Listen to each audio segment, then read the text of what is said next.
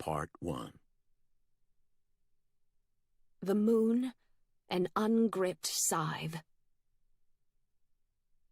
Though sunlight tinges the mountains, black leather-winged bodies swing low. First fireflies blink languidly. Beyond this meadow, cicadas rev and slow like sewing machines. All else ready for night except night itself. I watch last light lift off level land. Ground shadows seep and thicken. Circling trees form banks. The meadow itself becomes a pond, filling, on its surface, dozens of black-eyed Susans.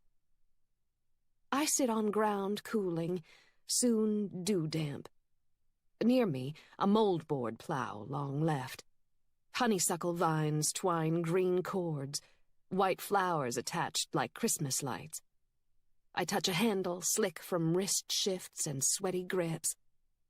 Memory of my grandfather's hands, calluses round and smooth as worn coins.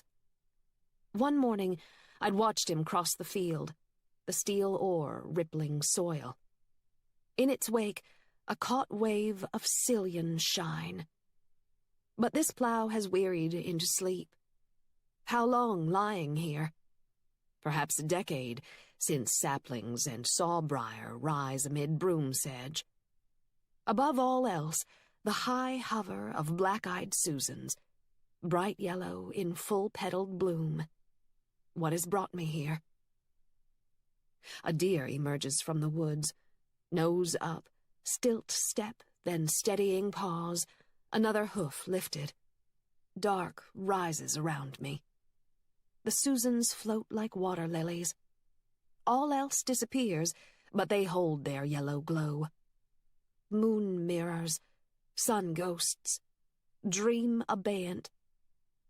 When the night pond floods its banks, I walk the trail to the state park truck. Maybe another time, Les had answered when I invited him, claiming sheriff business to attend to. The trail steepens. When I look back at the meadow, only darkness. Lascaux. What wonder to have made such a descent. Tar-pitched torchwood swabbing stone with light. Swerves and drops and slant downs, dark rushing up behind each step. Then to find them there in the cave's hollow core, bison and ibex, but others lost elsewhere to the world, saber cats and woolly mammoths, Irish elk. All live-motioned in the wavering light, girthed by curves of stone. Amid it all, the runic human handprint. Where less art's veil between us and the world? How strange that Hopkins' quill scratches let me see more. Envisioning before seeing. But the first message there inside the cave walls. What wonder yet echoes from the world's understory. Chapter 1. Where does any story really begin? One thing can't happen unless other things happened earlier. I could say this story began with an art class I took in 9th grade, or Broken Promises, one by Becky Scheidel and one by me. Or that it began when a shirt sleeve got caught by a hay baler's tines. Instead, I'll say it began on the Monday I first saw the blue cell phone, the same phone I held briefly in my hand the following Friday. This all happened 3 weeks before I retired as county sheriff. There would be a meth bust on Tuesday, but otherwise I figured it to be an easy week. Tie up some more loose ends, do a few more final favors, get my retirement paperwork done. I'd already quit coming in before mid-morning, letting Jarvis Crow, my replacement, get used to running things on his own. An easy week, but when I got to the office on Monday, Ruby, our day shift dispatcher, let me know it would be otherwise.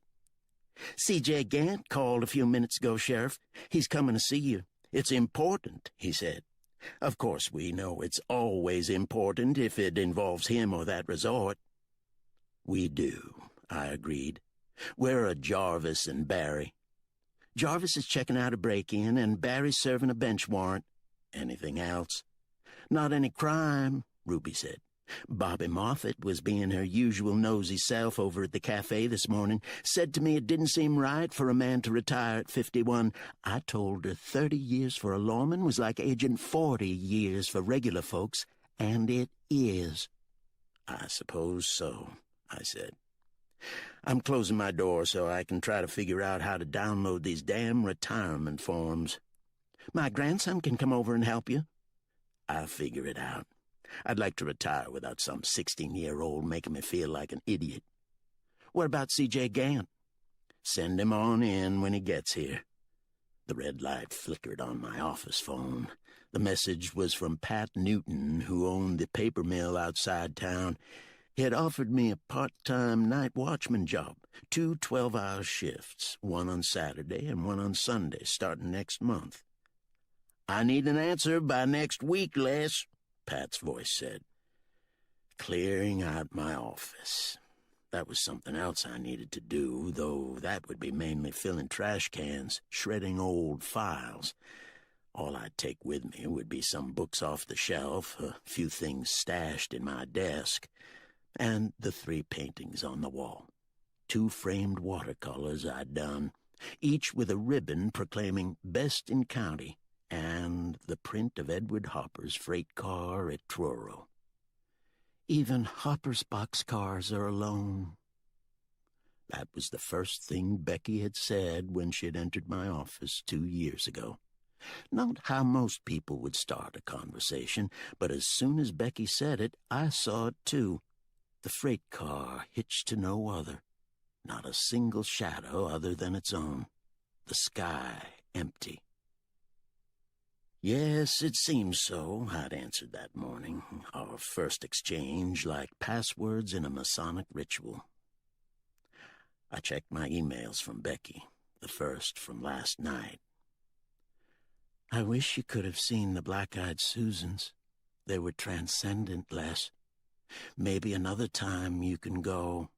There's something else, but it's not good. Darby took Gerald's lawnmower 2 weeks ago and still hasn't returned it. Can you help get it back? I'll go see Darby this afternoon, but it's Gerald's fault letting Darby take it in the first place. Becky wouldn't see it that way, though. In her eyes, Gerald could do no wrong, even though I'd cautioned her that Gerald wasn't quite the lovable old man that she thought. Becky's second email was from 9:06 today. There was a school shooting in Atlanta this morning. Anywhere a school shooting happens, not just around here, I want to take extra precautions at the park. Becky had told me that during her first office visit. By then, I'd heard the scuttlebutt around town that Locust Creek Park's new superintendent was a bit quare, as the older folks put it, that she didn't own her own vehicle, just a bike, and no TV or phone. Not easy to talk to either, people said. Some claiming Becky was autistic. I'm not autistic, she'd told me later. I just spent a lot of my life trying to be. New on the job, so overzealous, I'd thought at first. Then Becky had brought up an elementary school shooting in Emory, Virginia in 1984. 2 students and a teacher had been killed. She'd given enough details that I'd asked if someone she knew had been there. I was there, Becky had answered. I'd been curious enough afterward to Google Becky Scheidel, but instead of something about the shooting, I'd found a newspaper photo of her and Richard Pelfrey, a terrorist who, had his timer worked right, would have killed more people than Ted Kaczynski and Eric Rudolph combined. 2 years, and I still didn't know what word to use for our relationship. A few dates, a few kisses, but more than anything, a wary, out-of-step dance.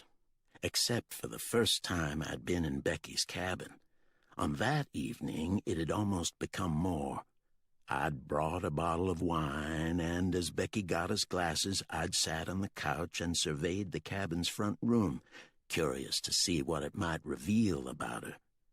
There was a shelf of books, most connected to nature, but also some poetry and art books, including one I'd borrowed about the cave art in Lascaux. On the fireboard was a crumbling hornet's nest, a gold pocket watch, and a single photograph. In one corner, a butter churn. In another corner, a chair, a table, and a lamp. Except for the couch, that was it. No TV or CD player, no clock or radio or computer, no rug. Nothing on the walls, not even a calendar. The photograph of two old people, sun-streaked and in an oval frame, seemed, like the rest of the room's contents, remnants left in a house long abandoned. That night, for the first time, our kisses were the kind that led to a bed. But our talk was even more intimate, as if the room's feeling of time turned back allowed us to speak more freely of our pasts. Becky talked about her months with Richard Pelfrey, and I'd told her about my ex-wife, Sarah, sharing things I'd never told anyone. Becky had also talked about her childhood, the shooting at her elementary school, and what had happened in the months afterward. We spoke of promises. But with the late hour and empty wine bottle came the feeling that we'd revealed too much, violated something within ourselves, the very thing that had attracted us to each other in the first place. So we had left it there for 6 months. More than once I'd imagined a listing on an internet dating site. Man who encouraged clinically depressed wife to kill herself seeks woman traumatized by school shooting who later lived with eco-terrorist bomber. Sorry to hear about the school shooting, I typed, then remembered I needed to collect my monthly stipend from Jink Hampton. I may be out and about later today. We'll try to come by the park, Les. Ruby once asked what sort of relationship Becky and I had. I'd answered that I didn't know the word for it, but a word came to me now. Accomplices. Maybe that's what we were. Chapter 2. Somewhere in Arizona, a jaguar roams. On this day of another school shooting, such news is so needed. Scat and paw prints confirm the sighting. Gone forever from the United States since the 1940s, many had believed. What more wonder might yet be? Ivory bill, passenger pigeon, even the parakeet once here in these mountains. When I see them in dreams, they are not extinct, just asleep. And I believe if I rouse them from their slumber, we will all awake in the world together. A fisherman is in the meadow, each back cast and cast, a bowstring pulled and released.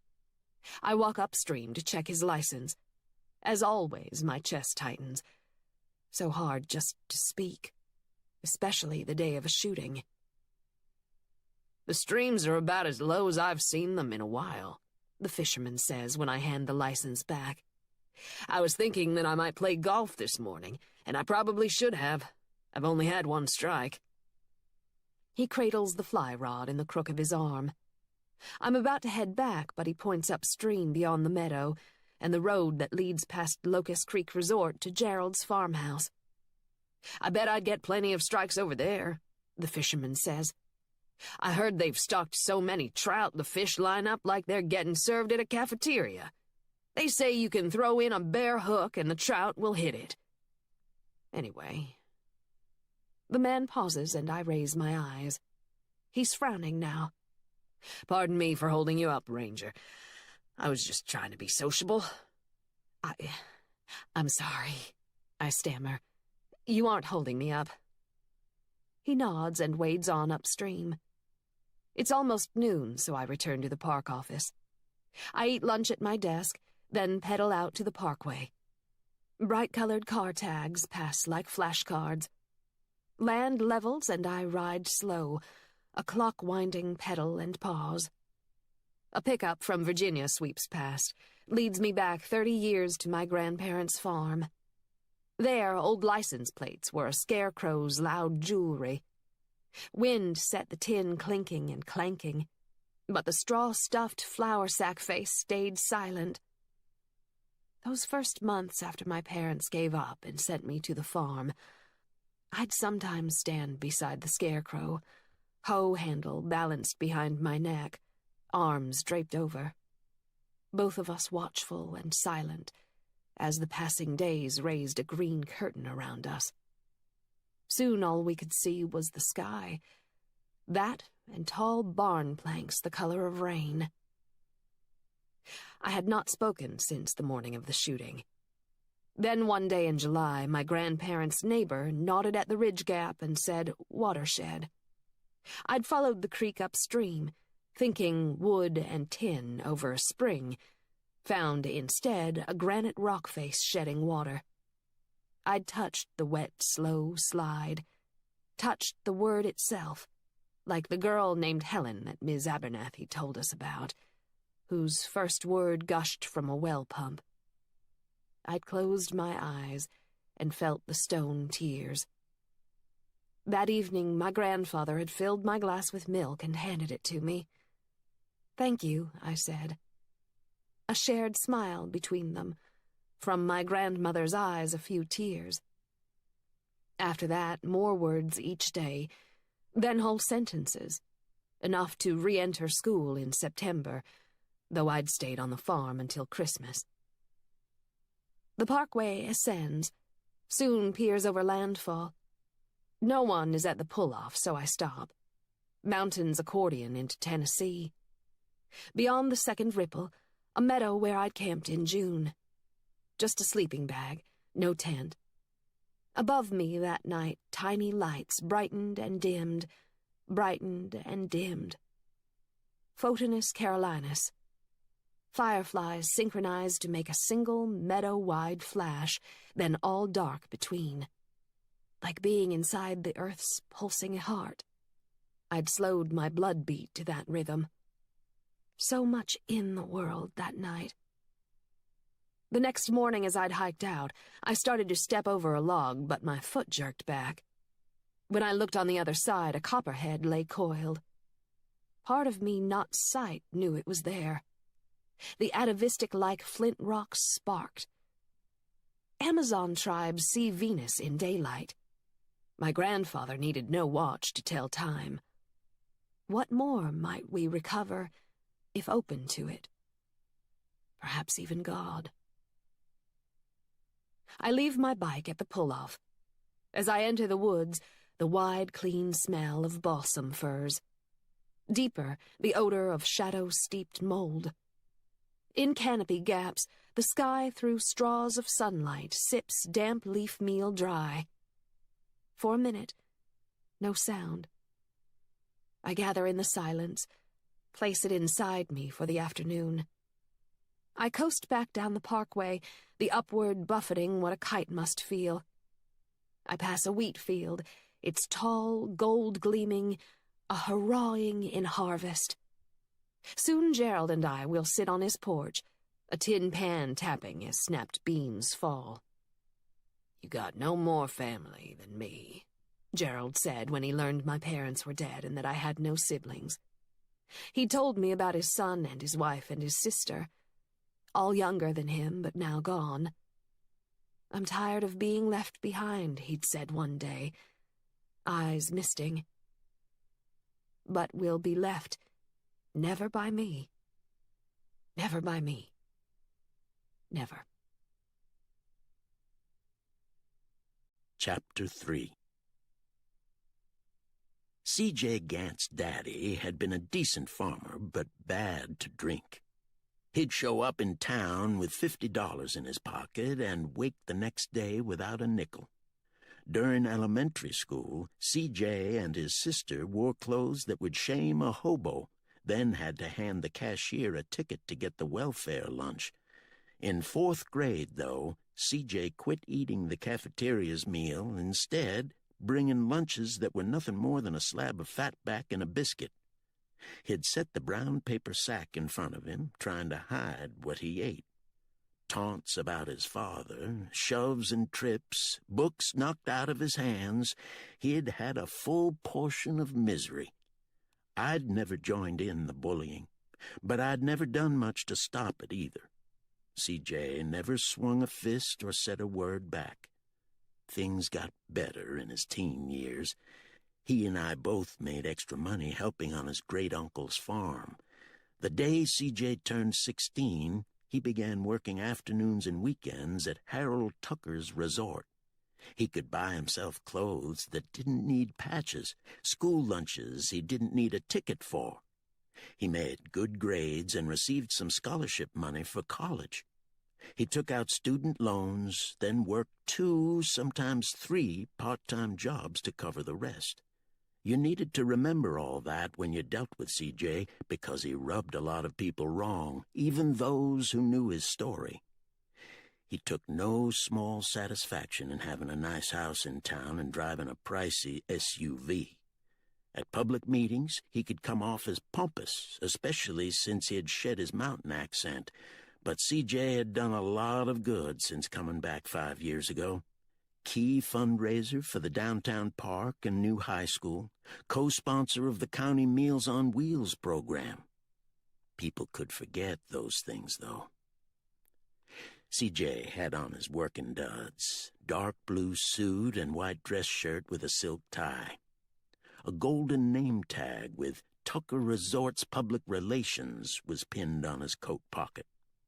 When he sat down, C.J. laid his right hand on his knee, the way he always did, the East Carolina University class ring where you couldn't help noticing it. "Come to bring me a retirement present?" I asked. C.J. didn't smile. "Gerald Blackwelder's poaching fish on resort property. You need to go see him right now." "Well, there's no need to get on your high horse about it, C.J. I'll warn him there's been a formal complaint." "Warn him?" C.J. barked. "You, by God, drive out there and charge him. Our signs say we prosecute, and they've been up 6 months. And if Gerald claims he wasn't up there, we've got the proof on camera." "I think you know this county's got more serious problems than an old man poaching a few trout. He scared a guest enough that she left 2 days early. You think we can afford to lose customers in this economy?" "What did he do?" "He didn't have to do anything. Damn it, Les, he looks like he just walked off the set of Deliverance. Besides that, he's up there catching trout and keeping them. How do you think our guests like that? They pay to fish and have to release their catch." "I'm sure he just gets a few speckleds, not your pet rainbows and browns downstream. We've got guests who fish above the waterfall," C.J. said. "They appreciate how rare native brook trout are, and rarer still every time Gerald makes some his dinner. Brook trout instead of speckled, which was what C.J. had called them growing up. Something shed, same as his accent." I leaned back farther in my chair. C.J. and I had gotten crosswise before when he or Harold Tucker tried to tell me how to do my job. "Why don't you just put it in your fancy brochures that Gerald's there to add to the rustic experience, an authentic mountain man fishing the old-timey way?" C.J. had always been good at keeping his feelings to himself, but now I could almost hear his molars grinding. But it wasn't just anger. He looked desperate. "This isn't a joke, Les. I told Gerald in June not to go near that waterfall again. I put my ass on the line instead of doing what Mr. Tucker wanted, which was to come to you. Gerald swore to my face he wouldn't go fishing up there anymore." C.J. grimaced and tapped the chair's arm with a closed hand. "If I'd thought it out, I'd have turned right to come to see you instead of left to Gerald's house," he said, as much to himself as to me. Then C.J. leaned forward, his voice soft. "Les, if this isn't done right, I could lose my job. He glanced down at his tie, then smoothed it with his hand, like the tie needed calming, not him. "Come on, CJ," I said seriously, not joshing. "Don't you think you're overreacting a bit? Have you seen our parking lot? If things don't pick up soon, Tucker will have to lay some people off." "All right," I said. "I'll go this afternoon, but I'm not charging Gerald without a warning." "Damn it, aren't you listening?" CJ said, raising his voice again. "He's been warned. By the signs, by me." "But not by me," I said. "You can wait until after the end of the month and have Jarvis Crow deal with this, but for now, I'm still sheriff." CJ's cell phone buzzed. As he took it from his pocket, I saw the puckered scar on the back of his hand, the result of a hay baler's metal tines on a long-ago Saturday morning. CJ's great uncle had made a tourniquet from a handkerchief and we'd rushed CJ to the hospital. "If your arm had gone in there, it would have been ripped off and you'd have bled to death, son," the doctor had told CJ, scolding him for his carelessness. But it hadn't been CJ who'd been careless. "You don't have to tell him anything," CJ said to the caller. "I'm taking care of it right now. Just let me deal with it. I'll tell Mr. Tucker what's going on." He pocketed the phone. "I can't lose my job over this, Les," CJ said. "My boys aren't going to grow up like me." I'd thought to go to Jink Hampton's place first, but I raised my hands in surrender. "Okay, I'll go on out there and make it damn clear to Gerald that he will be arrested next time." CJ stood, but he didn't leave. "You know, this wouldn't have happened if Gerald had sold that place 2 years ago. Even his nephew had the sense to know there'd never be a better offer. And now, with this recession, he'll be lucky to get half that. I'm sure you and Tucker had only Gerald's best interests in mind. Think what you want," CJ said. "But I knew that a man Gerald's age, especially one with a bad heart, would be better off with a hospital near. As far as I'm concerned, Darby inheriting less is all to the good. The only smart thing Gerald did was not to give that little prick of a nephew power of attorney. As for Gerald living longer, look what selling his farm did to your great-uncle. How long did he last in town? A month? You know what leaving a home place does to men like them. No hospital can cure that." CJ didn't have a response because he knew it was true. "Get over there, Les," he said, and left. "You're smart, though you try to hide it. You can get away from this place, too. Be an art teacher in Charlotte or anywhere clear to Alaska." That's what CJ had told me at the start of our senior year. Since he'd come back to live here, he'd never directly said anything about me staying put, though the first time he'd been in my office, he'd nodded at the Hopper painting. With the rusty wheels and those weeds, someone might see that painting as rather symbolic, Les. Is that why you bought it? "I didn't buy it," I'd answered. "Mr. Neal gave it to me when he retired, frame and all. He just remembered that in class I'd liked Hopper's paintings." I'd settled for too little in my life, CJ believed. And maybe I had. Chapter 4. The school bus pulls into the lot, and children stream from it into the world. They gather around the cedar announcement board, on it the brass plaque I placed there my first day. How near at hand it was, if they had eyes to see it. G.M. Hopkins. I go through my usual protocol. No cameras or cell phones, not even for the teacher. Then we cross the bridge, go upstream where I show them cardinal flowers and bee balm, a mantis green blended on a blackberry bush.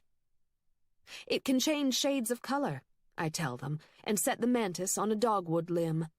If it stays, you will see. I lead them to where Joe Pye stems anchor low clouds of lavender. "Did you know flowers grew so high?" I ask.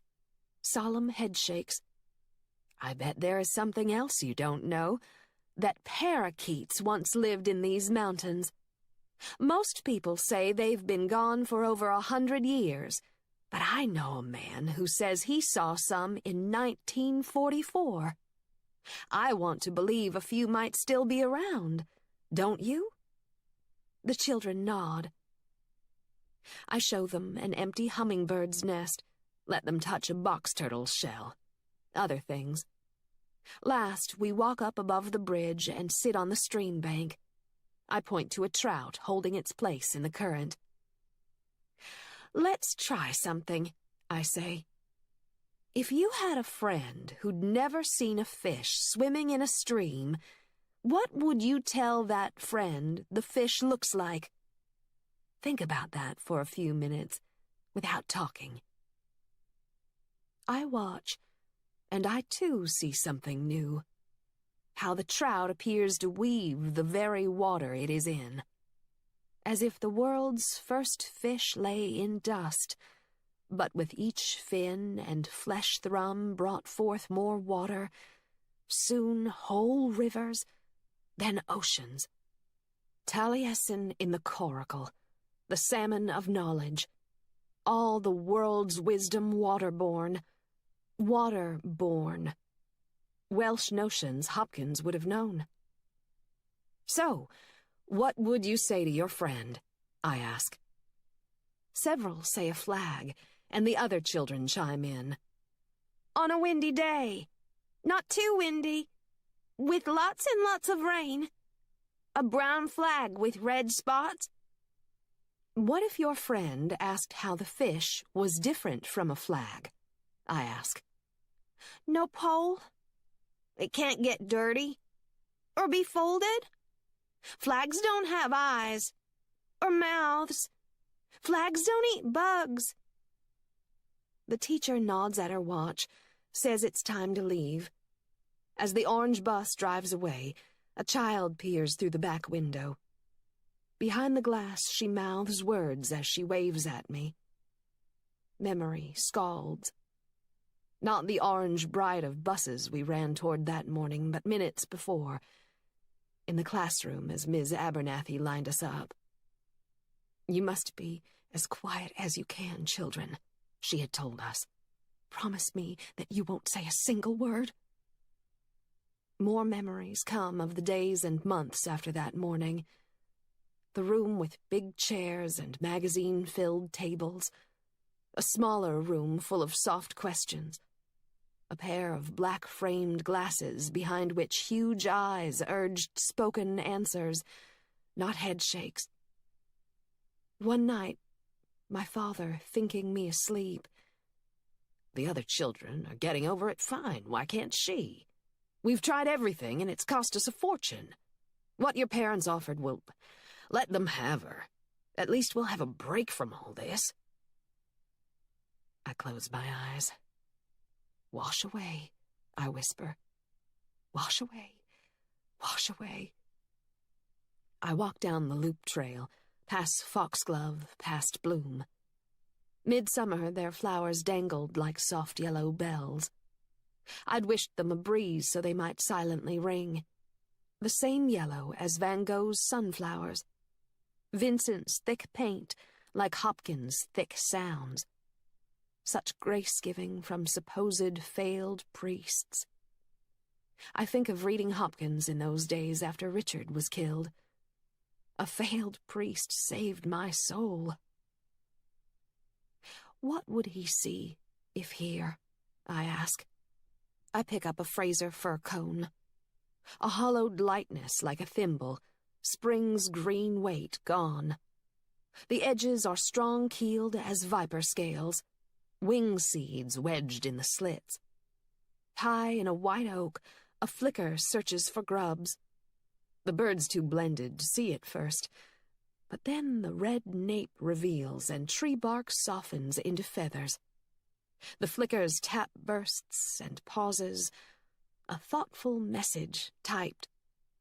Where the trail skirts the creek, a stand of silver birch. Then a gap where sun and water pool. On a granite outcrop, a 5-lined skink, Plestiodon fasciatus. Its throat fills and sags, but no other movement. A chameleon of stillness. Indigo body coppered with stripes that chevron on the head.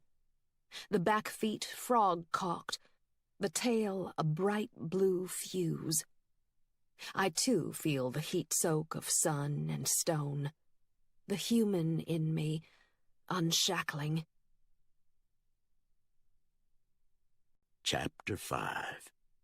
One night the Discovery Channel showed a documentary about sheep in Wales. If the owner sold his flock, he had to sell the pasture as well because, after so many generations, the sheep would be too rooted in that place to survive elsewhere. Little different from men like Gerald, I thought, as I turned off the main road and onto the Blue Ridge Parkway.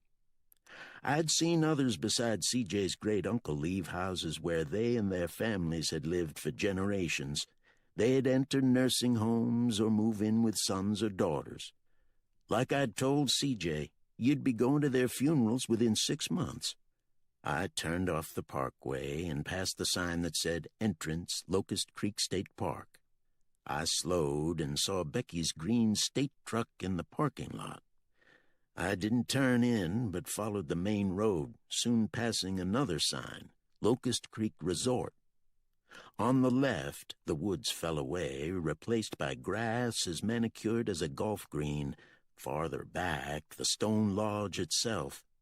With its 60 rooms and 3 stories, the building parted the woods like a battleship, the same gray color and every bit as solid. A crazy idea, people had thought, turning the Tucker family's best bottomland into a tourist destination. But Harold Tucker had known what he was doing. He was a rich man now, with a second resort in Myrtle Beach.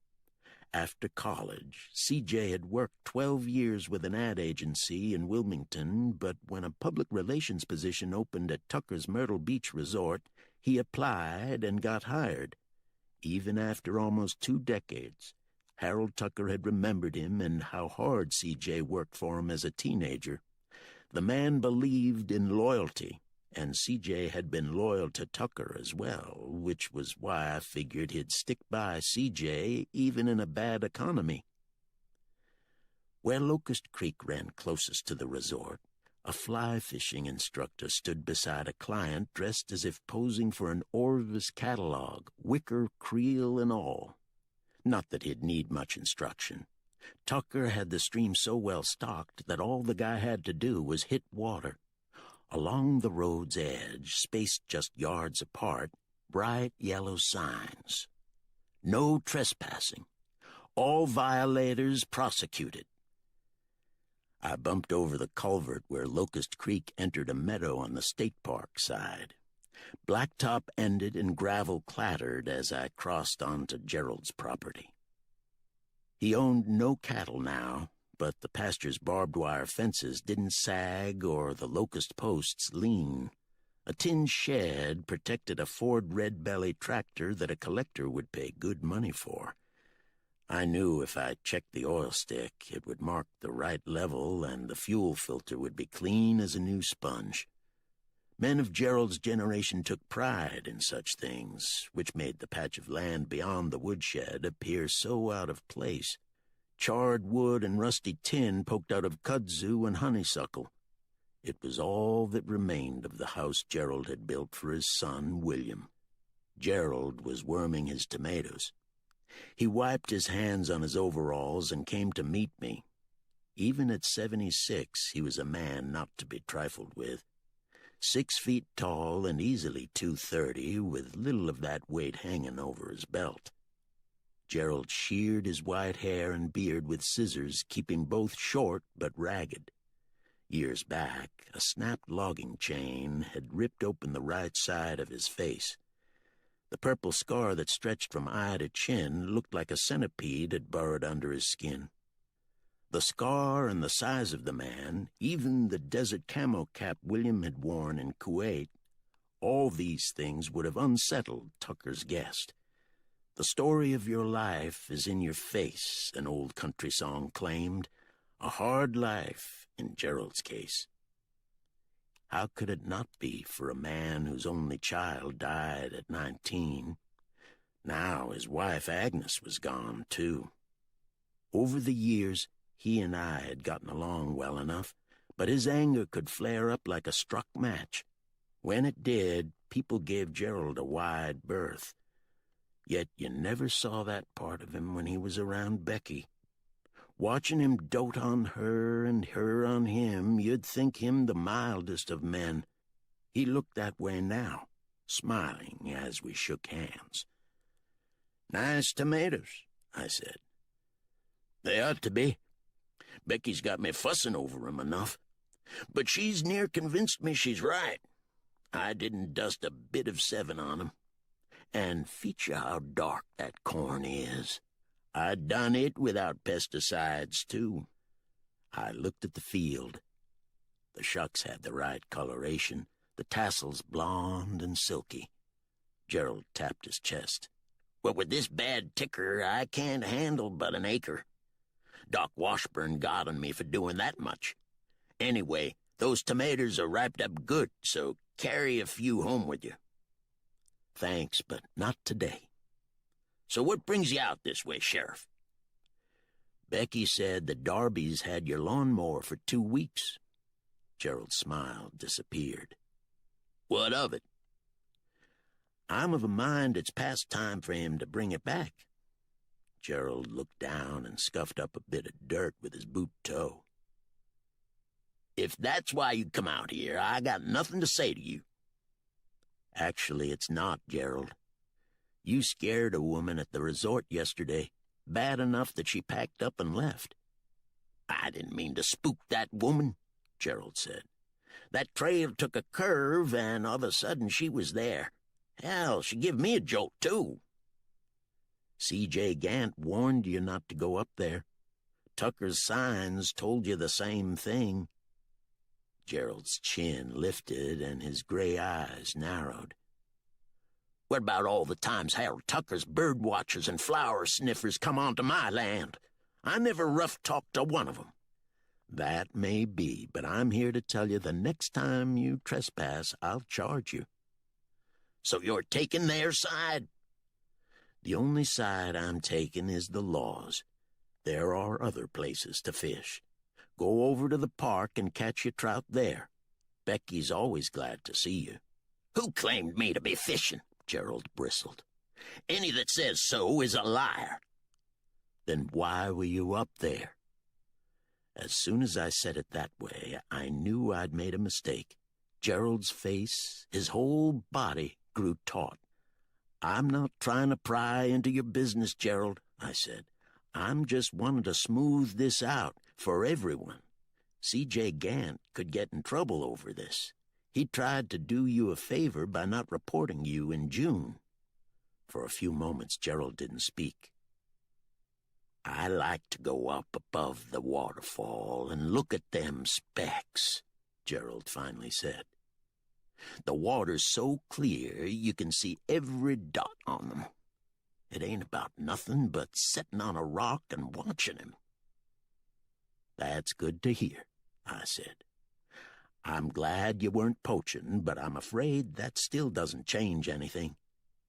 Tucker wants you to stay off his property, and that's his right." Gerald's fingers began rubbing his palms.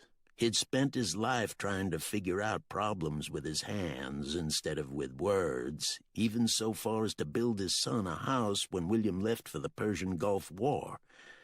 I'd always thought Gerald building that house was a sort of wordless prayer to ensure William's future, as if his son had to have a future if a house awaited him. But William hadn't come back. I'd been right behind the fire trucks the day Gerald had gotten the news about William. By then, all that could be done was keep the fire from spreading. Gerald had been sitting on the ground, a charred door frame and empty kerosene can in front of him. Sparks had singed his shirt and arms, but he didn't move or make a sound. No one could get him to, not even Agnes. "This ain't right," Gerald said, his voice growing angrier. "I'm of a mind to go over there and tell Tucker my own self it's not." You don't need to get put out about this, especially with your heart. Gerald pointed at an overall pocket. "I got my nitro right here if I have cause to need it." I'd rather those stay tucked in your pocket, Gerald, I said. Look, I'll remind CJ about resort guests wandering onto your property, and I'll let him know you aren't catching their trout. I can talk to Tucker as well. This economy's got them on edge, same as a lot of folks. You can understand that. This will blow over if you'll just wait it out a bit. But I need you to promise you'll stay away from there, okay? That seemed to calm Gerald some. At least his fingers no longer rubbed his palms. "Okay," I said again. "Yeah," Gerald said. "Becky been out to see you today?" "She come by for a minute," Gerald said, his voice still sullen. "Why? You told her about this?" "Not yet." "It ain't your business to tell her." "I think she needs to know." "She'll take my side," Gerald said stubbornly. I nodded at his field. "You've got plenty around here to keep you busy. You take care of that corn and let me deal with the resort." Chapter 6. There were 2 photos of Richard Pelfrey and Becky online. One, dated July 11th, 2010, was of them at a strip mining protest that had turned violent. Amid fists and tear gas, Becky and Pelfrey faced off, screaming at him to stop, she'd told me. But in the earlier photo, taken that April, Pelfrey's arm was around her waist. The way she looked up at him, you could tell Becky loved him. People change, she'd said about Pelfrey. But it bothered me that Becky hadn't seen any change until he threw a tear gas canister. You'd think after Pelfrey she'd be less certain about people. But not in Gerald's case. And now he'd not only trespassed, but also put a good man in a tight spot. Becky smiled as she came up the trail to meet me, but, as always, her cheeks and brow tightened, causing a squint as if smiling was a bit painful. She'd turned 43 in April, and, in spite of a girlish ponytail, her solid gray hair might cause some to think her older. Her face had creases from all the years outdoors, but Becky's eyes were youthful.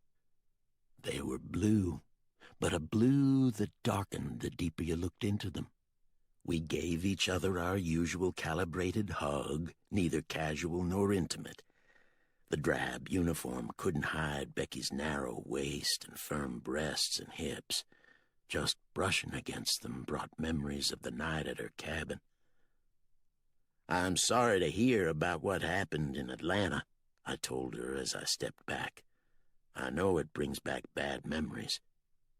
Becky's shoulders hunched slightly, hands linked in front of her as if even after 3 decades, just the mention of a school shooting caused her to make herself a smaller target. For a few moments, the only sound was the stream. A kingfisher crossed low overhead, and Becky watched it, though watching didn't seem the right word for how intently she followed the bird's flight. She did the same with a spider's web or a wildflower. The first time I'd seen her do it, I'd thought it an affectation. It wasn't, though. It was a connection. The kingfisher followed the stream's curve and disappeared. "Those flowers last night were like a Monet painting," Becky said, brightening. "Except better, because the flowers were alive." "Sorry I missed that." "I want to show you something," Becky said, and took my hand, leading me across the bridge. "If this is another episode of Nature's Wonders, it needs to be a short one." "It is," Becky said, and smiled. We walked upstream to where the creek curved. The meadow appeared, behind it the road, and across it Tucker's lodge. "Here," Becky said, pointing at a blackberry bush. But before I looked closer, I heard Gerald's truck, then saw it bump over the culvert where Locust Creek entered the park, dust rooster-tailing in its wake as Gerald turned into the resort's drive. "I've got to go," I told Becky. I walked fast and then trotted, the bridge's planks shuddering as I crossed. Becky followed, shouting for an explanation. "Gerald's gone to the resort to cause trouble," I said, and got in my car, already cursing myself because I should have known this might happen. When I got there, Gerald was face down on the lodge's concrete sidewalk. A security guard jabbed a knee into Gerald's back while his right hand held a Beretta's muzzle inches from Gerald's head. Another security guard stood beside them. Tucker shouted at the guard from the porch as I warned him to put the gun on the ground. Becky's truck door slammed, and she ran toward us, shouting as well. The guard looked up at me, but didn't put the pistol down until Tucker nodded. I picked it up and saw the safety was off. Becky grabbed the guard by the collar and jerked so hard he tumbled off Gerald and onto his back. Sobbing, she helped Gerald to a sitting position. The right side of his face looked like a sander had been at it. Becky talked to him, but Gerald was too dazed to understand. His pill bottle lay on the ground, and Becky took out a nitroglycerin tablet and pressed it into his mouth. "He okay?" I asked. "His heart, at least," Becky said. Tears still streamed down her face as she turned to the guard. "You had no right to do this. No right." "He damn well did," Tucker shouted as he came down the porch steps. "He was doing his job, protecting me." Instead of his usual suit and tie, Tucker wore a blue polo shirt and white khakis, probably planning on an afternoon of golf, at least before this happened. I raised an open palm and warned Tucker not to come nearer. I went over and set my free hand on Becky's shoulder. Her whole body shook, but the sobs had stopped. "It's okay, just take care of Gerald," I said, keeping my hand on her shoulder as I turned to Tucker. "What in the hell happened?" "He came up here cursing and raising hell," Tucker said, "saying he'd come to set things straight with me, and nobody, including my guards, was going to stop him. I've got witnesses."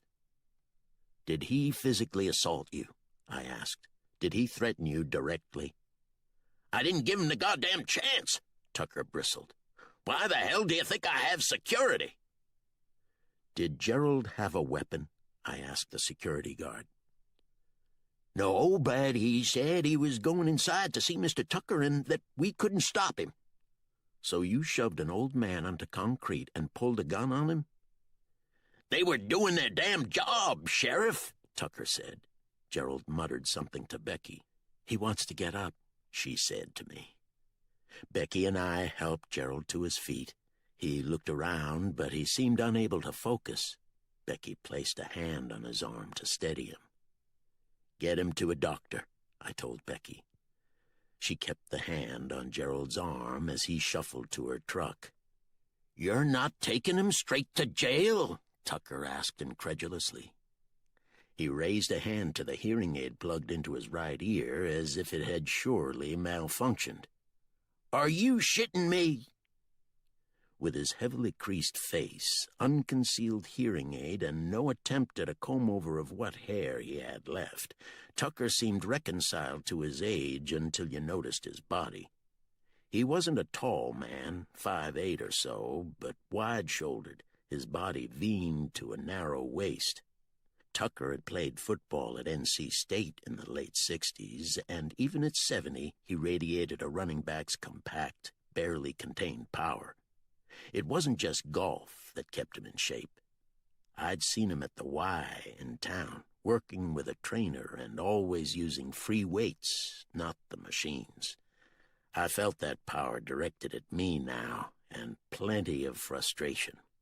"No," I answered. If your people had handled this right, I might be. That Beretta your security guard pointed at Gerald had its safety off.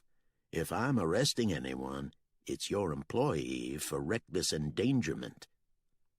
"Is that right about the safety?" Tucker asked the security guard. The guard began to mutter something in his own defense, but Tucker cut him off. "Get out of my sight before I fire you," Tucker said, and turned to me. "I'm still swearing out a warrant on Gerald." "Fine, but I'll not serve it." Tucker wasn't a man used to people bucking him.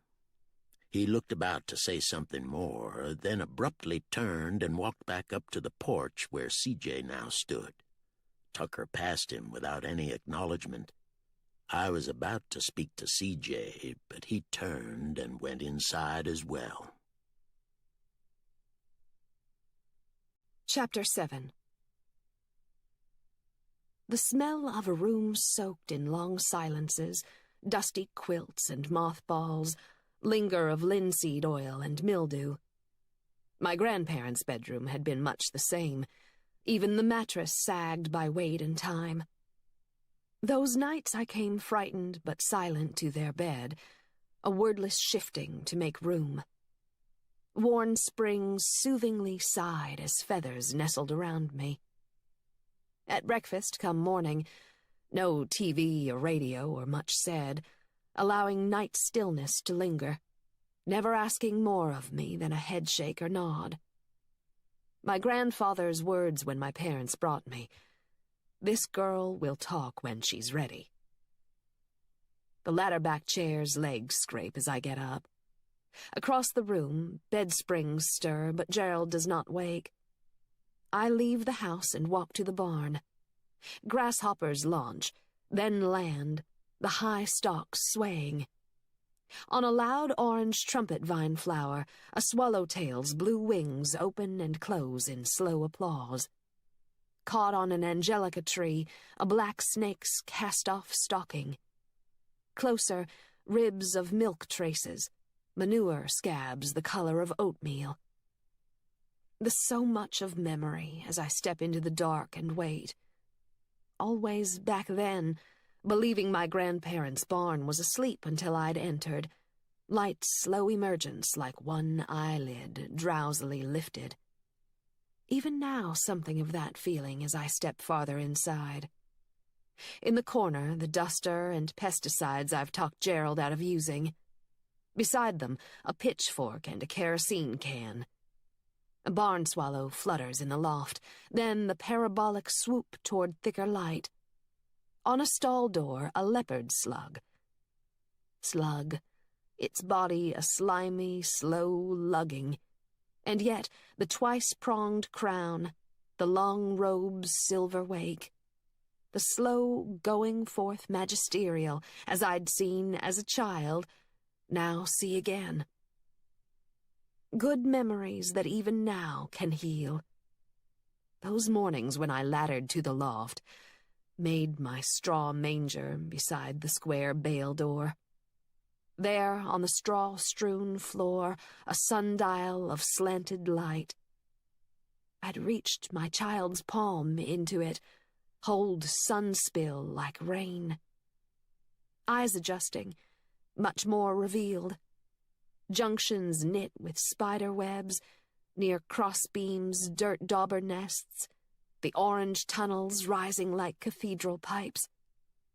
Sometimes a shadow suddenly fleshed, long black tail draining into the straw. The few sounds soothing, swallow wings rustling, insect hum. Then my grandmother's voice. "Come, child. It's time to eat." I step out into noon's startling whiteness.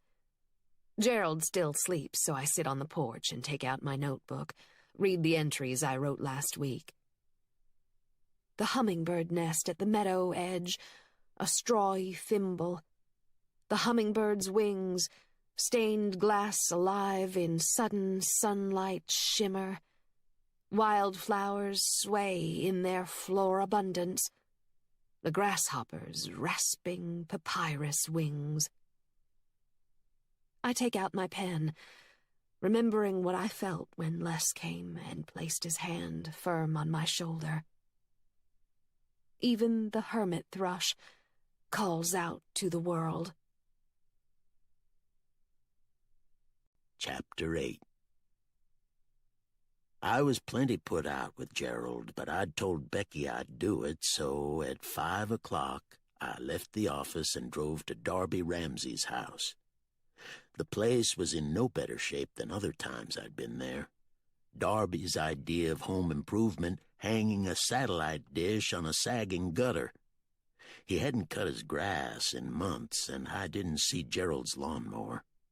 A woman who looked to be in her mid-30s stood on the porch, a blue cell phone pressed to her ear. She wore jeans and an oversized orange and white football jersey that made her look even skinnier than she was. But the number 13 seemed right for any woman hanging around Darby. When I got closer, I saw more than time had aged her. Eyes sunk deep in their sockets, teeth nubbed and colored like Indian corn, scabby chin. A fine addition to a Girls on Meth pinup calendar. Inside, a toilet flushed. I knew what that was about, but at least I'd cost the asshole some drugs. The front door opened, and Darby came out wearing only jeans, tousling his hair like he'd just gotten up. He lit a cigarette and smiled. His teeth weren't wrecked like his lady friends, but the loose jeans argued graduation to meth head status since I'd last seen him. I couldn't help but think of William, Darby's first cousin, who was dead at 19, while Darby was still alive. Justice. You'd think a lawman would have some faith in that word, but in 30 years I'd seen too little of it. The woman said, "Got to go," and put the cell phone in her pocket. "Come to ask me to be your replacement, Sheriff?" Darby said. Even halfway whittled to bone, Darby still had a strut about him. I looked into eyes the color of dirty motor oil. "No," I answered. "Convicted felons can't be sheriff." "Just the unconvicted ones, I guess," Darby said, and turned to the woman.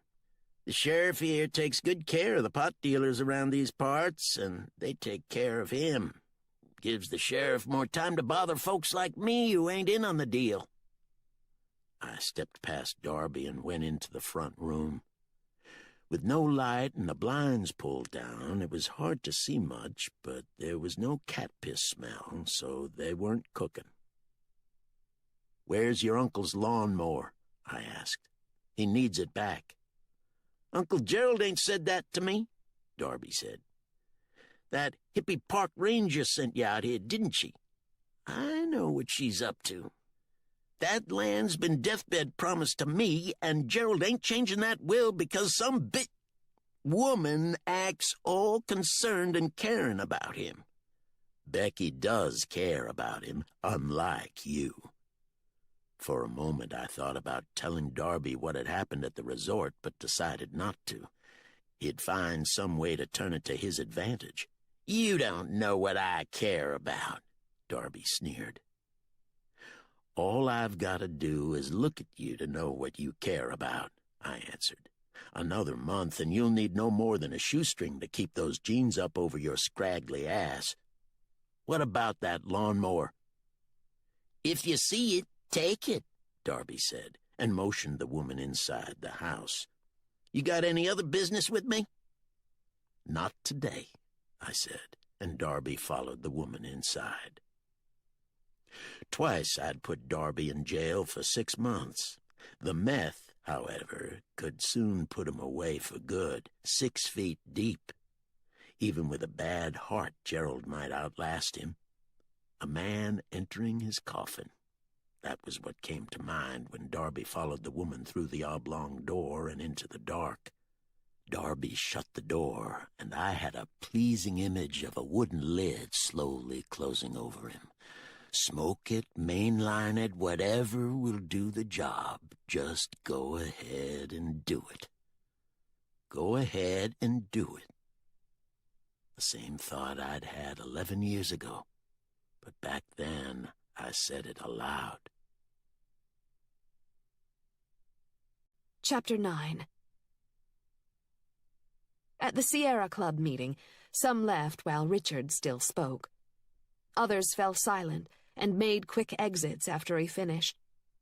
A coal company bulldozer had shoved a 1,000-pound boulder off a mountain and killed a child. After 2 years of delays by coal company lawyers, the state court ruled the company had been negligent. Punishment? A $5,000 fine. "Can't you people see this is a bare-knuckle fight?" Richard had told us. "A 3-year-old is crushed to death, and you talk about fund drives? You don't think it will happen again to another child?" After the meeting, I alone stayed. "Let me guess," he'd said. "You work at a library or a bookstore. You want to save the world if it doesn't take more than one evening every 2 weeks. You love nature, but never camped more than a 1/4 mile from asphalt." "I'm a park ranger at Shenandoah," I'd answered. "I camp where I see no humans for days. What happened to that child? I don't want that to happen again, ever." 4 months together.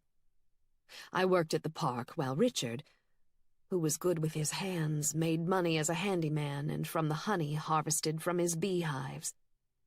Most of our food came from his garden. On days and nights we had free, Richard and I camped in places where no one else went. We attended bi-weekly meetings where no one spoke of donations and land easements. Not quite Earth First, but close. Confrontation, but not physical violence. We all agreed, including Richard, though the words "par-tout le moyen nécessaire" were tattooed on his forearm. It was Richard who had planned a demonstration on the anniversary of the child's death. Not at the mine site, but at the company's headquarters. "We may do some riverbank cleanup afterward," Richard told me that morning, and handed me my steel-toed work boots. He hefted a backpack onto his shoulder as we were leaving. "Snacks and water," he said. Locals joined us that day. Some whose tap water was slurried with coal, but most, like us, outraged by both the child's death and the verdict. In front of the office, 2 policemen and a company security officer stood on the sidewalk. Outside the yellow tape with us, 2 newspaper reporters, one with a camera draped around her neck.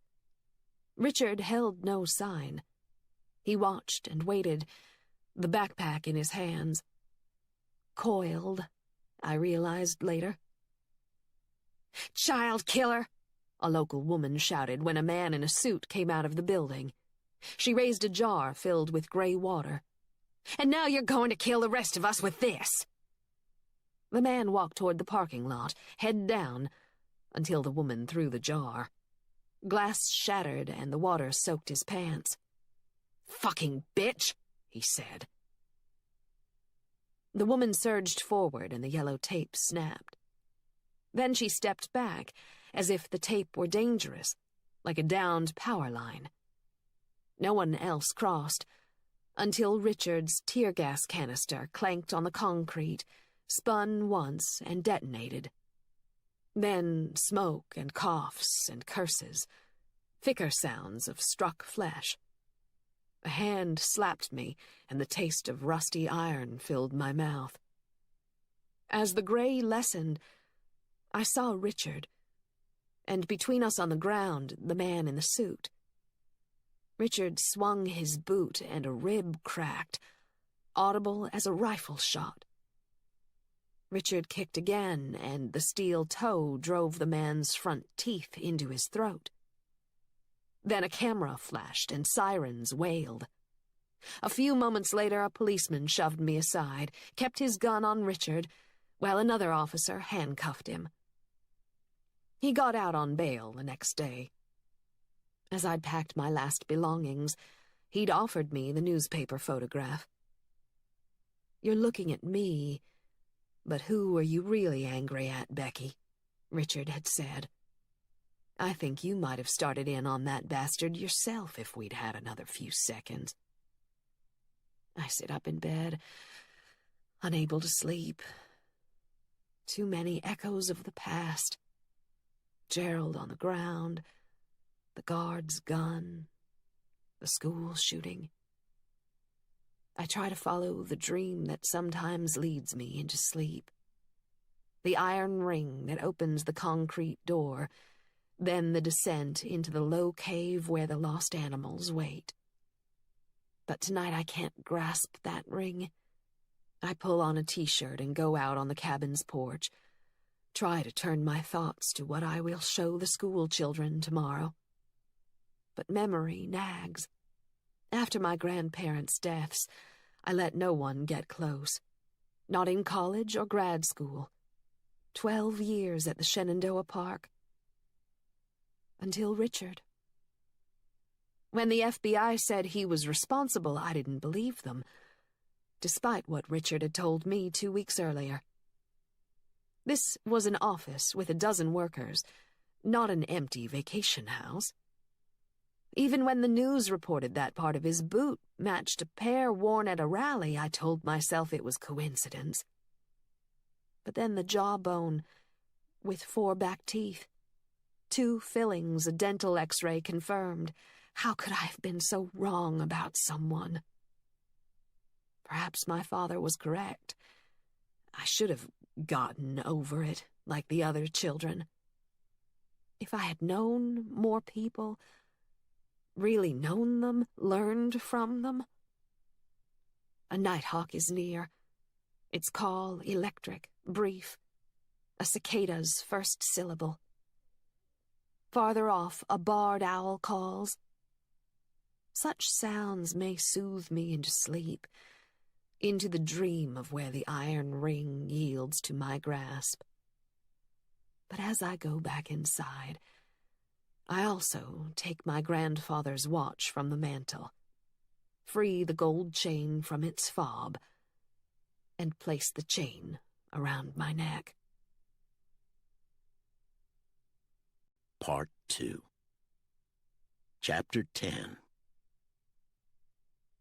Trey Yarbrough opened his pawn shop at 9 a.m. except Fridays and weekends, so on Tuesday morning I had time to stop in after confirming with Jarvis that the raid was on. Trey sat on a stool behind the counter, a silver trumpet in one hand and a rag dabbed with polish in the other. The windowless cinder-block walls, coated thick with white paint, were bare and bright as an interrogation room, which seemed a smart move on Trey's part. Plenty of his customers had bad memories of such rooms, as well as a desire to conduct business in places not so well lit, so were probably less likely to haggle. On the shelf behind Trey, a 20-gallon aquarium held a timber rattlesnake thick as a man's wrist. Wrapped behind its wedged head was a necklace of copper wire, attached to the wire a small ring. A message taped above the tank said, "This fellow is let out every night. I cut the power to the lights because he likes crawling around in the dark. Break in if you feel real lucky." "Interested in a trumpet, Sheriff?" Trey asked. "One of your deputies could play the cavalry charge when you take on the bad guys, like in that Apocalypse Now movie." Taps would be more like it, since I've got less than 3 weeks left, though I wouldn't mind borrowing your snake to pitch inside a trailer later today. Keep us from having to go inside. "Another meth bust?" "Yeah."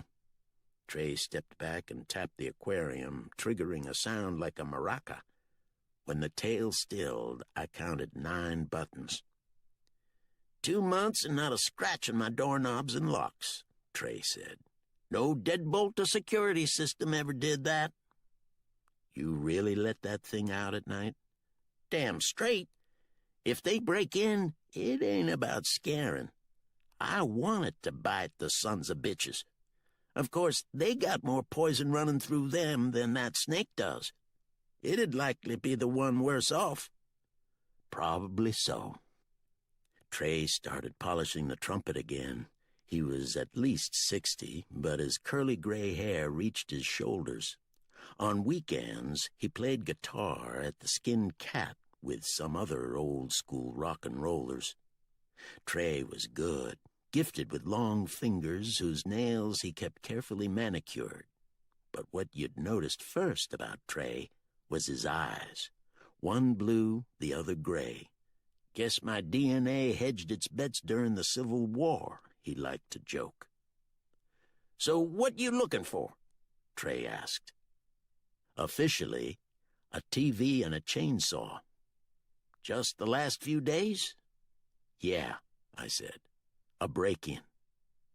"No TV or chainsaw, but damn near everything else. One fool came in here with a hearing aid yesterday. Said he'd pulled it out of his daddy's ear when the old man died that morning. I should have done the world a favor and shot the bastard. You ever think it would come to this? I swear to God, Les, it's got so bad I can't find the words to describe it. Can you?" "Job security," I said. "I guess so, for the likes of us," Trey sighed. "But if you deal with our kind of clientele long enough, you start wondering why God just don't lick a finger and thumb and snuff out the whole damn thing. You're smart to go ahead and get out. So 1st of the month, you're officially retired?" "1st of the month." "How's that cabin of yours coming along?" "Good. It should be done by December." "Billy Orr does good work," Trey said. "He does, and he doesn't let you forget it when he hands you the bill." "For sure," Trey said, and set the trumpet in the display case. "So what else are you looking for?" "Did Darby Ramsey bring in a lawnmower?" "Yeah, last week, but I sold it yesterday." "It was Gerald's." "He's one shameless piece of shit, ain't he?" Trey said. "I figured he hadn't come by it honest, but if I'd known it was Gerald's, I wouldn't have took it. He's a rough old coot, but I like him." "Well, let me know if Darby brings in anything else. I'd love to bust his ass one more time before I retire." "If he shows up with something, I'll call you," Trey said. "Be safe today doing that meth bust. You're in the home stretch." Outside, the sun had hauled itself completely over the mountains. It was going to be a warm day, which would make being in a hazmat suit all the more miserable. Mist Creek Valley, that's where we'd be going, though enough meth got cooked there that Jarvis had renamed it Meth Creek Valley. Rodney Greer looked to be one of those cookers, because last week before dawn, Jarvis had hidden his patrol car on a logging road and walked up to Greer's trailer, kicked up Sudafed foil packets among a trash heap's ashes. Ruby was at her desk when I entered the office. "Did the judge call?" I asked. "No, was he supposed to?" "Only if Harold Tucker asked for a warrant.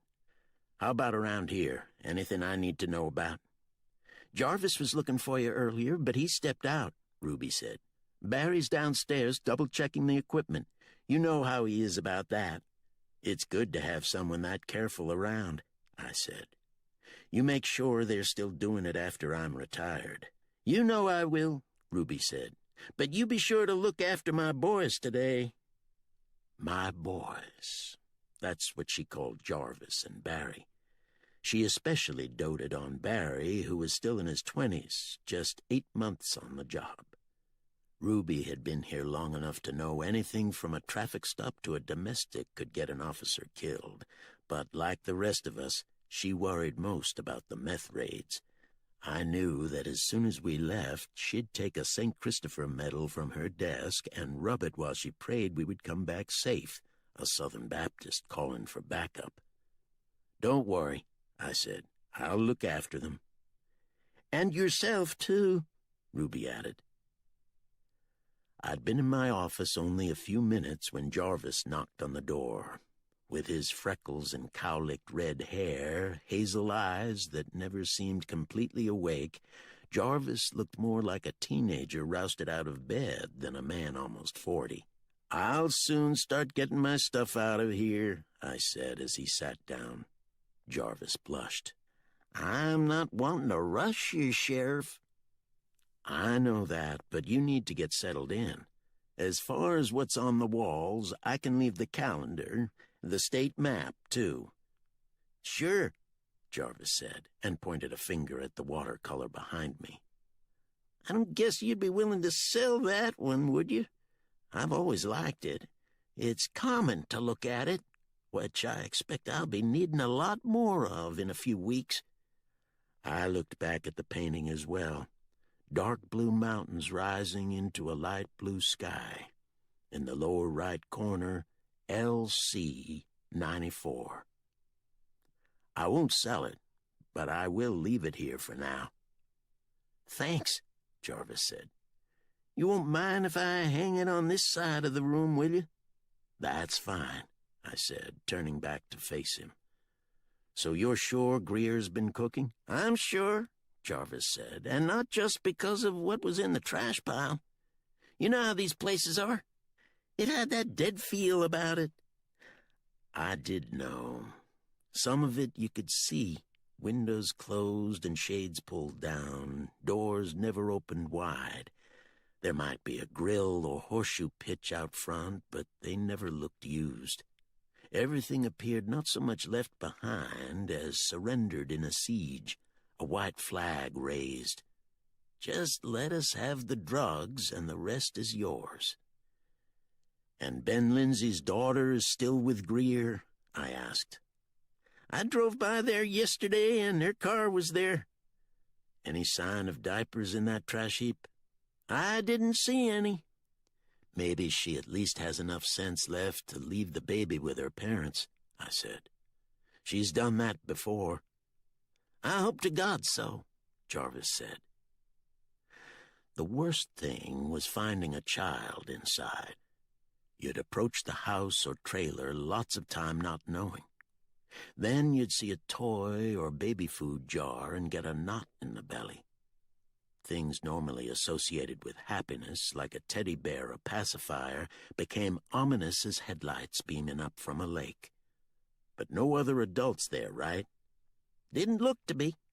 "Then I'll tell SBI to just be backup," I said. "Barry's downstairs getting out the Tyvek and respirators. You'd better go check on him. You know how he gets if he thinks a child might be involved." "I know," Jarvis said. Jarvis went on downstairs. Because of his boyish looks, he might get tested early on, but he'd proved that he was plenty tough enough for the job. After Jarvis backed down the big talkers, busted a few heads if necessary, the word would get around. Tough, but not sadistic. I couldn't see Jarvis beating a drifter senseless with a blackjack or strip-searching some kid just because he could. He'd make mistakes, but he'd learn from them. Jarvis would do fine. It was almost 11. I always liked some coffee and a few minutes of downtime before a raid, but before heading over to Green's Cafe, I Googled Sarah Barker and Hoyt Counseling Center. An updated staff photograph appeared. The first thing I noticed was that the silver earrings looked new. Their design was triangular, perhaps a pyramid or a mountain. A gift from her husband, or maybe one of her sons. Sarah's eyes were the same, green with flecks of gold-brown, and there was life in them. The sides of her mouth argued more smiles than frowns. I enlarged the photograph. Her hair was shorter, a bit more gray. Maybe another line on her brow, throat a bit looser. Looking for signs of aging, enough that one day I might be able to tell myself, "See, this is not the woman who came wading out of the river that afternoon, smiling and bare but for the water glistening off her." Sarah had a good life now. 3 kids, a husband, the Lexapro working. After her first child was born, she had begun sending me Christmas cards. I'd watched her family grow. the photo more crowded with each new child, the steady rise in their heights. Season's greetings from the Barkers. The first year I'd sent a Christmas card back, addressed to the whole family, but never after that. After 5 years, the cards quit coming, and I was glad. To show you I'm all right, and whatever you did or didn't do is forgiven, was one way to look at the cards. But a darker part of me couldn't help thinking Sarah was also saying, "See what you might have had." Evoking the broken promise of that long-ago afternoon on the river when Sarah and I were happy and in love and vowing to stay so the rest of our lives. I studied the photograph a few more moments. As I did, I thought about yesterday and how I'd felt sadness for Becky at the resort, but another part of me felt vindicated. See? Gerald's not what you thought he was. He can be filled with rage and violence. At the cafe, the breakfast patrons had left and the lunch crowd hadn't arrived, so I was the only customer. I took my usual seat in the back booth, and Lloyd brought me my coffee. "See any rain clouds out there, Sheriff?" "Afraid not." "If it gets any drier, the catfish will be carrying canteens." "I reckon so." "That going to bother you?" Lloyd asked, nodding toward the counter's radio. I shook my head. Because they were busy preparing lunch on Sundays, Lloyd and his wife Betty listened on Tuesdays to a rebroadcast of the church service. As I sipped my coffee, the congregation sang, "Will there be any stars in my crown?" The piano was the same one I'd grown up listening to, rickety and never quite tuned right, but the music felt all the more sincere because of it, the same with the congregation's mismatched singing. I recognized a couple of voices, older, a bit shakier, still fervent. At the hymn's conclusion, rustles and murmurs as the hymnals got stashed in the pew pockets. Preacher Waldrop began the opening prayer. He was over 80, but his voice remained strong and vigorous. After the prayer, Preacher Waldrop read aloud from the book of Mark, the passage where Peter walks on water before getting scared and sinking. Then he launched into his sermon. "There Peter was, with Christ Almighty standing right afore him, the fellow even now called the Rock of the Church, and Peter floundering away with no more grace than a 3-legged mule. Ponder it. The same Peter that seen the lame trot off without a stumble, blind folks with their eyes awash in every color in the rainbow. Peter had been there to witness it all. His own eyes seen the dead wiggle out of grave quilts like a moth shucking its cocoon. Have you seen such a sight in your woods or fields, brothers and sisters? I have. It was of an afternoon, and I thought that cocoon was nothing more than a fox turd. They ain't no way to say it but that, all brown and dried up looking. Then that cocoon give a shiver, and this little head poked through, and then its body spread out as pretty a set of wings as I've seen on bird or butterfly. Big green wings, the very color of new life itself. Now you're thinking, "Preacher, you was talking about old Peter, and now you're talking about moths." Brothers and sisters, it's all one. There Peter was, looking straight into the very eyes of God, walking the Sea of Galilee, and then of a sudden up to his neck in water. Some would argue he lacked the true believing. But I say he had enough faith to go it a ways, and when he couldn't go farther, Christ fetched him up. What am I saying? I'm saying that the walk to God ain't easy for the best of us. Now, some would say, "Preacher, if Peter had misdoubts there in the very glory of the Lord, What of us left here that ain't seen the dead raised nor the leper folk healed? All we seen is hard trials and sorrows. I'd not deny it. Burdens are plenty in this world, and they can pull us down in the lamentation. But the good Lord knows we need to see at least the hem of the robe of glory, and we do. Ponder a pretty sunset or the dogwoods all a-blossom. Every time you see such, it's the hem of the robe of glory. Brothers and sisters, how do you expect to see what you don't seek? Some claim heaven has streets of gold and all such things, but I hold a different notion. When we're there, we'll say to the angels, why, a lot of heaven's glory was in the place we come from. And you know what them angels will say? They'll say, yes, pilgrim. And how often did you notice? What did you seek? I could almost hear Becky offer a soft amen as Lloyd turned down the radio and came over with his coffee pot. He can still whittle out a bully sermon, can't he? It seems so, I said. And a good man, too. I've never heard a bad word told against him. I nodded because it was true. He was a good man. On that evening 11 years ago, Preacher Waldrop had come to the hospital and sat with me an hour while we waited to see if Sarah would live. He could tell I didn't want to talk about it, and he respected that. When the doctor gave us the word, Preacher Waldrop touched my shoulder and left. I paid Lloyd and walked back across the street. You can see heaven all around us, Preacher Waldrop claimed. But Mist Creek Valley would soon confirm that the same was true of hell. Chapter 11. Chick, chick.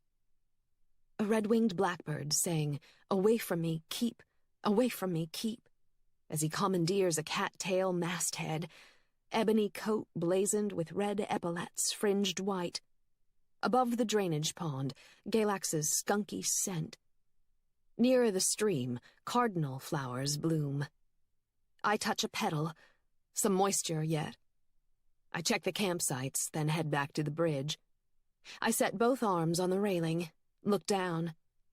Always a dizzying raft feel first, wood and water both moving. Then only water as the bridge staples to the banks. Months past their name, mayflies emerge. Ephemeroptera. Brief lives spent aloft, they drift down, light as dandelion spores. A brown trout sips one off the surface. Beneath the trout, mica-flecked sand gleams white. Come fall, the female's caudal fin will nudge the grains to make a nest, her eggs spilling like pearls into a purse.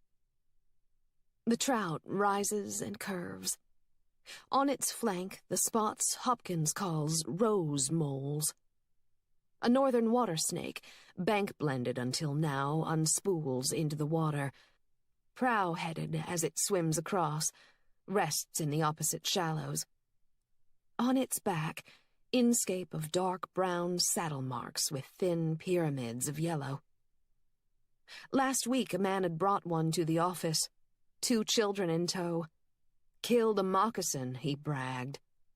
I'd shown the children how a viper's head differed, explained why all snakes were needed, including the venomous ones. This snake swivels downstream, a current within a current, soon under the bridge. As I turn to watch it re-emerge, Carlos comes up the trail, a child's plastic bucket in his hand. "Look at this, Beck. A kid caught it above the beaver ponds." Carlos holds the bucket between us. "I thought it was a brook trout fingerling at first." A yellow-orange belly, dark flank dotted, but not a trout. Persina aurantiaca, I tell Carlos. The common name is tangerine darter or river slick. "I've never seen one before," he says. "What's their range?" The Tennessee River and its tribs? Endangered? A few more dams, and they will be. I can put it in a bigger bucket if you want to show the kids in the morning. No, I say, release it. Okay, Carlos says, glances at his watch. Do you mind taking your break first? I nod and go to the truck and get my notebook, cross the bridge and enter a stand of hardwoods. Crackle of leaf meal, roll of acorn under my boot. Even in drought, these woods damp-smelling. I sit with my back against a tulip poplar. But before I take out my notebook and pen, a glimpse of orange and yellow between trees. I walk to the wood's edge. Near the meadow, 2 orioles perch on a sycamore limb. Always the hope that somehow my dreams of the cave animals might be a summoning. What he claimed to see, an ornithologist had once told me, noting that the last wild Carolina parakeet had been collected in 1904. But Gerald had the colors right, and the long sweep of the tail and the white beak. If in Arizona a jaguar roams. I take out my notebook and sketch the darter, then just the outline of the dorsal and adipose fins. River slick. River, the leveling, long sound and letter-balanced look. Slick, the bare back slide before a sharp peak down, sight, sound, sense, word, and word for all made one. The nature of words, like those strung to make Albion's leaf-woven alphabet. I imagine the river slick, its quick sails full-masted in stream swift, current-keeled, then righted. I close the notebook and place a hand on the poplar to get up.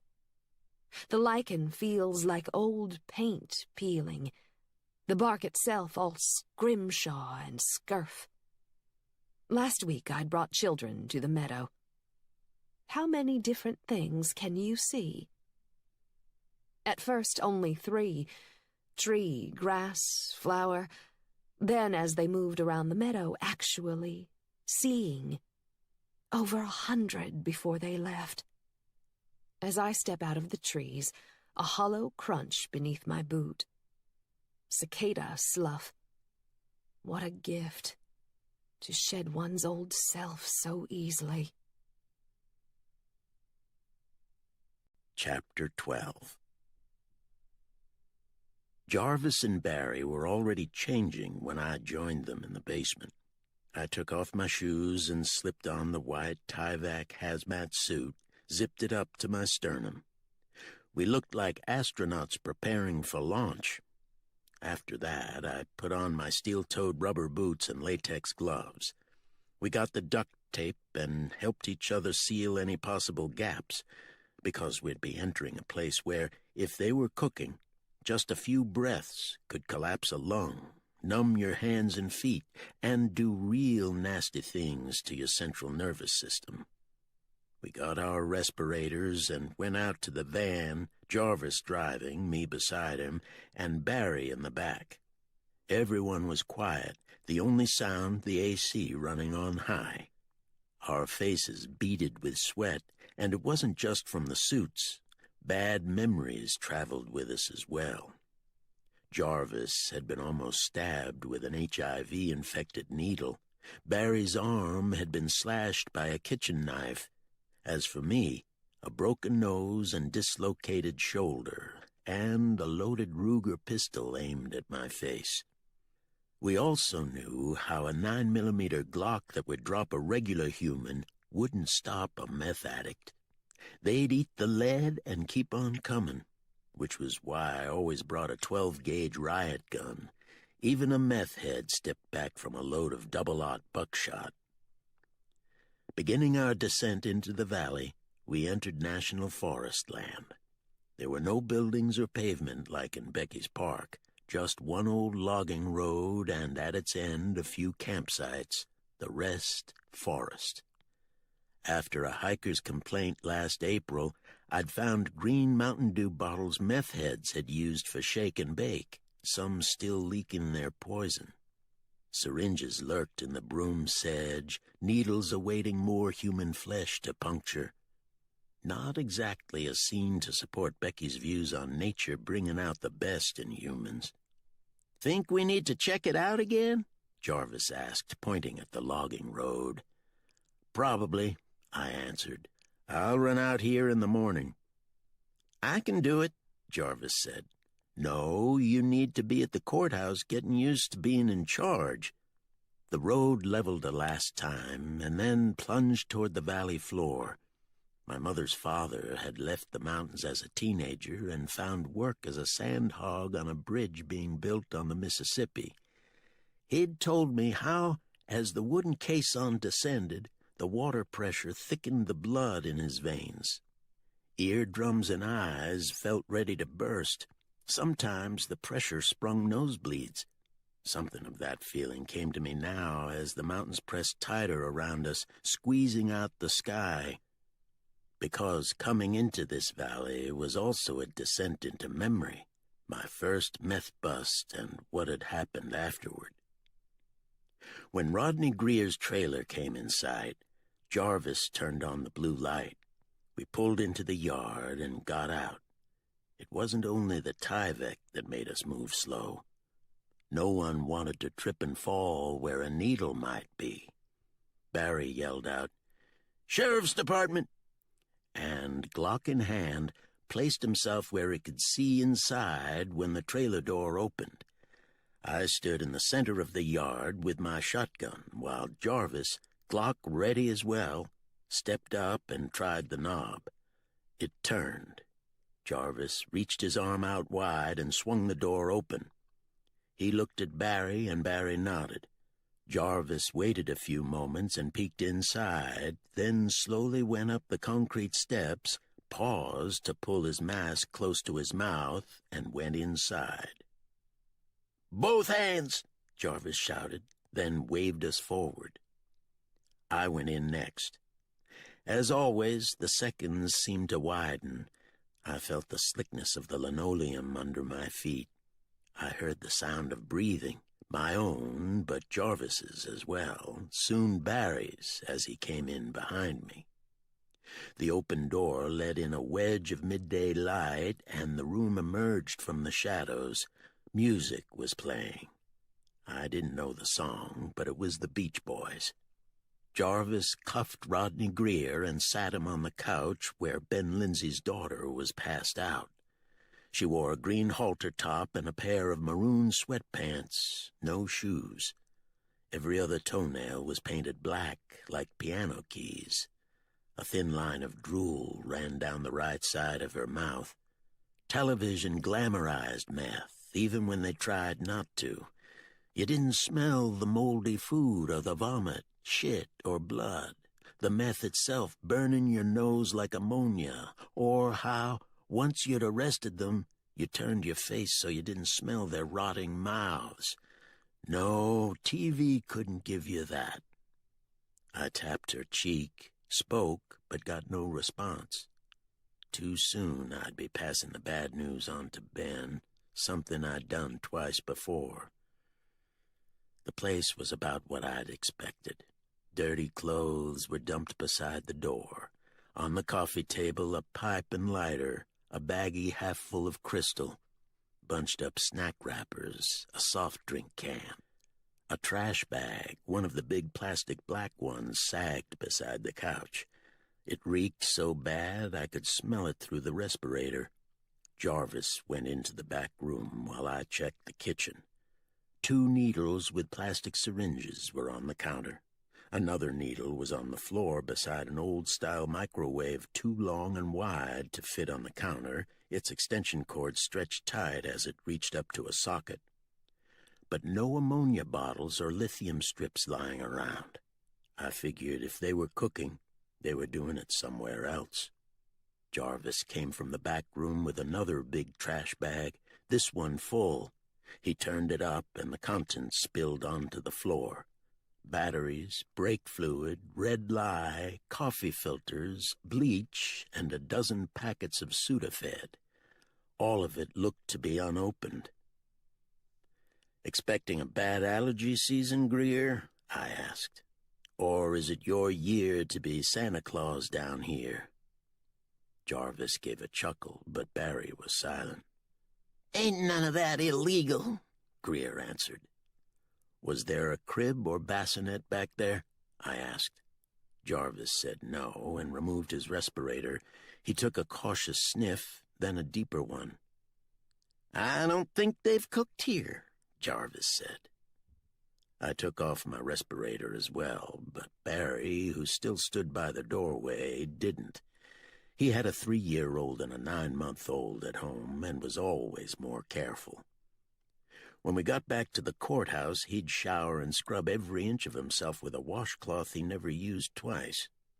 The clothes he wore under the hazmat always went straight into the laundromat. A few months back, I'd run into Carly, his wife, at the grocery store. She'd told me how upset Barry got if anything at home, toys, shoes, cups, wasn't kept in its proper place. Countertops had to be spotless, windowsills dusted.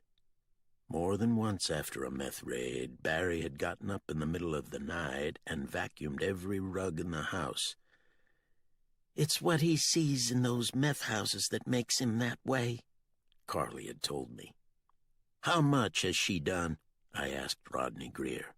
"I ain't speaking another word till I'm lawyered up," Greer said. I'd arrested him before, both times for simple possession. Like Darby Ramsey, Greer liked to play the tough guy, but even drugged up, he knew he was in deep shit now. I tapped the Lindsay girl's face again, hard enough to redden her cheek. "Where's your baby?" I asked when her eyes opened. "Baby?" she said, her eyes unfocused. "Your baby," I said. "Is it at your parents' house?" I asked twice more before she nodded toward the kitchen, muttered, "In there." For a few moments no one breathed. It was like we believed if we were still enough that her words and their meaning might slide right past us and evaporate. Barry took off his respirator. "No," he said. Just that one word. Then he reached under the Tyvek and unpinned his badge, laid it and the respirator beside the door, and walked down the concrete steps. Jarvis ran a gloved hand over his damp red hair, but his feet could just as well have been nailed to the trailer floor. He wasn't going near the microwave either. "You're still sheriff," I knew he was thinking as he met my eyes, "and I'm damn glad you are." The CD player was on the counter. I went to it first and hit the eject button. The disc slid out, "Endless Summer" on the label. I set the disc on the counter and took a step into the kitchen. The syringe's needle was pointed toward me. I set my boot toe against the metal tip and kicked it into the opposite corner, then kneeled in front of the microwave, one hand touching the floor to hold my balance. The microwave door was a quarter open and a bit of pink cloth spilled out onto the kitchen floor. My free hand tugged the cloth and a blanket corner emerged. I let go and set my free hand on the floor as well because I was suddenly unsteady. The trailer was silent, not even a clock tick or refrigerator hum. "Even if it is, you can stand it," I told myself. "You will leave this trailer, and outside will be the same trees and the same roads and the same sky. The world will still be the world." Then another thought came. God help you if this is the vindication you've sought all of these years. I raised my gloved hand and settled my fingers on the door's edge. Sweat stung my eyes, and I wiped a forearm across them, then across my brow. I told myself to get it over with, told myself twice. Then, from inside the microwave, not a cry or whimper, but just a baby, A normal baby letting the world know she was awake, maybe a bit hungry. I opened the microwave's door all the way. She lay on the scrunched-up blanket, a pacifier next to her cheek. I let go of a breath I'd not known I was holding, then lifted the baby and blanket out. I nodded for Jarvis to take the child. He tucked the pacifier in her mouth and went outside. "We didn't harm a hair on that baby's head," Rodney Greer said. "Ain't none of you can claim different?" Ben Lindsay's daughter had closed her eyes again. After a raid last spring, a reporter asked me to describe what meth did to a person. Time-lapse photography on a human body, I'd answered, and here it was. She couldn't be over 25, but you'd have guessed 40. Sores pocked her matchstick arms, hair thin and greasy. The cheekbones jutted out and made the bottom half of her face, especially the mouth, seem to have caved in on itself. A tattoo bruised a forearm. Crudely done, a dog or horse facing her hand with legs flexed as if trying to flee. Her first name had slipped my mind, but then I remembered. Robin. Jarvis came back into the trailer. "The SBI guys are here, Sheriff. They said since we had the baby, they'd take care of the notices and evidence. They saw Barry. He was walking back toward town." Jarvis grabbed Greer by an arm and jerked him off the couch, and I helped Robin Lindsay to her feet. Outside, Barry's suit lay on the grass. He had shed it like an insect's husk. We got Rodney Greer and Robin seated behind the mesh screen as SBI posted the bright yellow biohazard warnings. Jarvis and I stripped off the hazmat suits and stuffed them in the back with Barry's. I called Ruby to have her contact social services, decided to go ahead and have her call Ben as well. Jarvis sat in the passenger seat with the baby while I drove. Barry was already a half-mile up the road. He wouldn't look at me or stop walking, so I had to keep the van moving. "The baby's all right," I told him. "She's fine. See, she's just sleeping. Come on, get in." Barry stopped, but he didn't get in. He was crying. "I'm never going into a place like that again. I'll bag groceries or shovel shit before I do." "I understand," I said. "But you can't walk all the way home. It's 12 miles. "I will before I get in the van with them in it." "Look, I'll call Carly and tell her to come pick you up, but at least get off the road in some shade and wait for her." "I'm getting as far from that place as I can," Barry said, and paused, met my eyes. "What is it?" I asked. "You were in there making jokes about it," Barry answered softly. He started walking, and I couldn't get him to stop or talk or look at me. I speed-dialed Carly, and she said she had dropped their kids off at her mom's and get here quick as she could. "Carly's coming," I told Barry, but he just kept walking. For a while, the van was silent, the baby asleep in Jarvis's arms, Robin and Greer silent in the back. As the road began its last ascent, we passed back through the national forest land. "If this baby," Jarvis said, breaking the silence, "if what we thought—" "You're better off not thinking about that," I said. "But if it had been—" "It wasn't," I answered. We were almost to town when a blue escort swept past. I glimpsed Carly's frightened face. "Don't be," I thought. "Be glad." I had still been a deputy when Sheriff Poston, me, and another deputy had returned from busting a biker and his girlfriend in this same valley. It had been at the beginning of the meth plague, though it was called crank back then. There'd been a baby in that house, too, stashed in a crib, wearing a diaper that hadn't been changed for days. the formula in the child's bottle rancid. The biker resisted, and we all had scrapes and bruises, with it the fear of AIDS, because this was when the media's hysteria about HIV was at its peak. We had finally gotten the biker and his girlfriend locked up in the back.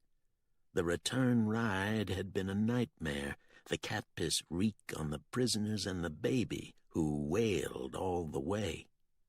When I'd come into the main office, the dispatcher said Sarah had called 3 times since we'd left. I needed to call the moment I got in, Sarah had told her. If you had seen what I saw today, what I had to deal with, instead of lounging in bed all afternoon, you'd have a damn reason to be depressed. Those were the first words I'd said to Sarah on the courthouse's payphone. The last, right before I'd slammed the phone back onto its cradle. Go ahead and do it then. Afterward, I joined the other deputy at Boral's tap room to wind down with a beer, the way I'd often done before going home to Sarah. But as soon as the first beer was in my hands, I got worried. I took 1 sip and left. As I drove down our street, I met the ambulance pulling out. I turned around, a siren chasing a siren all the way to the ER entrance. I'd watched them gurney Sarah from the ambulance and on inside the doors that said no entrance. She's sedated, so she may not say much. It was damn close, Les. She'd be dead if your neighbor hadn't happened by. That's what Dr. Washburn had told me outside Sarah's room. Her eyes had opened when I entered, but at first she seemed not to recognize me. Then Sarah had raised a hand that slowly curled inward before settling back on the sheet. "I guess neither of us got what we wanted," she had said, and closed her eyes again. After Sarah had left the hospital, she had gone to Hickory to live with her mother. 2 months passed before we'd seen each other again. That afternoon, her mother stayed in the back of the house while Sarah and I talked in the front room. Sarah told me a doctor in Hickory had put her on a different antidepressant. "It was like a light coming on inside my head," she'd said. "I didn't feel giddy or even happy, just some hope. Maybe I'll be okay, but I can't know that for sure." I told Sarah how glad I was that she felt better. I told her I didn't want us to divorce, but she shook her head. "No," she'd said. A divorce was best for both of us. Sarah had walked me to the front door. She had opened the door, then kissed my cheek. I'd smelled her perfume, her shampoo, felt her small ringless hand on my shoulder. "What I said to you," I told her, putting my arms around her, "you know I didn't mean it." "I know," Sarah had said softly, then just as softly freed herself from my embrace. When I'd stepped out onto the porch, Sarah had closed the door slowly, tenderly. Chapter 13. Dragonflies was the word Hopkins used, but my grandparents called them what was believed, snake doctors.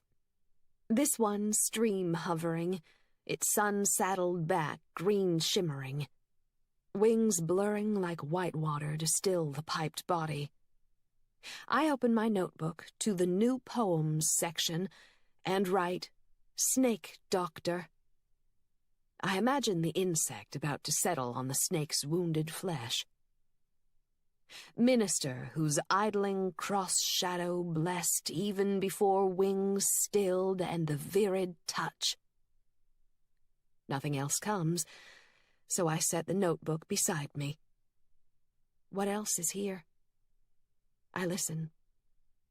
This section of stream purls and riffles amid small stones.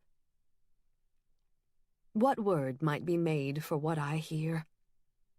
I pick up the notebook again, turn to a back page. First, I write petrichor and its definition. Petrichor, the smell of first raindrops on long dry land. Then petrichord, the sound of water sliding over smooth stone. I close the notebook and follow the stream to the bridge. In the pool's tail race, a misplaced glinting. I peel off boots and socks, roll my pants. The stream's cold rises, each step a grainy give of sand. I lift a drink can, pour out the water. The sun at my back casts my shadow upstream. It touches the before of what I feel passing, like a memory of something that hasn't yet happened. Chapter 14.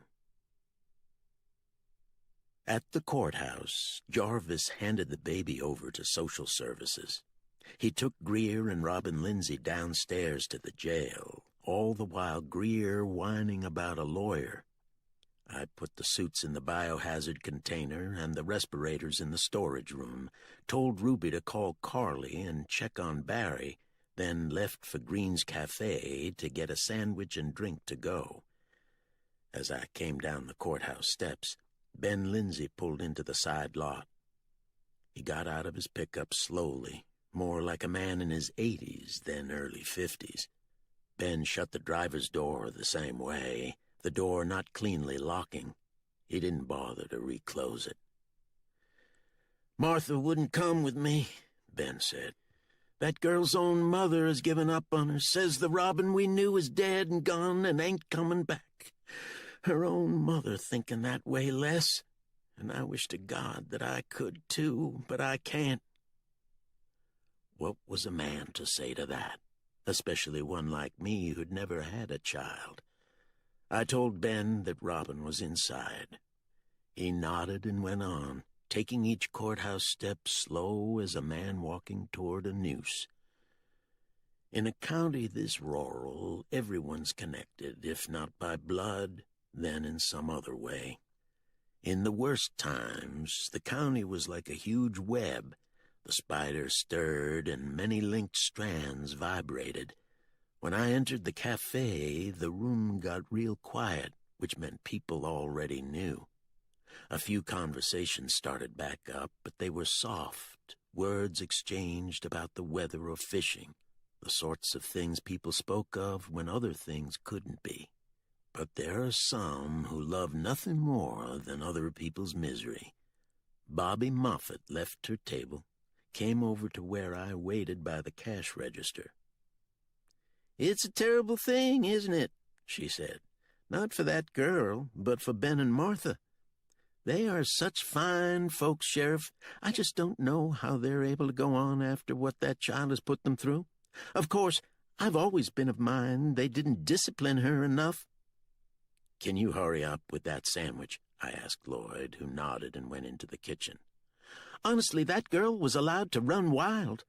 As much as I hate to say it, I knew something like this was bound to happen. I'm sure you did, too." No one else in the room spoke now. No sound but the click of the ceiling fan's chain. "I'm just concerned for them is all," Bobby Moffett said, and returned to her table. I'd planned to eat in the office, but instead I walked to the park and sat at a picnic table, one no one else was near. Spend a long period of time alone, especially if you're someone who's never been that social to begin with, and you find yourself craving solitude. After my divorce, I quit going by Burrell's tap room after work and ate almost all of my meals at home or behind a closed office door. People in town accepted the change, maybe because they knew what had happened, not just the divorce, but Sarah's overdose, or maybe because, after a while, folks in small towns quit noticing or caring about a person's eccentricities. You could walk around town with black scuba fins on your feet and a tiara on your head, and people would soon quit caring or noticing. Like my painting watercolors, the inwardness was seen as a bit peculiar, but I was still a good sheriff. It was my sisters who'd tried to draw me out after the divorce. They both lived in Alabama and offered to pay for my flights if I'd come visit, but I'd been curt enough that they'd quit offering or calling. After a year, I went out on a few dates, but most times I couldn't wait to get back home and be alone. There had been, and sometimes still were, days I turned my head or crossed the street to avoid talking to someone. Even to acknowledge them with a nod drained me. Accomplices. When I returned to the office, my phone was blinking. I recognized the number as Jink Hampton's. He'd left no message, but he didn't need to. The call itself was the message. He had his monthly tithe, as he called it, and was ready for me to pick it up. But before driving out to Jink's place, I called Becky. It was good to hear her voice, so good, in fact, that I told her so. She asked about the raid, and I told her it went no worse than we'd expected. I left it at that and asked how Gerald was. "I'm doing what Dr. Washburn told me, making sure the scrapes stay disinfected." "What that guard did," Becky said, her voice beginning to tremble. "What could have happened?" "It was wrong," I said. "But Gerald shouldn't have been at the Waterfall or the resort. I know he's used to things being different, but it is Tucker's property. You've got to make Gerald understand that. You're the only person he's going to listen to." "I know," Becky said. "Listen," I said, "if you have a free minute, can you see if C.J. Gant's SUV is in the resort's lot? It's the light blue one. Tucker was really ticked off at him yesterday. I don't think he'd do anything like fire C.J., but I want to be sure." "It will be 15 minutes before I can," Becky said. "I'll call you back when I know." "I'll be driving, so call me on my cell phone," I said. "Thanks." "I'm glad you're okay," Becky said softly. "I worried about you." "I'm fine." I told Ruby I'd be out of the office for the rest of the day. "What about Barry?" she asked. "I can't get an answer at his house or on his cell." "I'll try him tonight," I said. As I drove out to Jink Hampton's place, I told myself again that Harold Tucker wouldn't fire C.J. even if the resort did need to lay off some people. It came down to loyalty, many years of it. My cell phone buzzed. "His SUV is in the parking lot," Becky said. "Thanks," I said. "We're still on for lunch Friday, right?" "As long as Gerald is okay," Becky said. It had been in 9th grade when Mr. Kettner, the principal, announced during homeroom that my watercolor had been chosen to represent our school in a statewide competition. Eric Dalton, who had failed 9th grade twice, turned to his buddies on the back row. "That's almost as faggy as writing poetry," he'd said. His buddies laughed loudly, in part because Eric was not just the biggest 9th grader, but the meanest.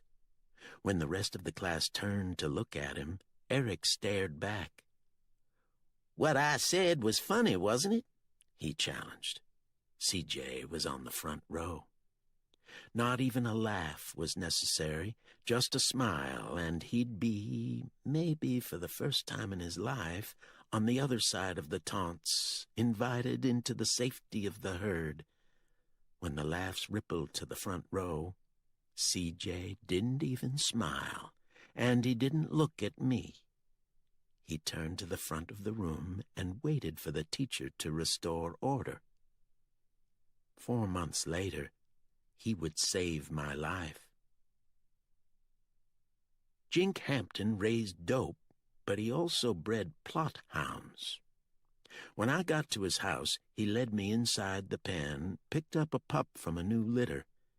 It had the right brindle coloring and the rambunctiousness that usually predicted an adult that would be tireless on the trail. "You in the market for a good bear dog?" Jink asked. "Since you're retiring, you'll be needing a hobby, won't you?" "I'm thinking more along the lines of a garden." Jink smiled. "I've got some good early misty seeds if you want them." "I think I'll stick to corn and tomatoes, maybe some squash," I said. "Any helicopters flown around here this week?" "Nah," Jink answered. "I heard they've been flying over government land, though." "You know they'll spread out since it's harvest time." "I know," Jink said, and grimaced as he took a $50 bill from his wallet. "I reckon this will help you buy another window." "Maybe so," I said, and stuffed the bill in my pocket. Jink set the pup down and came out of the pen. "How's your cabin coming along?" Jink asked. "I reckon I ought to know since I'm financing it." "The well is in and the road graded and graveled. They started the foundation. After I leave here, I'm going by to check." "Well, it's a pretty piece of land." "It is," I said. For a few moments we watched the pups play tug-of-war with a strip of cowhide. "I don't guess you have an idea who Darby Ramsey might buy meth from?" I asked. "You know I don't have any truck with meth or oxy either." "I do know that," I said. "Just thought you might have heard something." "No, but I heard about Gerald's tussle yesterday. You didn't law him, did you?" "No." "Good. I wouldn't want trouble for that old man. Me and his boy William was tired as tree bark growing up. I never had a better friend then or now. Hard to believe Darby comes from the same stock, ain't it?" "It is." "I know you're not supposed to go back on your word," Jink said, "especially when you give it to your sister on her deathbed. But damned if I'd let Darby inherit anything I left behind. You know he'll spend every dime of it on drugs." "I do," I said, and took the car keys from my pocket. "Anyway, you got a fine litter there."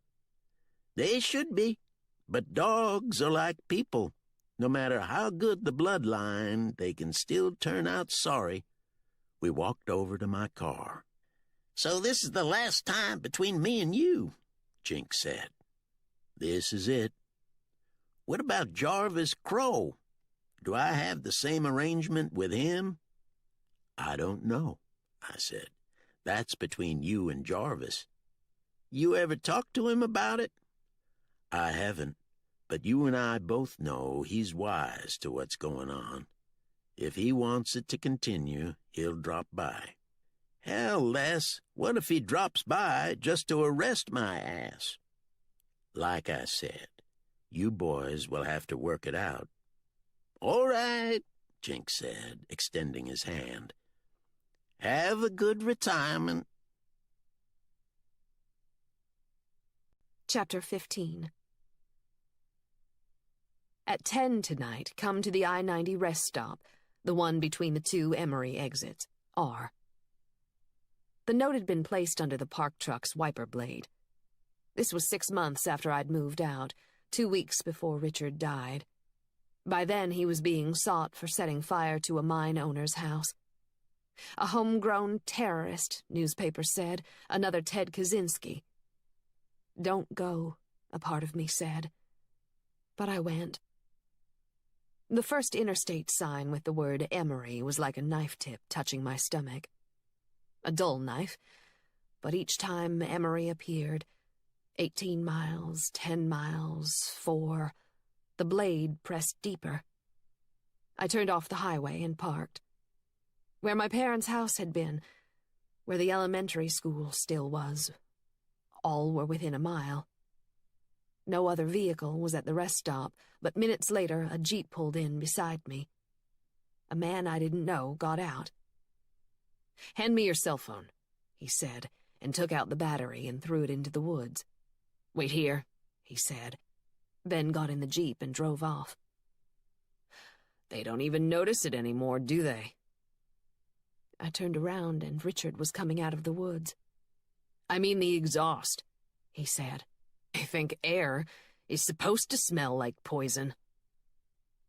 Richard came closer, about to draw me to him, but I stepped back. No? He asked. I shook my head. You always were a different kind of person that way, Richard said. No li m'étangerait one day, not even a kiss, then another day not so. That's okay. These last few months, I understand more and more why you're that way. People take too much from you, don't they? You have to pull away a while. Keep the contagion at a minimum, and only then with a few kindred spirits. Why did you want me to come here? I asked. Richard didn't answer, just motioned for me to follow him away from the lights to sit at a concrete picnic table. For a few moments, the only sound was the whoosh of passing cars. This was risky for me, Richard said, but I had to see you. He raised his hand, traced the fall of my hair down my shoulders. Memories of sleeping bags and beds and meadows rushed back. My body wanted to lean into that touch, the ache of so long not having. I'm glad you haven't cut it, Richard said. He let his fingertips brush slowly down my spine, touching my jeans before he removed his hand. I want you to come with me. 6 months since the verdict, and not a word about a retrial. The bastards can even kill kids and get away with it, Becky. Change comes only from my way. It always does in the end. That house you burned down? Children could have been inside, I said. That late at night you couldn't have been certain no one was there. If that bastard's kids had been there, their blood would be on his hands, not mine. The Bible's got that right, if nothing else. The sins of the father. The Jeep came up the exit ramp and parked. The engine stayed on, but the driver got out and waited. Why meet? Why here? You mean Emery? Yes. To free you from this place forever and start again, Becky, Richard said. You can leave here with me. No longer a victim of anything or anyone in your past. Come with me tonight. Even if the worst happens, at least you won't be a victim. I'm giving you a choice of which to be, Becky. Maybe for the only time in your life. You're not stupid. You've seen enough to know my way is the only one that will work. I can't believe that, I answered. Yes, you can. But it has to be now. Soon we won't have any chance. They've got the technology in place. In 5 years, people won't even know they're in the world, much less care about what happens to it. They will believe that when everything else on this planet dies, they'll be able to disappear into a computer screen. They believe it now, most of them. For a few moments, there was only silence. What you're saying? I answered. If I let myself believe that, I couldn't endure living. Richard reached for my hand, but I clasped both of mine tight and stood. I need to go, I said, and walked back to the lot, Richard following. You want me to cut the cord on our CB? The Jeep driver asked. No, Richard answered. You certain? Unless Becky tells me otherwise. Richard met my eyes. If a child had been in the house I burned down, you'd have turned me in. Or tried to, wouldn't you? Yes. Richard nodded and got in the Jeep. As it was pulling out, he smiled and said something, but the Jeep's engine drowned it out. Probably just a goodbye. After he died, I'd packed provisions for 2 weeks and gone deep into Shenandoah National Park, followed the trails leading to what was farthest away. Where the trails ended, I went beyond, pushed through a gorge of laurel slicks and over a ridge where I set up camp. One afternoon I'd wandered the woods, found an old homestead with its cairn of chimney rocks. There the foxgrape's musky odor thickened the air. Yellow bells and periwinkle spread untended. How many decades such silence, I had wondered. What last words were spoken before the people left? I'd walked back to my camp and opened the only book I'd brought. I settled the poems inside of me, one at a time. First, The Wind Hover, and then Pied Beauty. By the end of the next week, a dozen more. Letting Hopkins' words fill the inner silence. Inscape of words. A new language to replace the old one I no longer could interpret.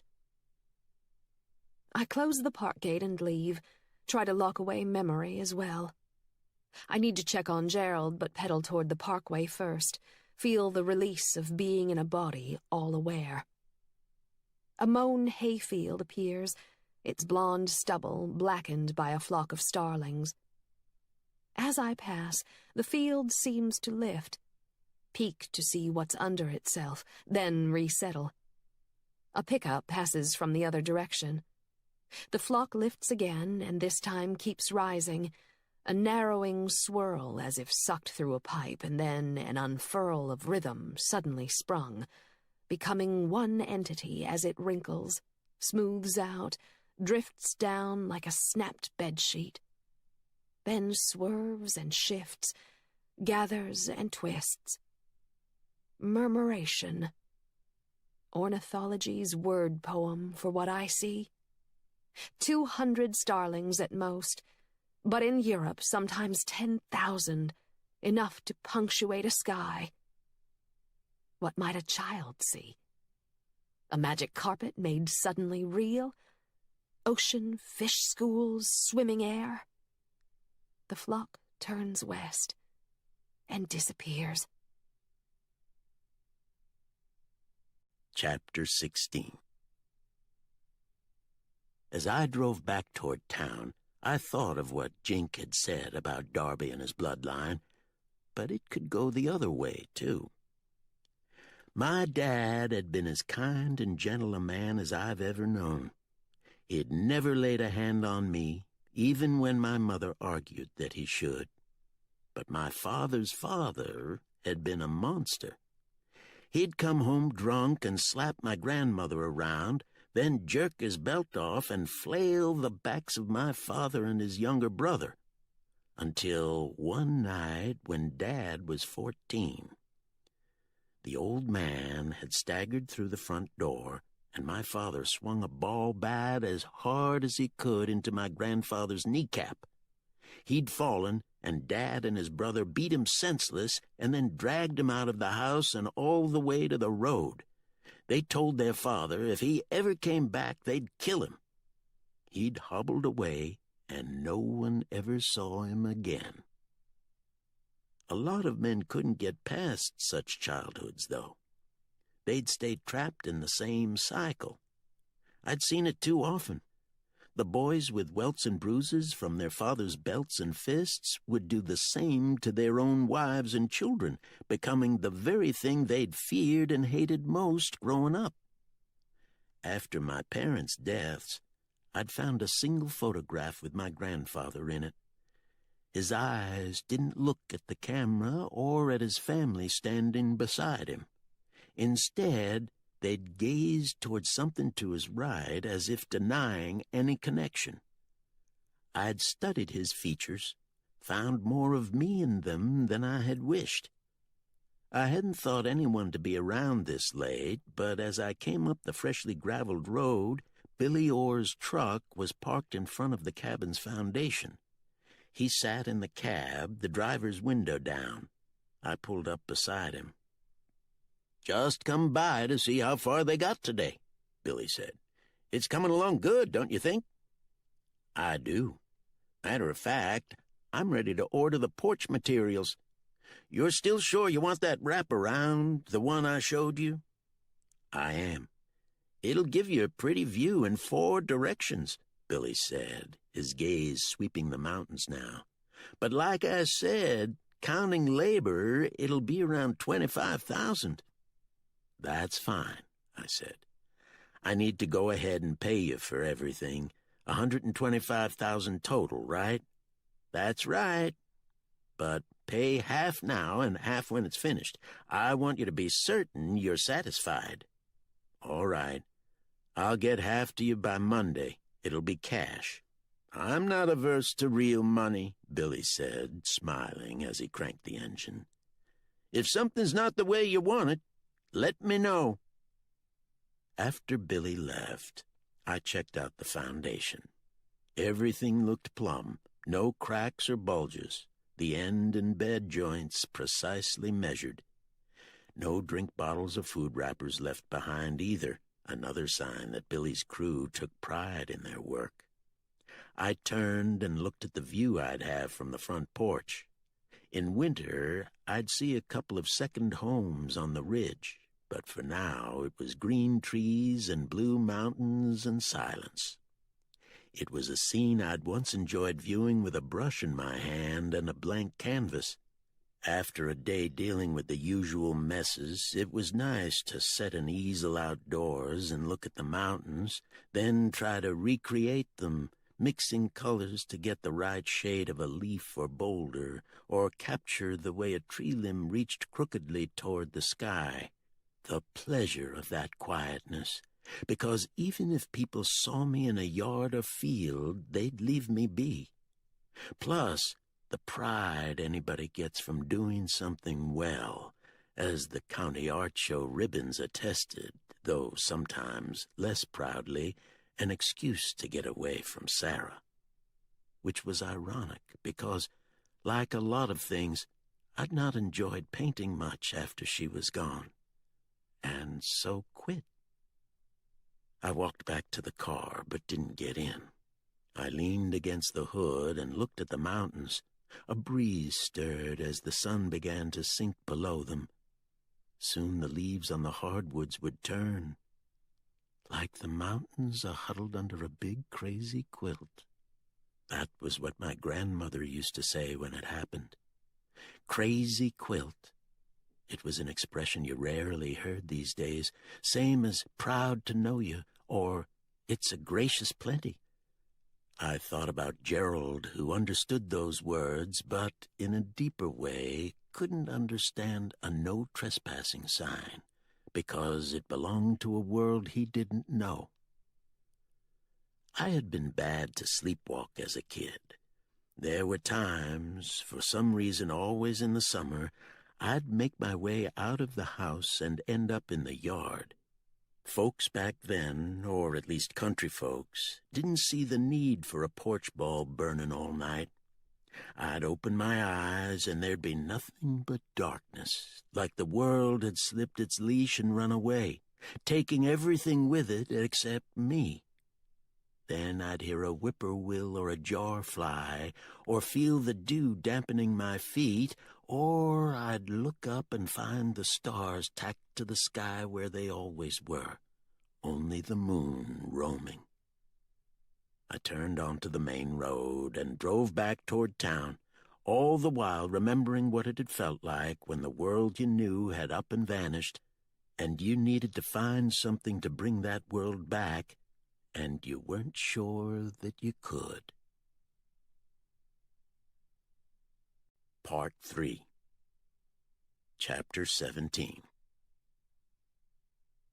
We were at Laurel Fork, not just Sarah and me, but with 3 children who soon left the water to get warm. Sarah joined them. They lay sprawled on the big boulder while I stood above the waterfall. "Can you touch the bottom?" Sarah asked me. I dove, and when I surfaced, Sarah and the children were gone. Only damp shadows remained. Then the phone was ringing. I looked over at the clock and saw it was 8:20. "Harold Tucker just called," Ruby said. "He said you need to get out to the resort right now. You, not a deputy. I sent Jarvis, but Mr. Tucker was adamant that you come too." I got dressed and drove to the resort, already thinking that whatever had happened, Gerald was involved. Becky's truck was parked next to CJ's SUV, another bad sign. She and Jarvis were down by the creek, and I joined them. Becky kneeled beside the stream, filling a plastic water bottle with water. A few yards farther, where the culvert was, a brown trout, easily 5 pounds, drifted against the mesh wire. More dead trout were around it. "What in the hell happened?" I asked. "A fish kill," Jarvis answered. "They say it is worse upstream where there's a big waterfall. DNR's on the way. They've already contacted the water treatment plant and they've shut down the intake valves." "It's that bad?" "They're just being safe, same as us," Becky said. "There are no dead fish in the park, but Carlos is posting warning signs." "It smells like diesel fuel," I said. "It's kerosene," Jarvis said. He pointed at the reddish sheen on a pool's edge. But it wasn't just there. Red tinged a sandbar upstream as if the creek was bleeding. "Why do you say that?" Becky asked, turning from the water she now tested.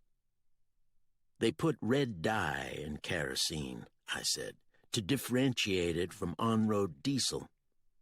Becky didn't look pleased to hear that. She already knew where this was leading. "What do your tests say?" I asked. "The ammonia levels aren't elevated, right here at least." "Which means?" "It's probably not organic or animal waste, and I don't smell a herbicide," Becky said. "Sewage or a pesticide either. But we won't have the results for at least a week." "But isn't it obvious what killed them?" Jarvis said. "I mean, you can smell it, and the red." "There could be something else mixed with it," Becky said, "or some chemical that was added in diesel fuel." "I'm just saying," Jarvis added. But Becky ignored him. She set the last sample bottle in the tackle box and snapped it shut. "Where's Tucker?" I asked Jarvis. "Inside, making phone calls." "You talked to him?" "Just for a few moments. He's waiting for you to come. Mr. Tucker said this was done on purpose. He says he damn well knows who did it." "I'm going upstream," Becky said, getting up. "Try and find where it was introduced." I watched her walk up the trail and disappear into the woods. She already knows, I thought, but she doesn't want to hear it. "So Tucker thinks Gerald did this?" "He didn't say Gerald's name, but you know that's what he's thinking." Jarvis shook his head and frowned. "It's not much of a stretch to think so." "No," I said, as Harold Tucker came out on the lodge's porch and motioned me toward him. "It isn't." "I've got something to show you, Sheriff," Tucker said. Chapter 18. As I move upstream, vomit scalds my throat like lye. Trout shoal on sandbars and banks. A few gills quiver feebly, but most fish are death-paled, browns and rainbows now in name only. Festering sores on stream skin. Dace and war-paint shiners are sprinkled amid the larger fish. 2 buzzards stalk the shallows, more overhead, blackly circling like clock hands. The stream rises and narrows. A dead trout veins in the eddy. On the trail, between 2 stems of ironweed, a writing spider sways in the web's palm. 1 eyelash-thin leg poised, as if pausing before finishing its message. T. R. G. Gerald couldn't do this. I know him. This isn't like Richard. The stream disappears into rhododendron, then sidles back close as the trail dips before rising again. I hear the waterfall, and soon after I emerge behind it. A wreath of dead fish circle a pool. Here salamanders and crayfish awash too. damp fuel smells stronger, and more red stains appear on the sand and water. It's dye you are seeing, nothing more, I remind myself. But what I see feels like blood. I walk on up above the falls, where a granite bald pushes back trees to open the sky. Dead trout are here as well, all native. I didn't likely think any of them speckled trout were still around, but one day I was up here and I seen one, Gerald had said last fall, pointing into the water at one speckled trout and then another as we'd made our way upstream to a last pool before the creek split. I pushed through leathery rhododendron leaves to that same pool. A speckled trout fins in the center, another in the shallows. They look perfectly healthy, so I retrace my steps, find a thicker stain on the granite 20 yards from the waterfall. I rub the dampness with my fingers. Viscous. I raise it to my nose, and it all comes back. We'd hidden behind the school buses that morning. Fuel had been spilled, and I'd smelled it, felt it under my shoe soles. Then the policemen rushed us from behind the buses and across the black pavement. Some of us were screaming, and then more screams when ambulances splashed red across our shirts and blouses. The policeman shouted, "It's only red light, children, only light," herding us onto the grass, where too many hands grabbed as flashbulbs burst like the hallway's first loud flash. The first loud flash. "Promise me, children, not a single word," Ms. Abernathy had whispered, then led us down the hallway single file to the basement doorway. Then the cave feel of tight walls leading to a cool darkening. I am the very last, reaching for Ms. Abernathy's hand as we make our way to the concrete floor. So much silence, the only sound, pipe drip. Light slants down from the stair entrance. Ms. Abernathy ushers us toward the light leaking in from the basement door. Almost there when her shh stills us. Footsteps come halfway down the stairs and pause. Both my hands clutch Ms. Abernathy's. Another footstep. And a shoe and pants cuff appear. The pipe drips loud, and my first tears well. I try to squeeze the tears back inside me, but the first one falls, and I know he has heard it. Ms. Abernathy stands in the basement door, blocking the exit as I run. "Close your eyes," a policeman says as he grabs me, but I look back, and when I do, my tongue turns to salt. Chapter 19. Video was taken up at the Waterfall this morning, Tucker told me, where my workers found the first dead fish. Randall Cobb, one of Tucker's security team, tapped a few buttons. The screen changed to black and white, and the back of a head passed in front of the camera's lens. That was 7:51 a.m., and this next one is 8:34, Tucker said. Randall punched a few more buttons. I could see the face this time, blurry but unmistakable. "You're acting surprised, Sheriff." "It's just that I can't see him doing this." "You just did see it," Tucker snapped, "and I don't get why you're surprised.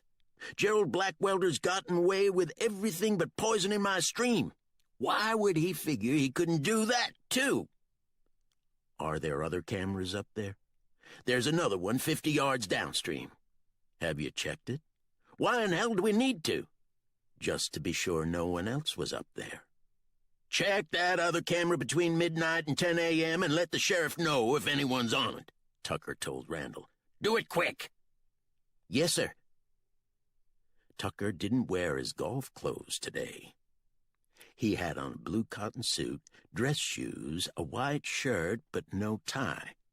Perhaps it lay on his office desk or even the floor, unknotted, then jerked off his collar when he heard what had happened. His frustration became more evident as we stepped outside and saw that a TV news van had pulled into the lot.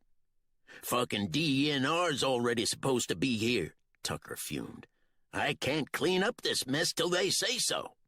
I've got phone calls to make, Sheriff. My hope is you or your deputy's gone to arrest Gerald Blackwelder before I finish them." "Let's see what the second camera shows," I said. "But if you or CJ talk to any news people, I'd appreciate you not mentioning Gerald by name until he's been charged." "I'll be the one talking to them," Tucker said. "I fired CJ Monday after Gerald came and threatened me." "You fired him?" I said. "But his SUV's here." "I gave him 2 weeks' notice, but after this," Tucker said, gesturing at the creek, "I told him to clean out his office and leave, which he's doing now." "But he couldn't have stopped this," I said, "or what happened Monday either." "You're wrong about that," Tucker snapped. "Here's the difference between you and me, Sheriff. Unlike you, I don't wait for things to get out of hand before I act." "But to fire him—" "Look," Tucker interrupted. "CJ asked me not to talk about him losing his job. I don't even know if he's told his family, though they'll surely know now." "CJ's been too good an employee for you to do this." Tucker glared at me. "You had your role in this too, Sheriff. If you'd locked up Gerald on Monday, this fish kill wouldn't have happened." Tucker turned and went into the lodge. As I left the porch, a news crew met me. I told the reporter, no comment, and walked down the esplanade to where Jarvis waited.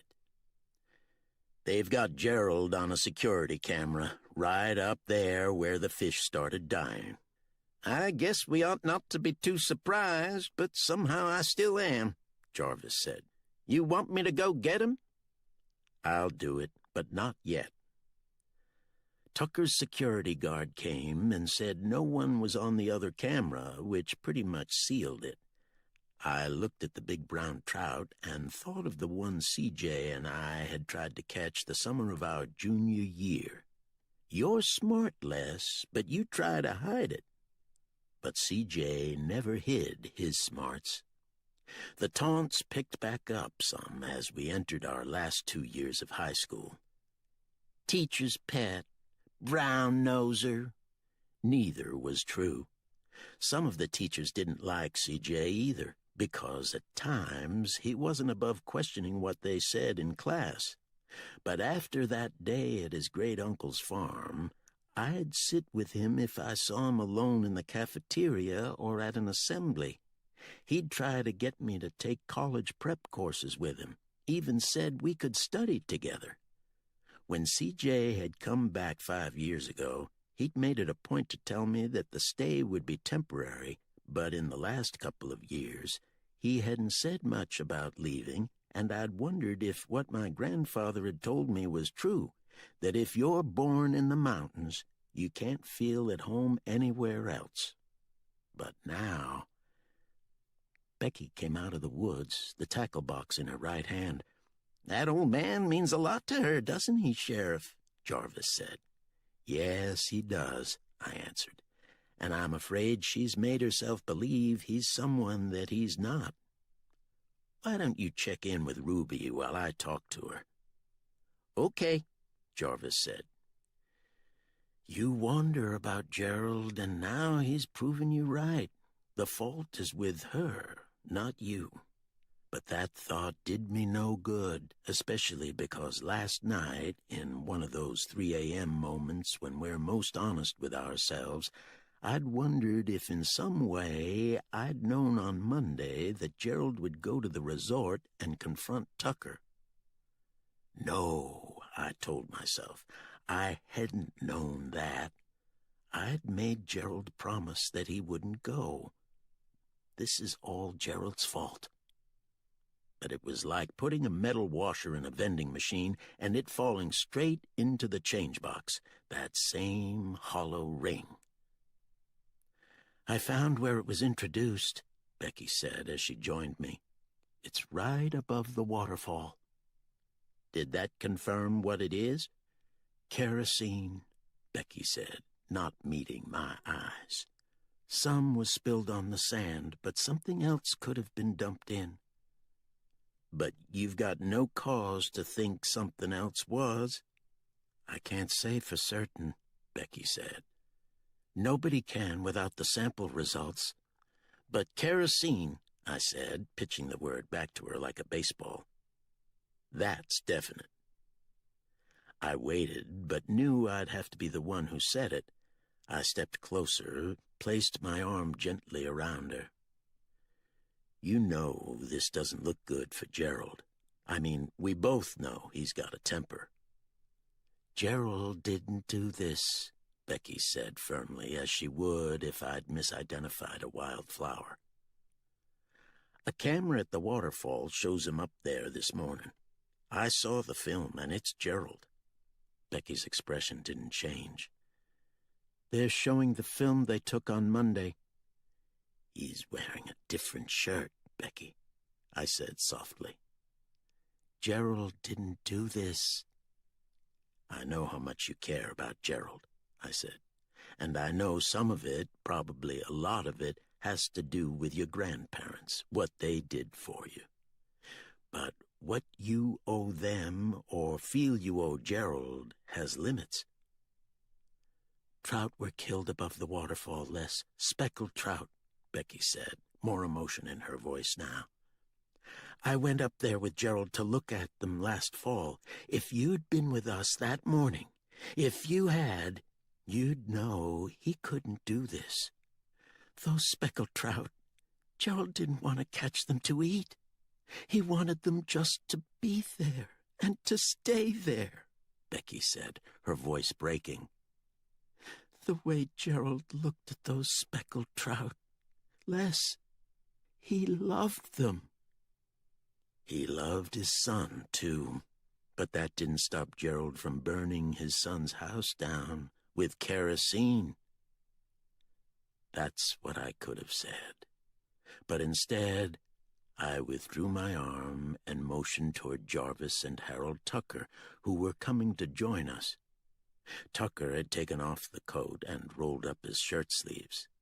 He looked ready to dig a ditch or enter a brawl, whatever it took to straighten out the mess in the creek before him. "So, what did your tests tell you?" Tucker asked Becky. "Kerosene's a transient phenomenon," Becky answered. "What the hell does that mean?" "Kerosene's not very water-soluble, so most of the damage has been done. DENR will probably issue a drinking water advisory, but that may be just a precaution." "And until they decide to show up?" Tucker asked. "We're already putting warning flyers streamside at the park," Becky said. "You should do the same." "For the first time all summer, I've got full capacity this weekend," Tucker fumed. "These people will want to fish, not worry that the water will poison them." "It could have been a lot worse," I said. "So it's just kerosene?" Jarvis asked. "It's kerosene," Becky said, "but there could still be something else introduced with it." "Kerosene dumped at the waterfall," Tucker said. "Above the waterfall," Becky said. "At least 50 yards. A droning came from above, quickly became a metallic clamor. "Shit!" Tucker shouted as a white helicopter, News 5 on the side, hovered above the lodge. A cameraman leaned out to film, and then the helicopter flew away. "I've called DENR 3 times, and they still aren't here, but everyone else except goddamn 60 Minutes is." Tucker's eyes remained on the sky where buzzards resumed their slow circling, like a nightmare carousel, I thought, and it was clear from Tucker's face he didn't find it an appealing sight either. "That's another nice welcome," Tucker seethed. "Turn left when you see the buzzards. Go do your job, Sheriff. If you had on Monday, when Gerald came up here raising hell..." "He just wanted to talk to you," Becky said angrily. "Gerald didn't threaten anyone until your thugs came after him." And he didn't kill your fish, Mr. Tucker. I know Gerald, and I know he wouldn't do this." Tucker placed a hand on his cheek, rubbed upward, touching the hearing aid before adjusting his glasses. Doing it unconsciously, but it seemed a wish that all he'd heard and seen was not real, but an equipment failure. "I've known Gerald Blackwelder a lot longer than you, ma'am," Tucker said, "and I've seen a side of him maybe you haven't, and I'm not even talking about his burning a house down. Long before he did that, I watched him nearly kill a man in a bar fight. Gerald knocked him to the floor, and the guy didn't get up, couldn't get up. But Gerald kept punching him in the face, even after the guy was out cold. I was across the room, and I could hear the teeth breaking. It took 3 fellas to get Gerald off him. That man he beat up was in the hospital a week. He lost half his teeth and the vision in his right eye. He would have been in a coffin if Gerald hadn't been stopped. So don't tell me I don't know the man or what he can or can't do." "Okay," I said, stepping in front of Tucker. "You can go back to the lodge. I'm going to get Gerald now." "Good," Tucker said, "and about damn time." "Do you want me as backup?" Jarvis asked as Tucker stalked off. "No, it's better if I go alone." "You're going to arrest Gerald?" Becky asked, following me as I walked to the parking lot. "Detain's a better word." "It means the same thing." "Maybe it does," I said, getting tired real fast of people telling me what to do. "But it's what has to be done." "It's wrong to do this to him, Les," Becky said. Nowhere near as wrong as CJ getting fired, I thought, seeing CJ's SUV in the lot. I was about to get in the car when Becky grabbed my sleeve. "His heart," Becky said. "I need to be there. You know I do." "Drive your own vehicle, then." Becky didn't let go of my sleeve. "Don't you understand that Gerald didn't do this, Les? I don't care what Tucker says. Gerald couldn't do this." "Maybe you're wrong about what he's capable of," I said. Then more words blurted out before I could stop them. "You've been wrong before about what a person could do." Becky flinched and let go of my sleeve. For the first time since we'd known each other, I'd hurt her. Yes, I thought. Maybe it's not just Pelfrey and Gerald you are wrong about. When we drove up, Gerald was sitting on the porch, coffee mug in hand, and wearing the same shirt he had on in the video. He smiled and stood. "Well, I'd not have reckoned a visit from you all this morning." I stopped at the front step, but Becky went up to stand beside him. She trembled, but Gerald didn't seem to notice. He nodded at the helicopter droning above the ridge. "Looking for dope, I reckon," he said. "Come up and warm a chair, Sheriff. I've got coffee enough for the 3 of us." "You go ahead and finish that coffee," I said. "You and me need to go to the courthouse." "What for?" Gerald asked, his head tilting slightly, brow furrowed. "It's just a misunderstanding," Becky said, taking Gerald's free hand. "Someone poured kerosene into Locust Creek and killed a lot of trout." "At the park?" Gerald asked. "No," Becky said. "On Tucker's property, above the waterfall." "And they think I done it?" Gerald asked after a few moments. "They've got you on video, Gerald," I said. "Let's go." I never dumped anything in that creek," Gerald stammered. "I know that," Becky told him, her other hand on his forearm now. "It'll get cleared up soon, it will." The porcelain cup slipped from Gerald's hand. Coffee splashed on the porch, but the cup didn't shatter. "Becky," Gerald said, shaking his head as he spoke, "I'd not hurt them trout.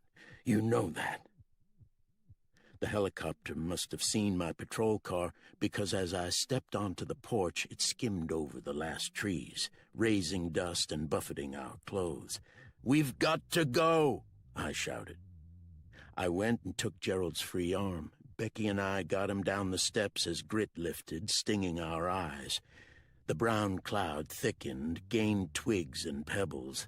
A plastic bag flapped against my leg, then gusted away. Coughing, Becky and I guided Gerald with one hand while shielding our eyes with the other. Gerald stumbled and almost caused us all to fall. The helicopter kept ascending, as if trying to drag the sky itself down upon us. I got the back passenger door open and helped Gerald inside. As I did, Gerald slapped at his shirt pocket and Becky scrambled into the back seat. She cradled his head and took the pill bottle from his overalls pocket. She opened it, pressed a tablet into Gerald's mouth, then one more. Dust had powdered Becky's face, and now tears streaked pale rivulets down her cheeks. I got in, turned on the blue light, and sped toward the hospital.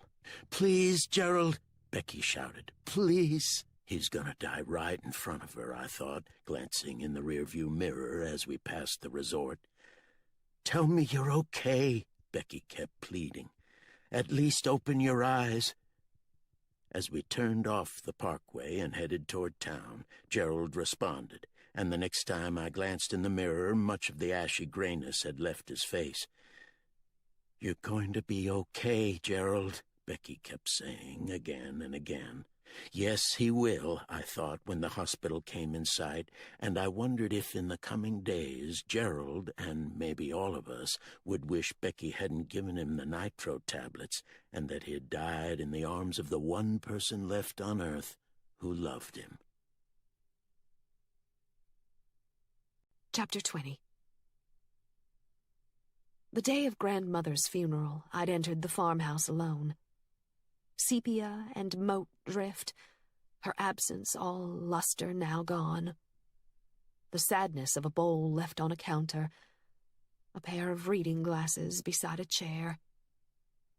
Something of that as I enter Gerald's house. But Gerald will be back. The EKG fine, the overnight stay just a precaution. "I didn't lock up the house," Gerald mumbled as the IV drip eased him asleep. Everything inside looks okay, so I close the door and twist the key until the lock clicks. Jarvis Crow's patrol car is parked in Gerald's driveway. He searches where Gerald's pasture borders resort property. He'll check the barn, if he already hasn't, and find the kerosene can. But it will not be empty, I assure myself. If you go to the barn and check, you doubt Gerald too. Instead, I take the canning jar I brought with me to the spring house. The dipper dangles from a cherry tree limb. "The best water in this county," Gerald swears. Mineral rich, but Gerald claims the cherry tree's roots sweeten it too. I lift the tin spring guard and fill the jar, twist the lid tight and set it on the ground. I scoop up a dipperful for myself, savor the chill passing into my chest as my nose inhales the after-rain smell of moss. When I place the tin back, I see a mud puppy, thready red gills fanning. As I walk back, Mason brails my palm and all is brought back.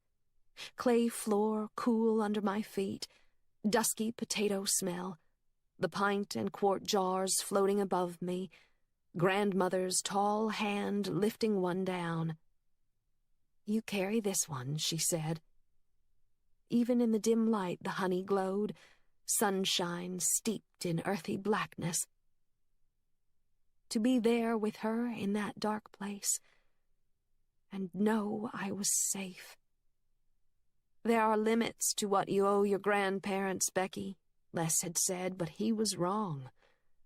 How could there be, when what they gave me was not only their acceptance of my silence, but so much more? The minnow in the spring house guarding the water's purity, spiders spinning webbed words, whippoorwills and white owls, woolly worms and snake skins, the sink of a star. All had resonance, meaning.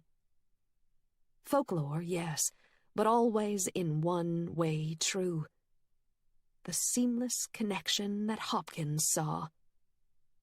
Each mortal thing does one thing and the same. What limits? That after the morning in the school basement, word and wonder and world could be one. At the park, Carlos has the warning signs posted. I check in with him and then walk downstream to make sure no dead fish are there. As I cross the bridge, Les's thorned words. You've been wrong before. Don't think of anything but here and now. Only here, only now. On a maypop vine, a saddleback caterpillar clings. Acaria stimulia. Oar-like legs, green and brown, white-bristled body. Soon it will sleep in its self-spun shroud, winter dreaming as spring's moth wings slowly sprout. At my feet are snakeroot and sumac. Farther on, knotweed and skullcap. I whisper each name. Above me, birch and beech, red oak and shagbark hickory.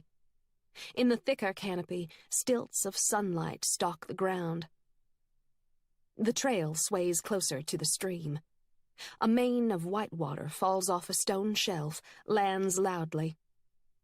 Then the creek curves into shadow. Here, ferns sleeve the banks green. Water softly licks stone. On a sandbar, an otter's tracks.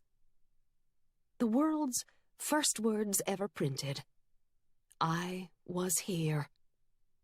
In Lascaux, too. Amid that floating menagerie, reed-blown red pigment holds the human hand aloft, one's presence indelible. Where the otter left the stream, the tail's drag makes an exclamation point. The woods pull back, and sunlight surprises the water. Glitters of pyrite. I lift a piece of rock crystal. Time smoothed. What patience to have all edges worn away. As I roll it over my palm, colors gather and spill. I set the stone back and take the loop trail to the meadow, then follow the stream to the park boundary. Across the road I see a DENR van. A resort worker with a black plastic bag gathers dead fish. As he moves upstream, the turkey buzzards flap from branch to branch. Like all Cathartidae, voiceless. I stand in a patch of clover. Only then realize I haven't seen a single honeybee.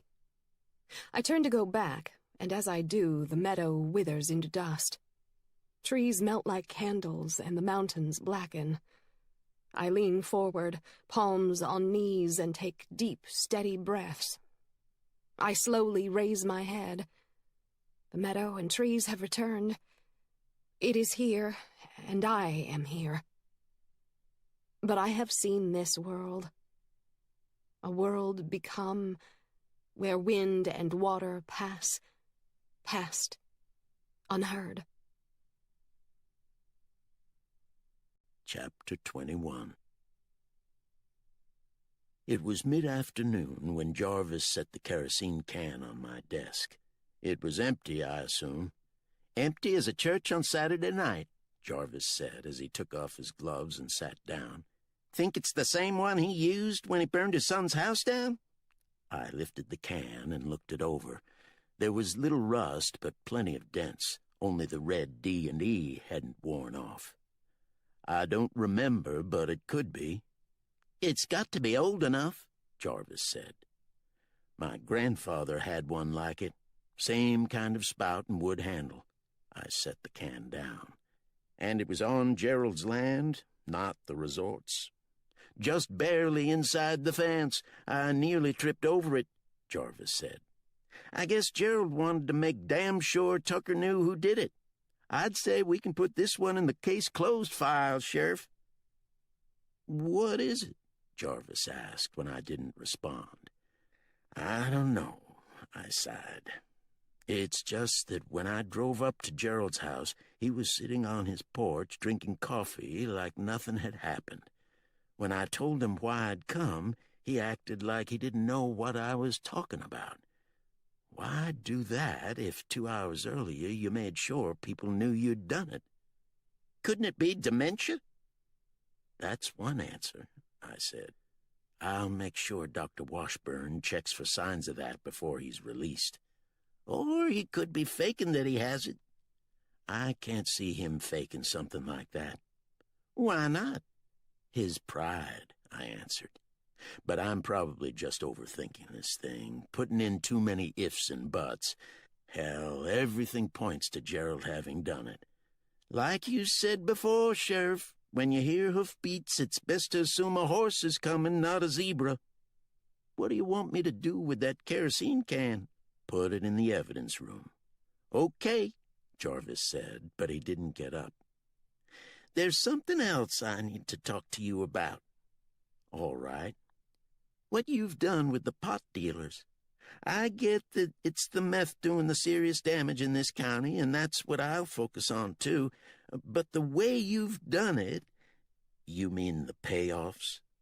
I'm not judging you, Jarvis said. I'm just saying. I waited as he studied the floor a few moments, then met my eyes. I'm not going to do that. That's your decision, Jarvis, I answered. You do what's right for you. I will, Jarvis said, sounding relieved. Anything else? Carly brought in Barry's uniform, so it's clear he's not changing his mind. Should it be me or you who starts looking for a new deputy? You should. He'll be working for you, not me. Jarvis picked up one glove and set it carefully atop the other, fingers to fingers, thumb over thumb. You know, when she pointed at that microwave, I wanted to walk out of that trailer, too. But you didn't, I said. I think you and me both realized that Barry wouldn't last very long in this job. I guess so, but it's made me think about some things, Jarvis said. Like 3 years ago, when the river flooded and they brought in that cadaver dog, I was out there when it found that woman's body. I remember. That's something nobody wants to see. It wasn't so much seeing her body, Jarvis said. It was what the handler told me, about how those dogs can last only a few years. She said after they've found enough bodies, the dogs get so depressed they can't do the job anymore. Barry's like that, but you and me, we aren't, are we? I guess not. But still, Jarvis said, we have to feel that way at times too, don't we? The only difference is that, unlike those dogs and Barry, we can get past it. I mean, you felt that way, right? Real sad, and you thought you couldn't deal with it anymore? Once, I said. Chapter 22. There are certain odors in a hospital that all the disinfectant in the world can't hide. Sometimes it's blood and pus on a piece of gauze, or a bedsheet stained with urine. It's the smell of suffering. I'd come here when my parents were dying, and I'd come on sheriff business as well, sometimes to the building's lower region where what had brought me slid out on a metal tray. But my strongest memory was the evening I came because of Sarah. No one can understand depression unless they've experienced it. That's what the pamphlet given to me had said, what Dr. Edgar himself told me that day I sat in his office with Sarah. So I was no different from anyone else who hadn't experienced it. Those evenings I stayed at Borrell's tap room drinking beer, the mornings I left the house without speaking a word, the unreturned phone calls at work, even the outburst the day of the meth raid, all were justified, even inevitable for anyone dealing with something they couldn't understand. I'd told myself that many times. I checked in at the nursing station and walked down a hall. The white walls and fluorescent lighting reminded me of Trey Yarbrough's pawn shop, but the rooms all had their shadows. I stepped inside Gerald's. The ceiling light was off, the table lamp as well. Beside the bed, machines blinked and beeped. "He'll be okay this time," Dr. Washburn had told me in the ER, but added that Gerald should be living nearer the hospital, the same thing CJ had said 2 days ago. I stepped closer. The hospital gown made Gerald look infantile. The strangest thought came to me. When a baby was born, was it possible for a parent to imagine that child being this old? "He's better," a voice said. Becky rose from a chair in the corner. She went to the bed and placed her palm on Gerald's forehead, then gently smoothed back a few gray hairs. "We should go to the lobby," she said softly. There was a coffee urn on a table, and Becky poured herself a cup. I thought about getting some as well, but just being here had stirred up enough already for sleep not to come easily. We sat down on the couch. On the wall opposite us, a muted television showed blue water and bright-colored fish. I watched them a few moments. "I know why Gerald was up there this morning," Becky said. "I think we all do." "Gerald told me, and it's not what you think," Becky said. "Tucker's secretary called him Tuesday night. She told Gerald that Tucker wanted to meet with him Wednesday morning, just the two of them." "At the Waterfall?" "Yes. Tucker wanted to straighten out things between them." "No security up there or anything?" I asked. "Just the two of them?" "Yes." "That makes no sense. Gerald's so drugged he could say anything." "He was clear about that," Becky said. "He told me twice. You can trace the phone call, right?" "Yes, if there was such a phone call. Even if it isn't the drugs, Gerald could still be confused. I told Dr. Washburn to do some cognitive tests before he's released." "Gerald doesn't have dementia," Becky said, emphatic enough that a nurse looked our way. "I've been around him more than anyone else, and I haven't seen a single sign of it." Jarvis found an old Defus kerosene can next to Gerald's pasture, right where a path leads up to the waterfall. "It's Gerald's, isn't it?" "Even if it is, that doesn't mean it was used up there." "The can was empty, Becky." "He didn't kill those trout, Les," Becky said. "When we went to his house this morning, you saw how he reacted. He didn't know what we were talking about. He was telling the truth, and it wasn't dementia." "Let's hear what Dr. Washburn says. If Gerald is okay mentally, then we can start checking other things. We'll know more about that in the morning." For a few moments, the only sound was a nurse's soft-soled steps. I reached for Becky's hand, unsure if she would let me hold it. She did. "That comment about you being wrong about people," I said softly. "That was a shitty thing to say. I apologize." "It's true, though," Becky said. "The part about Richard, at least." For a couple of minutes, we didn't speak. On the TV screen, a mountain lion had replaced the ocean fish. The locale was out west, maybe the Rockies. "Tucker could have done this to keep Gerald from going up there," Becky said. "Go to that much trouble and expense?" I asked. "Think of the risk for Tucker. All that to keep one old man off his property?" "You think it's not possible?" Becky said stubbornly. "Look," I answered, trying to keep my voice calm. "It's been a long day for both of us. We need to get some rest. This thing will sort itself out soon enough." I gave Becky's hand a gentle squeeze. "Okay?" "Okay," Becky said. "But if Gerald gets to go home in the morning, I want to take him. I'll pay the bail money if I need to. I'll let Gerald go home if Dr. Washburn says he's all right, and there won't be any bail. But after his hijinks on Monday, he will wear an ankle monitor, and if he so much as takes a step off his own property, he's headed to jail. I got up, but Becky didn't. Come on, I'll walk out with you. I'm going to stay, Becky said. I freed my hand from hers, but resettled it on her shoulder once I stood. Tomorrow could be harder than today. You need to get some rest. The nurse told me I can sleep on a couch. She said they have a blanket and pillow I can use. I'm trying to care for you, I said gently, and realized as soon as I'd spoken that trying could be taken two ways. I suddenly realized something else. That day at her mother's house, when Sarah answered, "I know you didn't," when I'd told her I didn't mean it, she and I may have been speaking of two different things.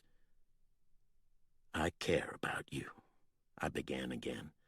I'm trying to help you. Becky raised her hand and set it on mine. What Tucker said about the fight, I wish I'd never heard that. Richard changed, and it was for the worse. But I've got to believe people can change for the better. I don't think I can live if I don't. I hope they can too, I said. You will check about the phone call? If Dr. Washburn says Gerald's okay, I will check it. When I got back home, I wanted to sleep, but too much jangled inside my head. What Becky had said about Gerald loving the trout too much to kill them gave me pause. But I'd known more than one suicide to kill their pets first, as if, like the old Egyptians, they believed the animals would accompany them to the other side. Then I realized something I should have thought of sooner. A full 5-gallon can of kerosene would weigh 40 or 50 pounds, and then, to haul it up a ridge... Gerald was country strong, as people say, but could his heart take the strain? A horse, not a zebra, I reminded myself. Things almost always are what they seem. But still. Chapter 23. I sleep a few hours and awake just after midnight. A second blanket is over me, some nurse's kindness. But no sound or smell soothes, all light, sky-starved. I check on Gerald. Despite the flashing lights, he sleeps soundly, so I take the elevator to the first floor, walk past the parking lot to sit on a concrete bench. Above, night's high-tide wash-up of stars. A car passes near, but then there is silence. Lord, send my roots rain. Hopkins, in a moment of wavering faith. A memory of the Christmas morning 2 weeks after leaving my grandparents' farm. The tree by the front window tinseled, coiled around it green cords blinking white, a spiked star on the tree's leader, presents underneath. The breakfast of hot cider, ambrosia, and fruitcake. Everything is exactly the same as last Christmas, my mother told me. You are even wearing the same sweater as last year, she said. Not a bit of difference, my father said as he handed me my first present. Can't you at least pretend to act grateful? To at least say thank you, my father had said. So I said it. The trade-off with school and parents from 7th grade on: make good grades, speak if spoken to, and no more counselors and doctors. You can sit in the classroom's back corner, in empty rooms at lunch and at breaks, in your bedroom behind a closed door. But from then until I left home, I'd never been allowed to stay on the farm, for the summer or even a weekend. If you punish us, we punish you, my parents had said. The détente of college and after. Those visits to that place I could not call home. Then the February night of my last year in grad school. My father dead. My mother in a hospital, dying. You can't know how it felt to watch other parents with their children. To know that we were viewed as failures. Parents who had to send you away so others could get you to speak again. You think of us as bad parents, bad people, but can't you understand that after a while, after we did all that we knew to do, that you simply wore us out? Virago of memory threatens. I close my eyes and will myself to a different past day. How many years ago? 31. 31 years ago, and a little after midnight. I would be at the farm, asleep between my grandparents. And when I awoke the next morning, I'd get dressed and eat, then quickly out to the barn. As the morning sun gilds the barn's tin, the warmth softly enfolds me. I am here, and I have never left. I am safe inside the silence of bright wings. Part 4. Chapter 24. My alarm clock was set for 7, but when I woke, it glowed 5:50. I lay in bed a long while, but couldn't go back to sleep, so I made some coffee and sat on the back step. The sky was dark, but not silent. East of town, geese honked as they followed the river south. It was a far-off, lonely sound, all the more so because it was somewhere in the darkness, like a late-night train whistle or a coyote's howl. I was thinking about the kerosene can, how it surely was the same one Gerald emptied to destroy William's house. Had Gerald thought of that? Maybe, but maybe not. My first year as sheriff, I'd asked a woman what she was thinking when she stole a neighbor's Christmas wreath. I wasn't thinking. I just done it, she'd answered. I ate breakfast and lingered over a second cup of coffee. Dr. Washburn would examine Gerald at 9, and I planned to be present, especially since I knew Becky would be there. But at 8 o'clock, my home phone rang, and it was Ben Lindsay. I didn't use the siren, but kept the blue light on most of the way, though that was more about driving fast to get to the hospital by 9. I'd made the same trip a year ago to arrest Robin after she had forged a prescription.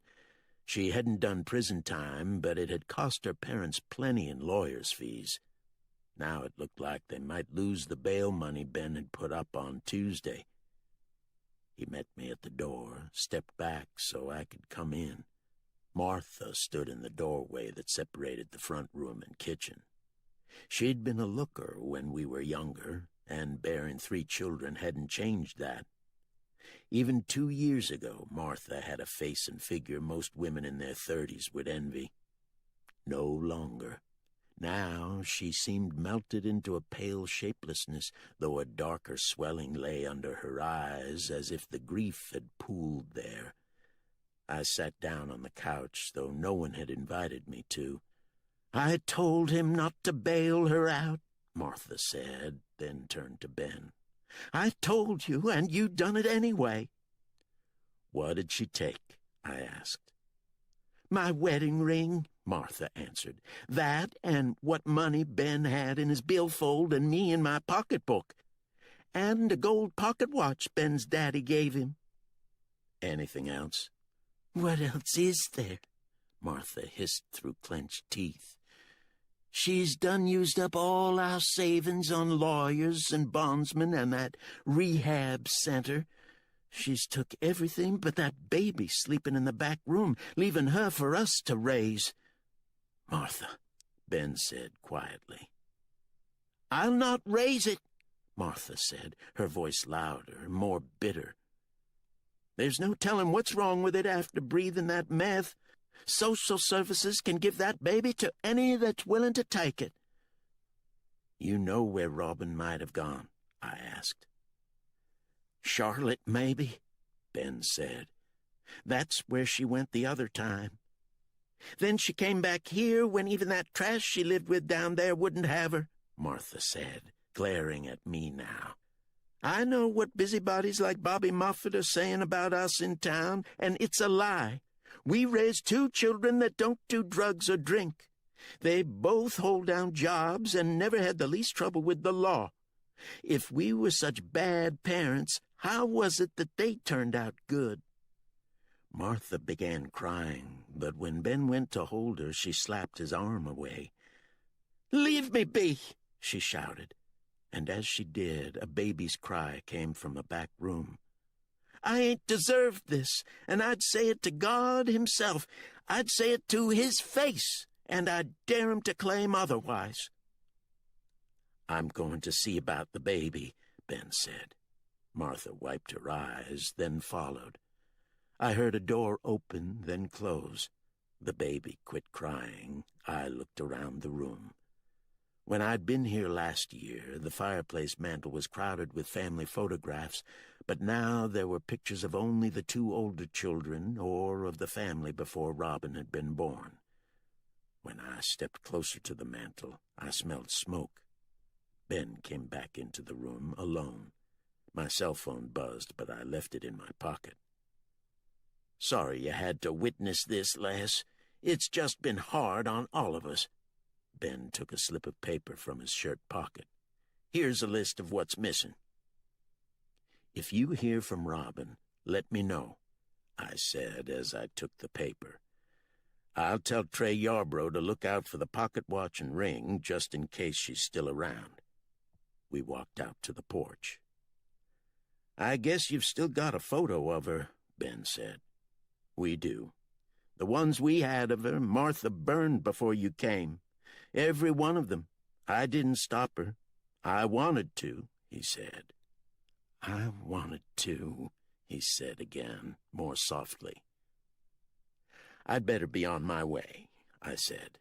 It felt wrong to offer a handshake, but Ben reached out to me, not to take my hand, but to grasp my forearm.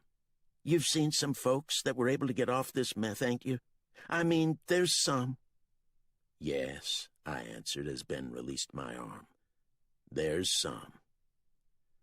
It was almost 9, so when I got back to the patrol car, I called Jarvis, told him that he'd need to take an ankle monitor to the hospital in case Gerald got discharged. "If that's the way you want to handle this," Jarvis said, disapproval in his tone. Like the pot bribes, Jarvis was letting me know things would be different with him in charge. That was a good thing, but he would learn in time that a sheriff could bend the law for no other reason than what was law and what was right sometimes differed. Ben remained on the porch as I drove off, not wanting to go inside, or maybe wanting for Robin to show up, bring back what she'd taken and make everything all right. One story my grandfather told me about his days as a sandhog had seemed a tall tale even to a kid, but later I'd found out it was true. In the years before electricity, what light burned inside the underwater caissons came from candles. At the greatest depths, the pressure was such that the candles wouldn't blow out. The flame would sail off the wick, ricochet around the metal, then resettle on the wick. What my grandfather hadn't told me was that sometimes cables broke and a man would be trapped down there. He'd know the candle was burning up oxygen, and he'd know the flame would not go out. But he'd keep blowing anyway, even with his last breaths, still hoping against hope that somehow it might. Chapter 25. "They told me if I wanted to stay for lunch, I could," Gerald snorts as we leave the hospital. "Likely as not, they'd have laid another slab of green jello on my plate. The only thing good I swallowed the whole time was that spring water you brung me." At least Dr. Washburn released you early. "Not before he gave me a bunch of advice I didn't ask for," Gerald said. You need to listen to what he tells you. "Seems like that's all people do anymore," Gerald grumbles. tell me what I can or can't do? If you're real hungry, I say as I turn onto Main Street, we can stop at Green's Cafe. No, I want to go home and fix a real breakfast, Gerald says. Anyway, I'm in no mood to be around folks. I had a full portion of that yesterday. And now this thing on my ankle, like I'm a damn dog or something. At least you'll be home, I say. Outside town, a roadside apple stand has opened. Red Delicious and Granny Smith's brim the latticed baskets. Like the half-mown hayfield across the road, a harbinger of mornings when firm ground crackles and white breaths proceed, trees start unblending, and the leafers appear. Though a difference these last few years. Once out of their vehicles, the tourists raise cameras or cell phones, as if unable to see without them. I think of what Richard said. They won't even know they are in the world. When the resort comes in sight, Gerald tenses. Beside the stream is a white truck with a steel tank and an aerator, which means DENR's declared the water safe. Two men lift sopping dip nets of rainbow trout. They hold the mesh bottoms, twist the long handles. Silvery scales catch sunlight. Bright as fresh-struck coins, trout spill and splash. I didn't kill them fish, Gerald says as we pull into his driveway. It was Tucker's doing that I was even up there. Les is going to check the phone call, I say. I give Gerald his key and he unlocks the door. I know what this is about, Gerald says once we're inside. Tucker figured to get me back by blaming them dead fish on me. Gerald says it loud, like he's talking to the house, not me. If you get too upset, you'll be in the hospital again. But that's the what for of him doing it, Gerald says. Ain't it? I don't know, I answer. You need to eat. If you make the coffee, I'll cook. I set the skillet on the stove, get butter and eggs from the refrigerator, while Gerald fills the pot with water, places the basket inside, and scoops in the grounds. Soon the familiar soothes. We sit down, and Gerald eats as I sip coffee. My cell phone buzzes, and Les's number comes up. I step out in the yard to answer. Are you with Gerald? Les asks. Yes, but he can't hear me. Have you talked to Dr. Washburn? I just did. And he said Gerald's mind is fine. A cursory exam showed no dementia, Les says. To be positive, he'll have to do more tests. Gerald's mind is clear, I say, and he's certain about that phone call from the resort.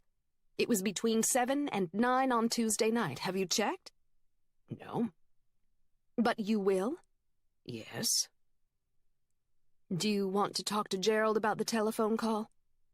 Let's be sure there was a call first, Les says. Then we'll go from there. How long will it take to know? It depends. Probably a few hours. But you'll call me as soon as you know? Yes, Becky, but you've got to be patient. I know. What about Gerald? Les asks. He's not acting like he might throw another tantrum, is he? No. Well, he best stay that way. Does he have to wear the ankle bracelet? It's humiliating for him. It's that or a jail cell, Les says. I text Carlos that I'll be at the park in 15 minutes. As I put up the cell phone, Gerald comes out on the porch with our coffee mugs. Let's have a look at the garden, he says. I follow him into the corn patch. Passing between rows, my fingertips linger on the shucks. A ripple feel like a comb's teeth. We will harvest these together, I tell myself.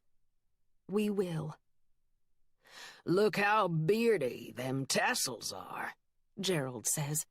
This corn's soon to be ready. We check the tomatoes last, what few left plump and blushing. Gerald picks one, polishes it with his shirt tail and sets it on the porch. He comes back and kneels to pull up some weeds. "I've got to go to work, but I'll come back at noon," I say. "You'll be okay till then, won't you?" Gerald grabs another hank of weeds and jerks hard enough that ground comes with them. "Yeah, I'll be okay," Gerald says, hurling the clump into the side yard.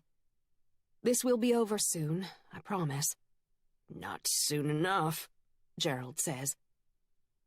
"Pick us out one more tomato," I say. "I'll make us sandwiches for lunch." Gerald stands and brushes the dirt off his overalls. "All right," he says, but his voice softens. "Thanks for coming to get me. I know I'm acting ornery, but what's happened has got me all out of sorts." "I know," I say. "Call if you need anything before I get back." As I drive to the park, I see that a sweet gum's leaves have begun to turn. I think not of fall's beginning, but its end, remembering a snowy afternoon on my grandparents' farm, my last week there. Booted and bundled, I'd walked beneath branches forked like stalled lightning. Woods surrounded me as soft flakes fell. In every direction the silence of so much. Promise not to speak, children. Don't say a single word. Be completely silent. There in those woods I did so. Completely still, as my boots dusted white and the woods darkened. Then came a tap on my left shoulder, the flutter of wings settling. The blessing of that moment. The cardinal rose, disappeared into deeper woods. Chapter 26. "He's yet got a mouth on him," Hubert McClure, the first shift guard, said. "You'd think after 2 days he'd start to wind down." Rodney Greer sat on the cot, dressed in his Orange County issue, barefoot, with arms folded tight across his stomach. Greer wasn't shaking as bad as the first day, but with his scabby arms and blistered lips, he still looked like someone who'd spent a week in a lifeboat. Despite Greer's big talk about lawyers, no one had even made his bail. "It ain't right I'm still here and her out," he whined.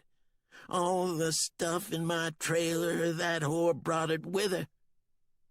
I don't know nothing about mixing chemicals. Just look at my high school report card.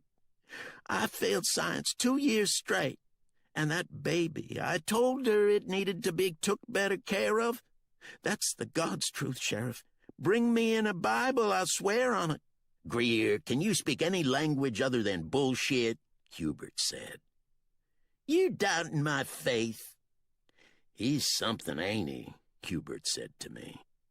"They ought to run this scoundrel for governor. He's got all the makings." Hubert grinned, revealing a gold front tooth, a replacement for a real one lost while a teen playing annetzo. He was a decade older than me, but his hair had the same blue-black sheen as 20 years back when he took the job. It was the hair, more than anything else, that told you Scots-Irish was only a quarter of his ancestry. I stepped closer to the bars that separated Rodney Greer and me. "Where would Robin Lindsay go if she wanted to hide?" I asked. Greer gave a weak smile. "Skipped bail, didn't she?" "Where would she go?" I asked again. "Charlotte, maybe," Greer said. "Every time she threatened to take off, it was to there." "Where in Charlotte?" "I don't know. She had friends there, but I never met them." "What about around here?" "Just her parents' house," Greer said. "She and Sissy Hawkins were big buddies before Sissy OD'd." "Anyone else?" Greer shook his head. I stepped away from the bars, nodded toward a man snoring in the other cell. "Who's that?" "Some guy from South Carolina named Singleton." "What's his story?" "Clint brought him in last night," Hubert said and grinned. The fool was pissing on a fire hydrant at the rec center. Clint said he wasn't sure if he should bring him here or take him to the pound. I went back upstairs. Jarvis was checking out a break-in on Tillis Pond Road, another bad meth area, so Ruby and I were the only ones around. "Anything else come in?" I asked her. "That hiker called again." "I'll go out there," I said, "but I need to phone a couple of folks first." I called Rance Foster, my Bell South contact, and gave him the date and time to check. "Give me an hour," Rance said. I called the Charlotte Police Department about Robin Lindsay in case she'd gotten picked up for something there, but they didn't have anything. I thought about Martha burning the photographs. If you didn't know the family, you'd look at the mantel and not know Robin existed. During our evening of wine and openness last May, I'd asked Becky about her childhood before the shooting. After the morning of the shooting, she'd told me, she couldn't remember any before. When she'd been brought home, she'd gone into her bedroom and thought, "Whose room is this?" She'd opened the closet and all of the drawers, touching each object, thinking that once everything had been touched, she'd remember whose past it had been. "I did that for days," Becky had said, "but it never worked, so I quit trying."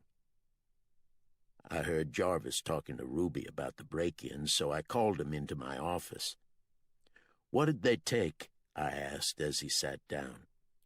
"A television and a generator were the main things, but get this," Jarvis said. "They stole a frigging water pick." That is pretty funny. Dental hygiene has never been much of a priority with these folks. "I expect we have similar ideas about who did it." In that part of the county, I'd say someone named Campbell, Pinson, or Merck. I'd put McCrory in there, too, except I doubt he's got enough fingers left from that last explosion to steal anything. Darby Ramsey's always a possibility, but he's so lazy, I doubt he'd drive that far. "I was thinking Pinson." "That's not a bad place to start," I said. "You called Trey Yarbrough yet?" "No, but I will." "Mention what Robin Lindsay stole, too," I said, handing Jarvis Ben's list. "I doubt she's still in the county, but you never know. How about Gerald? Did he give you any trouble?" "He didn't much like me putting that ankle monitor on him." "I'm sure he didn't." "Dr. Washburn told me Gerald's heart is in bad shape," Jarvis said, "but that he's okay cognitively." Dr. Washburn told me the same. "So I guess it comes down to him being a better liar than we'd have reckoned," Jarvis said. "Or he didn't do it. You still think there's a chance of that?" "There's one last thing I want to confirm about a telephone call, and it ought to settle that question once and for all." "Soon?" "Within the hour," I said, and got up from my chair. "I'm going to have a look at that National Forest campsite." "I'll be glad to go." "No," I answered. "I'll do it." So maybe for the last time as sheriff, I headed toward Mist Creek Valley. Not all the way, but enough to stir up memories. I turned on the radio, a country oldies station.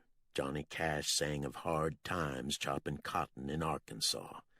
There was a hurt in Cash's voice that all the fame and riches he'd acquired had never healed. Cash's brother died when they were both children, and somehow Cash had been made to feel responsible. I thought of my uncle and daddy and what my grandfather had done to them. "The worst thing was the sound of that belt being jerked through his pants loops," my uncle had told me after Daddy died. A hissing sound, like it was a snake coiled around him, and he'd grabbed it by the tail and was whipping it to death. The only difference being a snake would have been dead long before he was through with your daddy and me. I passed the Bullet Park National Forest sign and drove the mile up an old logging road to a clearing with campsites and a parking area.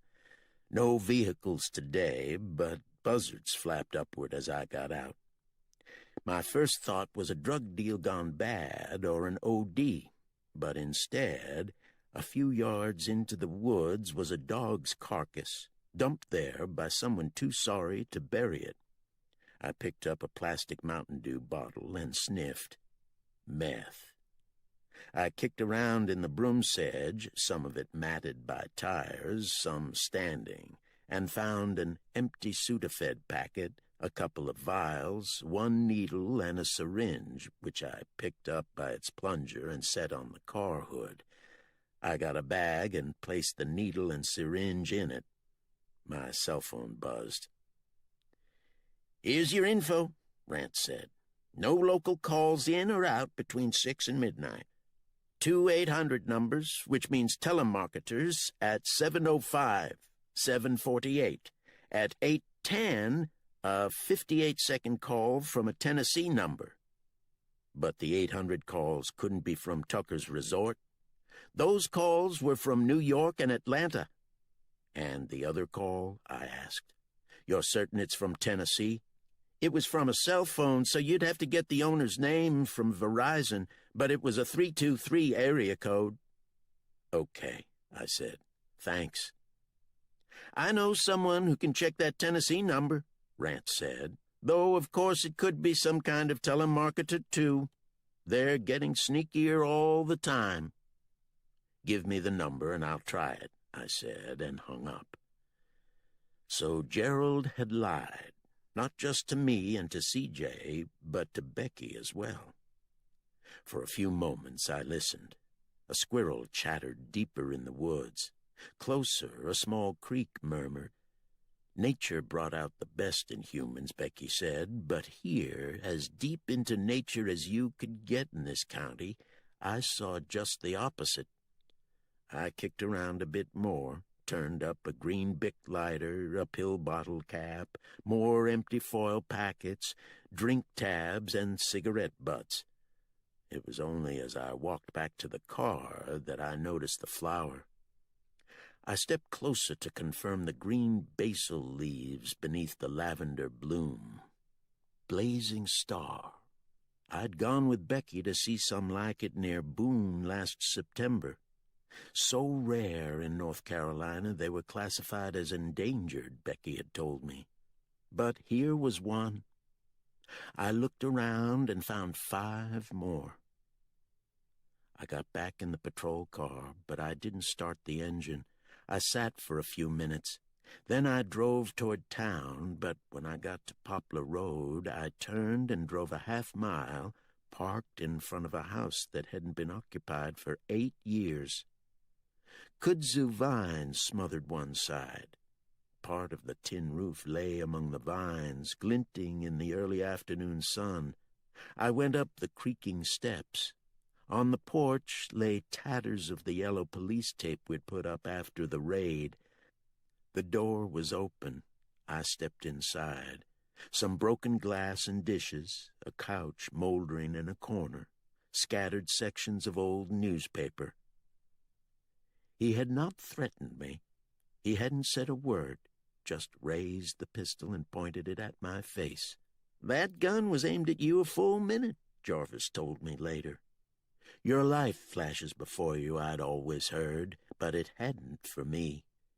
It was as if I stood in the corner, not so much observing as performing a methodical self-autopsy, not of my body, but of my life. I had not been frightened. Instead, I'd felt a calm clarity. Everything inside me, including my heart, seemed suspended, except for one thought. What will you miss? A full minute, and I'd had no answer. Then the gun was lowered, and I slowly, reluctantly, came back to myself. Cuffs clicked, and we went out the door. Now, 8 years later, I stood in the same room and asked myself that same question. I stepped back onto the porch and called the Tennessee cell phone number. No one answered, and there was no voicemail set up. I punched in Rance's number. "How about getting your buddy to check that Verizon number?" I asked him. "I just called it, but didn't get an answer." "Sure," Rance said.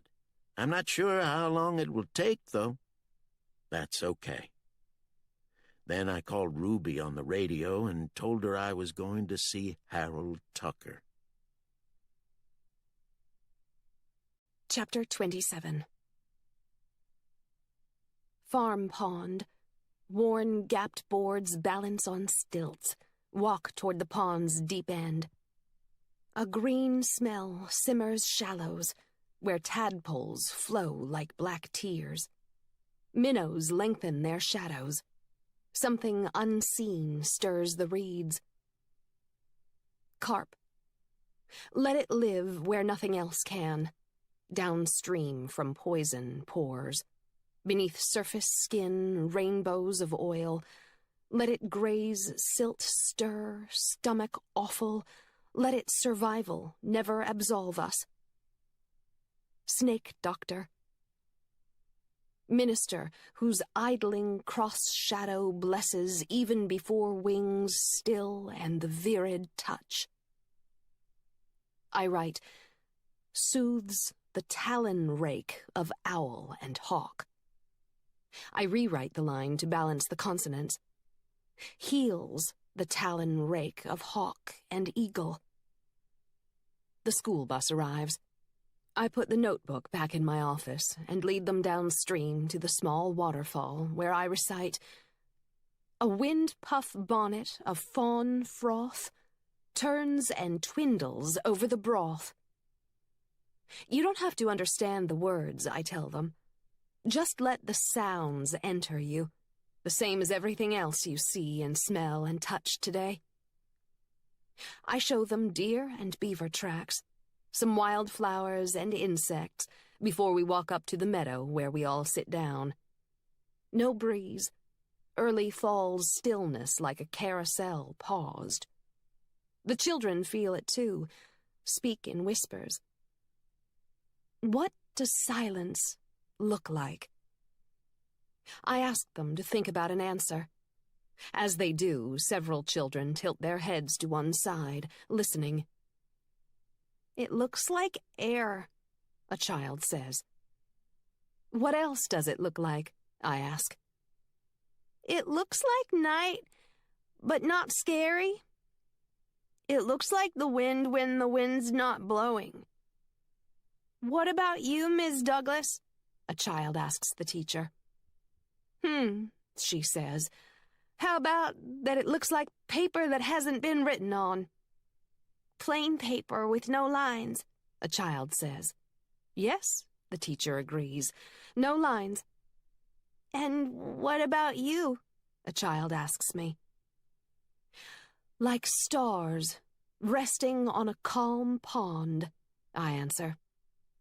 Several small heads nod. "It's time for us to go," the teacher says, and we stand up, brush bits of ground off our clothes. We are almost to the bus when a child who hasn't spoken turns to me. "I know what silence looks like," she says. "What?" I ask. "It looks like someone asleep," the child says. "Yes," I tell the child as she boards the bus. "It does." It does. It did. They had made us go. A way to help all the children heal, they said. The undertaker did the best he could, a gray-haired woman whispered as my parents and I entered. Sad music in the walls of a large white room. Flowers, fresh but dead, smothering a long gray box. Grown-up tears, large hands I was made to shake. "We know you will miss your teacher. She's over there. Don't you want to tell her goodbye? All the other children have. Don't be frightened, child. She looks like she's asleep." Hands urged me closer to the gray box, but I tried to pull free.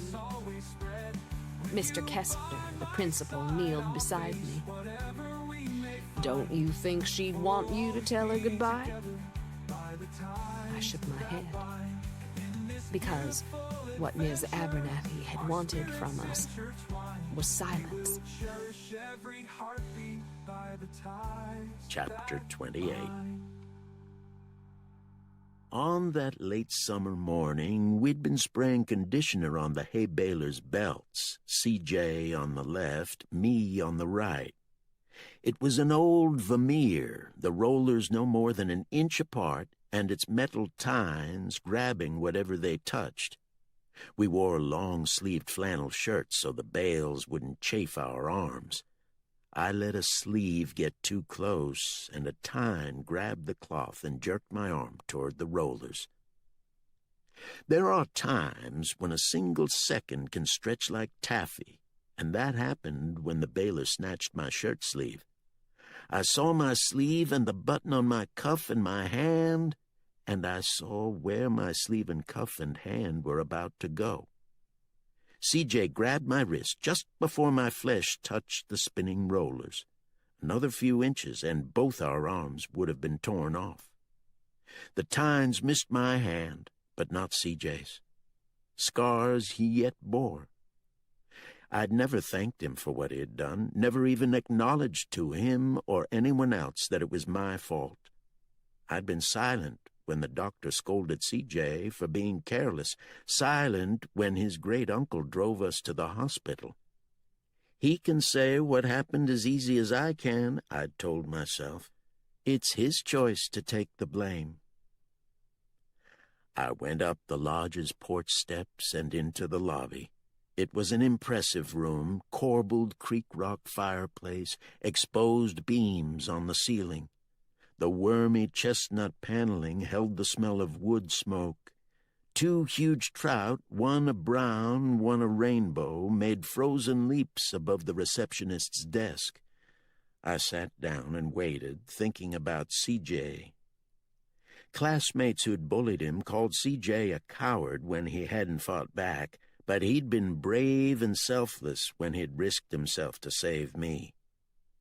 In the very core of my being, who am I? CJ had answered the question that day on his uncle's farm. There were people who live their whole lives never knowing the answer. Others do, and, whether with pride or shame, they lived with that knowledge. "You can go in now," the receptionist said. "It's the last room on the right." Tucker didn't stand when I entered, simply nodded at the armchair opposite his desk. On the wall was a framed photograph of the resort staff, CJ among them. "So why this visit, Sheriff?" "I want to talk to you about CJ." "What about him?" "I don't think he should lose his job. Whatever's happened was more my fault than his. I knew Gerald might come over here, and I should have made sure that he didn't. Even more so with the fish kill. If Gerald's responsible, that's on me, too. I could have locked him up for threats, like you said." I paused to let Tucker respond, but he didn't. Except for a slight frown, his face was expressionless. "Look, Mr. Tucker," I continued, "even if CJ didn't handle things perfectly, he's done well for you otherwise. You know how hard he worked to get where he is. You know how he grew up, too. I mean, even if you blame this whole mess on him, it's still just one mistake. I don't have to justify my employment decisions to you or anyone else, Sheriff." "I know you don't, Mr. Tucker, but CJ's been working for you so long. He can rub people wrong sometimes, but he's as decent a man as I know. Loyalty's very important to you. I've heard you say that more than once." "You don't think I know these things?" Tucker said, but not harshly. "I do. All I'm doing is reminding you of what to weigh against one mistake." "But it wasn't just one mistake, and loyalty cuts both ways," Tucker answered. "When he came here, CJ had us change some things. We allowed the locals to pick blackberries, gather mistletoe, that kind of thing, even when some clients complained about them being on the property. Good public relations and something we owed the community, CJ said, and I went along with it. But this April, a poacher pretty much cleaned out the creek between here and the waterfall.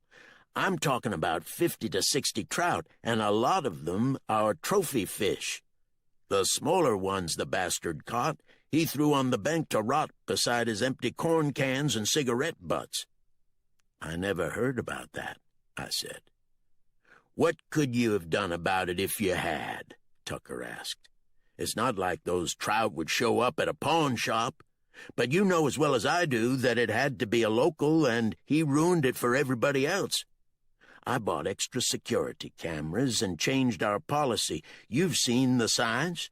Hell, how can you not see them when we've got them posted every 20 yards and every one of them makes clear we will prosecute?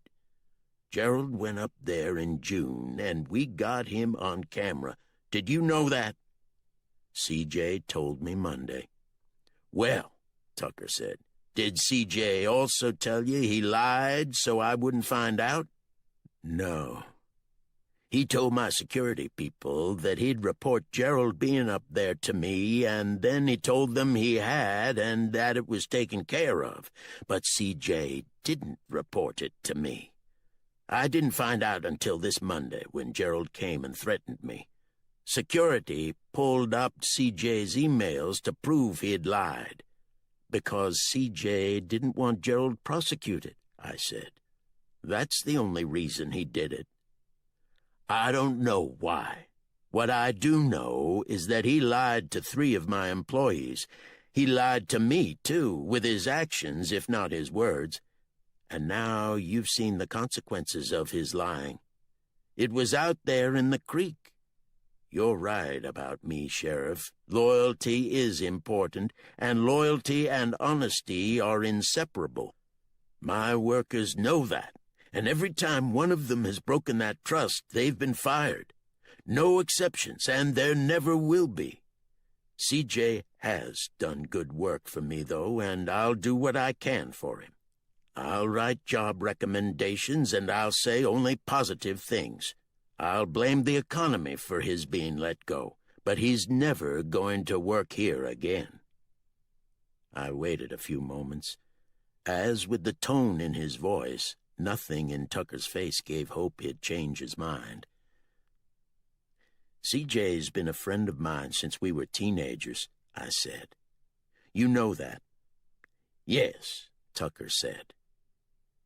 How did he take it when you fired him? Not very well. He tried to get me to change my mind. He brought up his sons, told me how hard he'd worked to give them a good life, and how if I fired him, they'd not have that. I told him I was sorry, but he'd made a choice and had to live with the consequences. Then he left. Was he angry? Not at me, Tucker said. He was mad at himself and at Gerald, of course. He knew I was in the right. Tucker had told me more than he'd intended. He grimaced and turned his attention to a spreadsheet on his desk. Go on about your business, Sheriff, Tucker said, and I'll go about mine.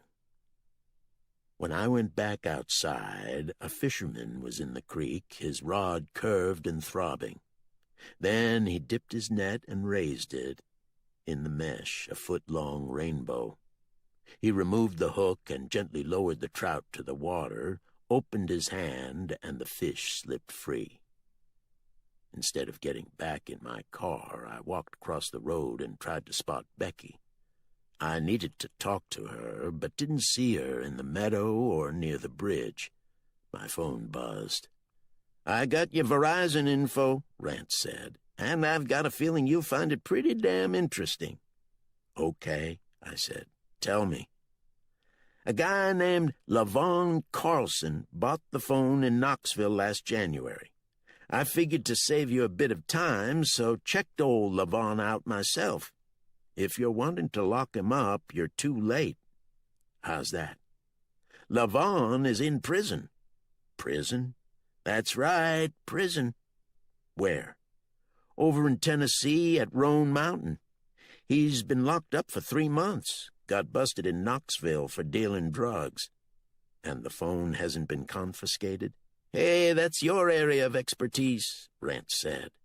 All I know is it's his phone that made the call you asked about.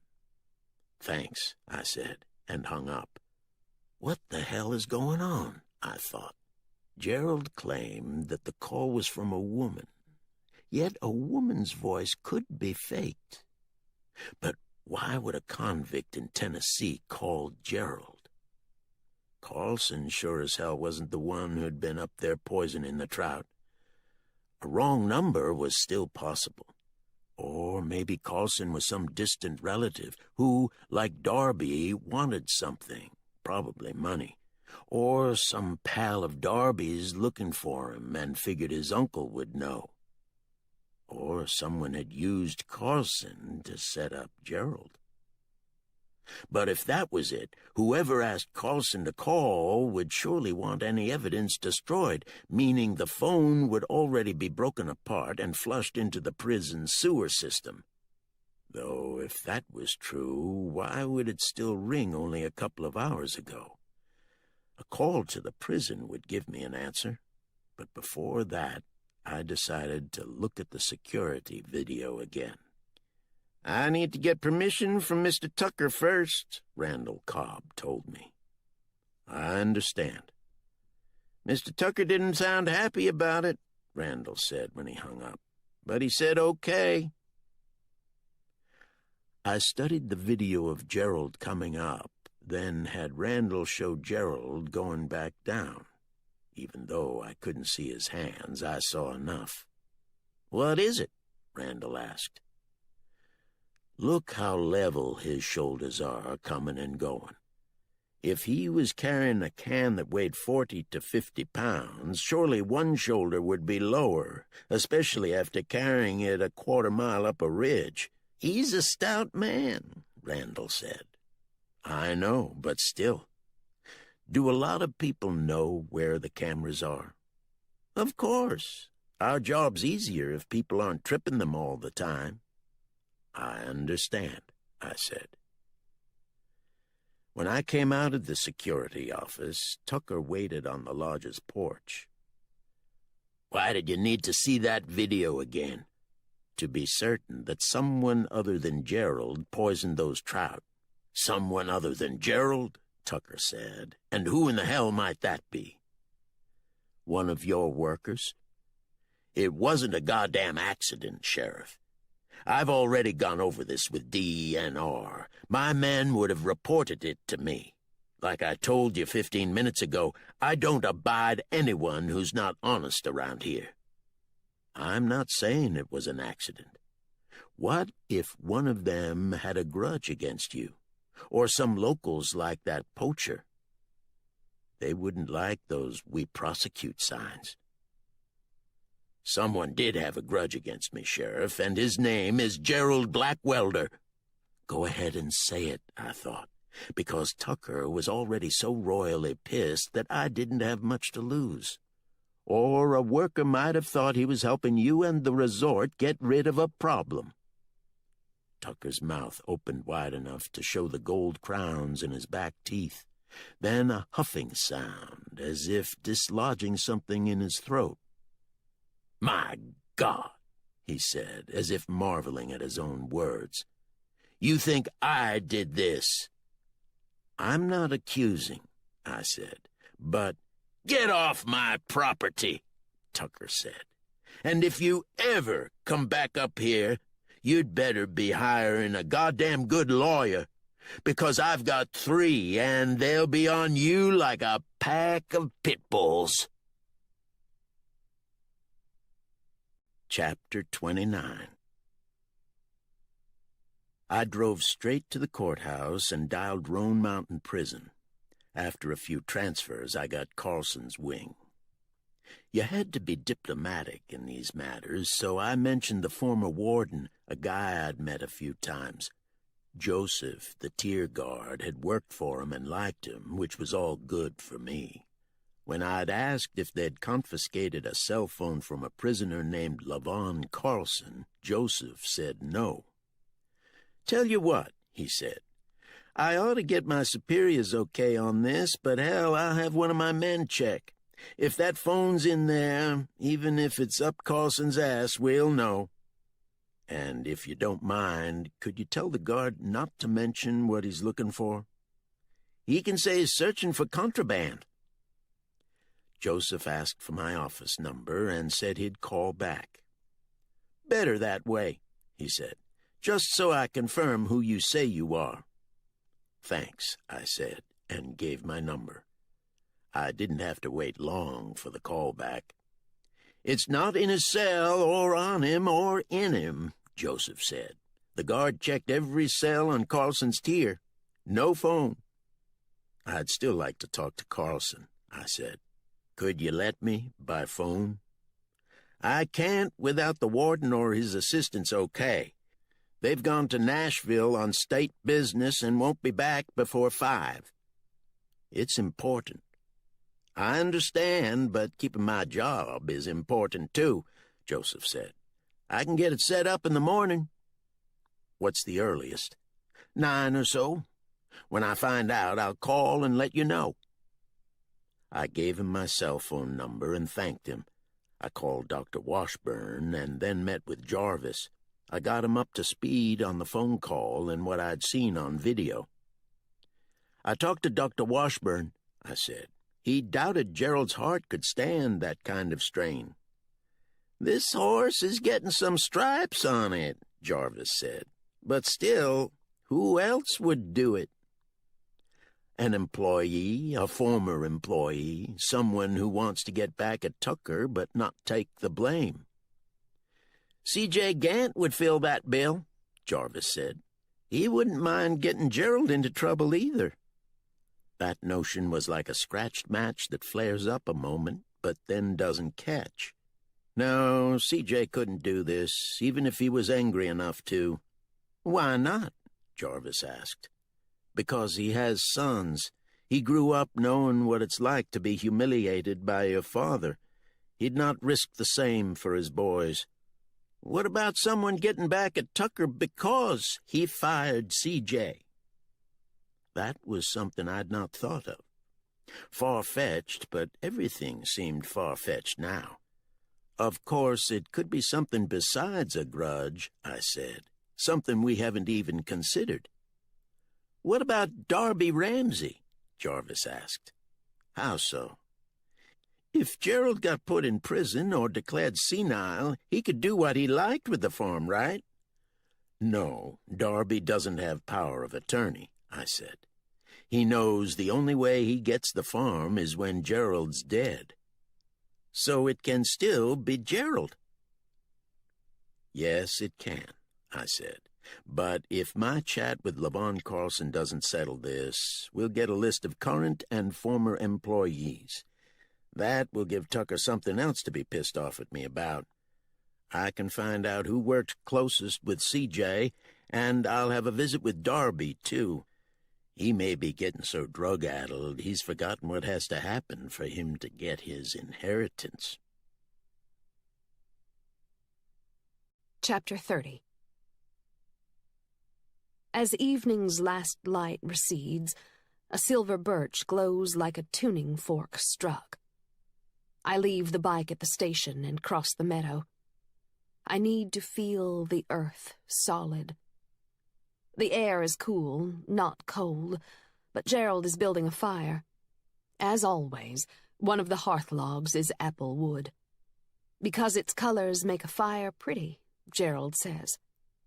He places kindling and newspaper as attentively as he might tie a trout fly, then strikes a match. Beneath the andirons, the red-tipped wood spore blossoms. Fire streams around kindling, thickens and pools, swirls upward as sparks crackle, splash slowly onto the hearthstone.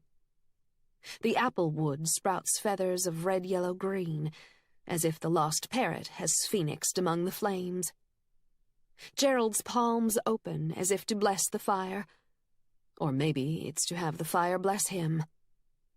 How many thousands of years that gesture, its promise of light and heat and soon rest summoned. I make sandwiches and Gerald cuts wedges from a cantaloupe. He fills 2 glasses with spring water, and we eat in silence until Gerald sets his napkin on his plate. "Want coffee?" Gerald asks. "No, but thank you." Gerald pours his coffee and sits back down. The room is already too warm, so Gerald adds no more wood. "People believe I dumped that poison," he says, staring at the faltering fire. "Don't they?" "Maybe some do."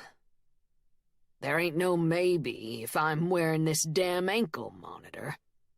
Wasn't no maybe in the sheriff coming here soon as it happened, like I was the only one who could have done it." Gerald pauses. "You come with him. I guess you figured I'd done it too." "That's not true," I say. "Then why?" "I was trying to help you. So was Les." "By arresting me? Then having this damn dog collar put on me?" "Les didn't have to let you come home, Gerald. He could have put you in jail." "So he claims," Gerald mutters. I hesitate. Then, in little more than a whisper, "Why didn't you tell me C.J. Gant warned you about going up there? If you'd have let me know, maybe none of this would have happened." "He said not to tell anyone he came by," Gerald answers, not meeting my eyes. "Said he'd get in trouble if anybody found out."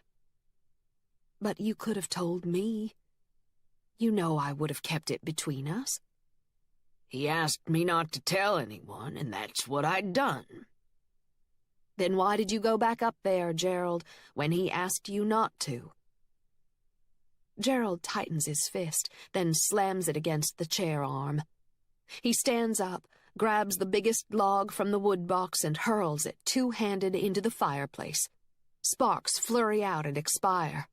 "Because it was my right, goddammit!" Gerald shouts. "When Tucker's folks wandered onto my land, I said never a cross word to him or them. I gave them a ride back if they asked me, and took none of the money offered for doing it. I didn't of a sudden say, 'I think I'll put the law on you today.' When I went over there, maybe I talked too rough, but those guards had no right to treat me like that. What if I was the one that killed them fish? I'd have been in my rights to do it after the way they treated me. Maybe I'll go and dump more poison in that creek. Give Tucker real cause to claim I did it."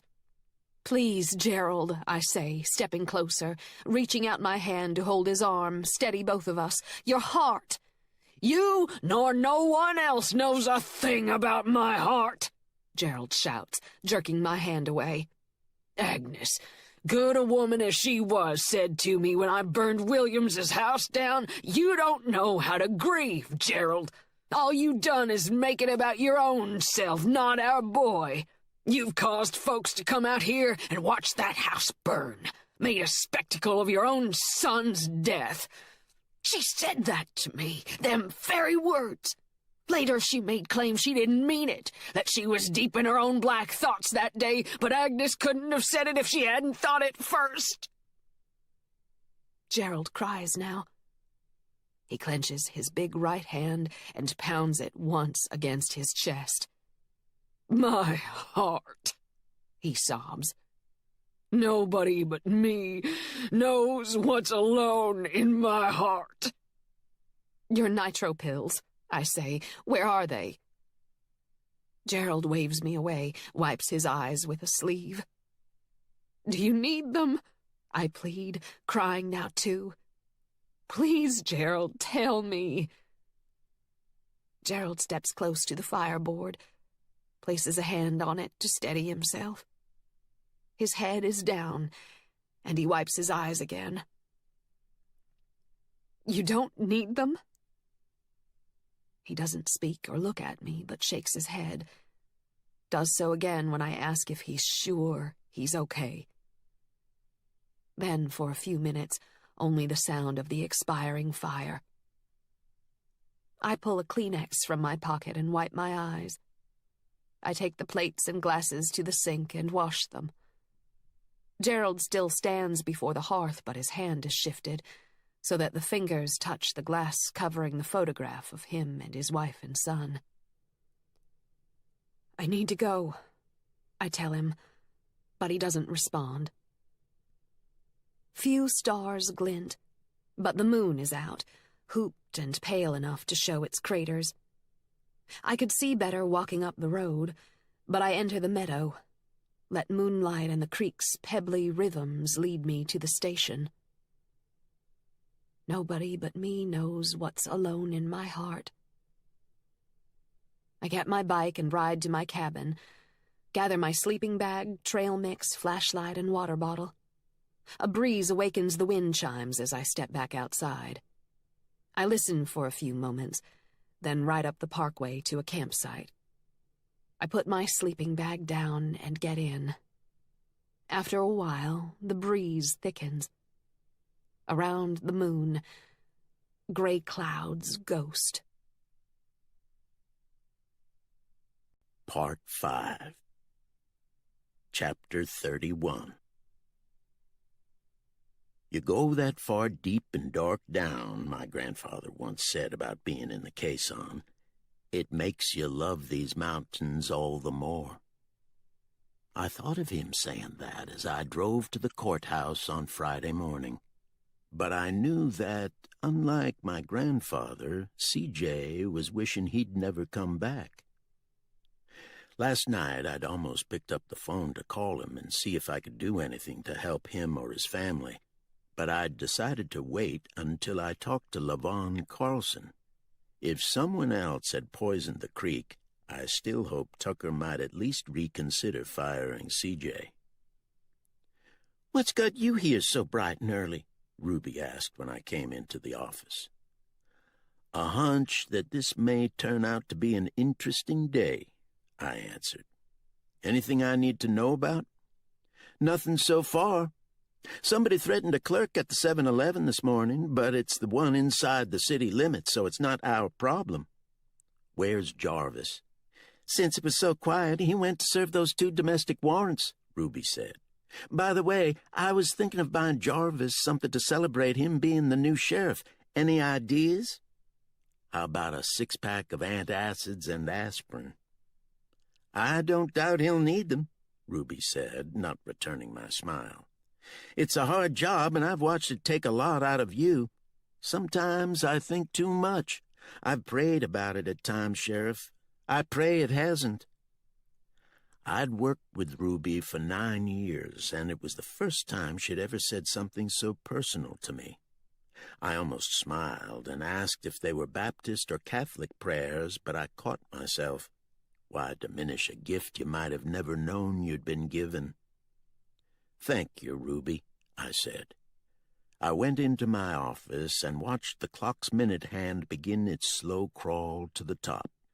The warden or his assistant would be at the prison by 8, but 8 Eastern Standard Time or Central. Knoxville was Eastern, but Nashville was Central. I did a quick Google search and saw Roan Mountain was in the Eastern time zone. I set my cell phone on the desk and called Becky on my landline, but same as last night, there was no answer. I checked, and there was no email from her. You've got enough to focus on without worrying about her, I reminded myself. The courthouse clock chimed 8, and 10 minutes later, my cell phone buzzed. "We'll have it set up for 9 o'clock, Joseph said. "We'll call your landline." I had 50 minutes to kill, so I told Ruby I was going over to Green's Cafe. I sat alone in my usual booth and studied the list of questions I'd written last night for Carlson. As I sipped my coffee, I thought of a couple more and wrote them down, then folded the paper and stuck it in my shirt pocket. When Lloyd asked if I wanted a refill, I didn't look up, just shook my head. You look like you're trying to solve all the world's problems, Sheriff. No, I answered, raising my eyes. Just one.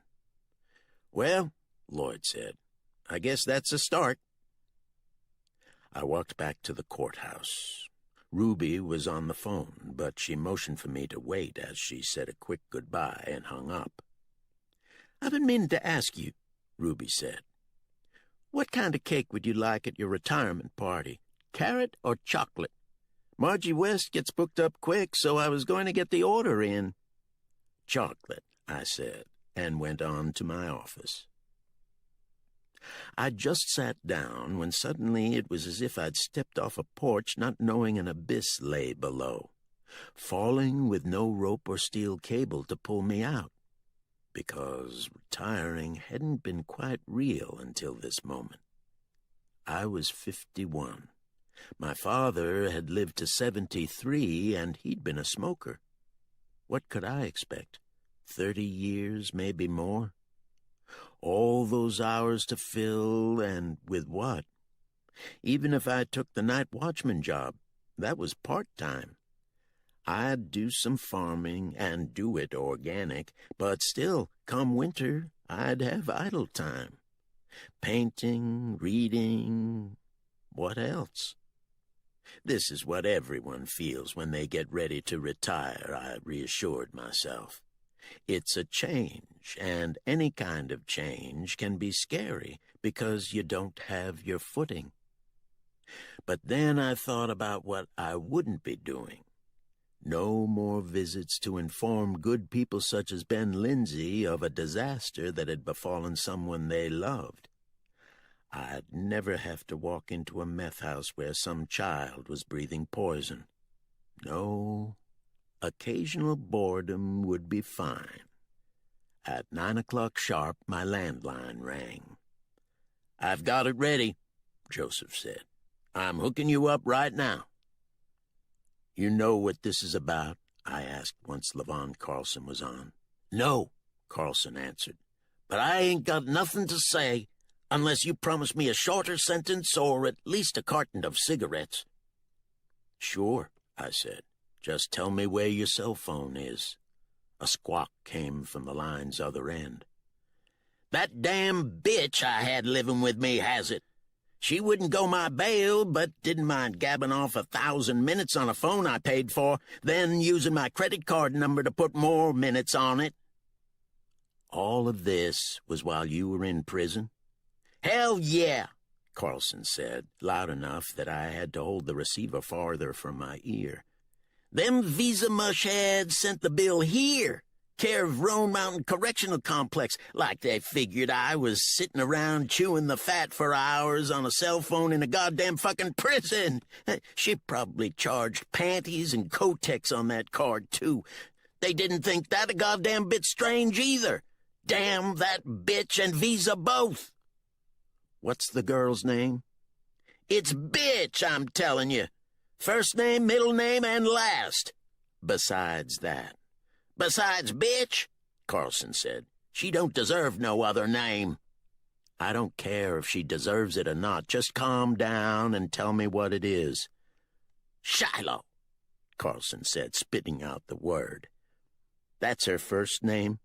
It's a nickname she got from some sappy song. Do you know her first or last name? What the hell did I need to know her last name for? Carlson said indignantly. I wasn't going to marry her or anything.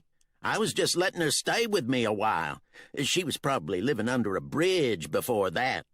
You'd think she'd be the least bit grateful, but hell no. How did you meet her? I used to do some business where I-40 runs over the river. She bought from me there a couple of times. I don't know where she lived, but like I said, I'd not doubt under that bridge. Where is she now? I hope in hell if they'll have her, Carlson said. But if she's alive, I don't know, unless she's back down there near the interstate. How about giving me a description? A skank. What kind of skank? I asked. Blonde or brunette? Tall, short, fat, skinny? White, black, Latino? Hell, man, white. I got standards. Brown hair, average height, say 5'6", not skinny but not fat either. How old? I don't know. I mean, she was legal, but it wasn't like she was someone's granny. That's not giving me a lot as far as a description. She's got a tattoo of a rose on her ass, Carlson said. You know any of her friends?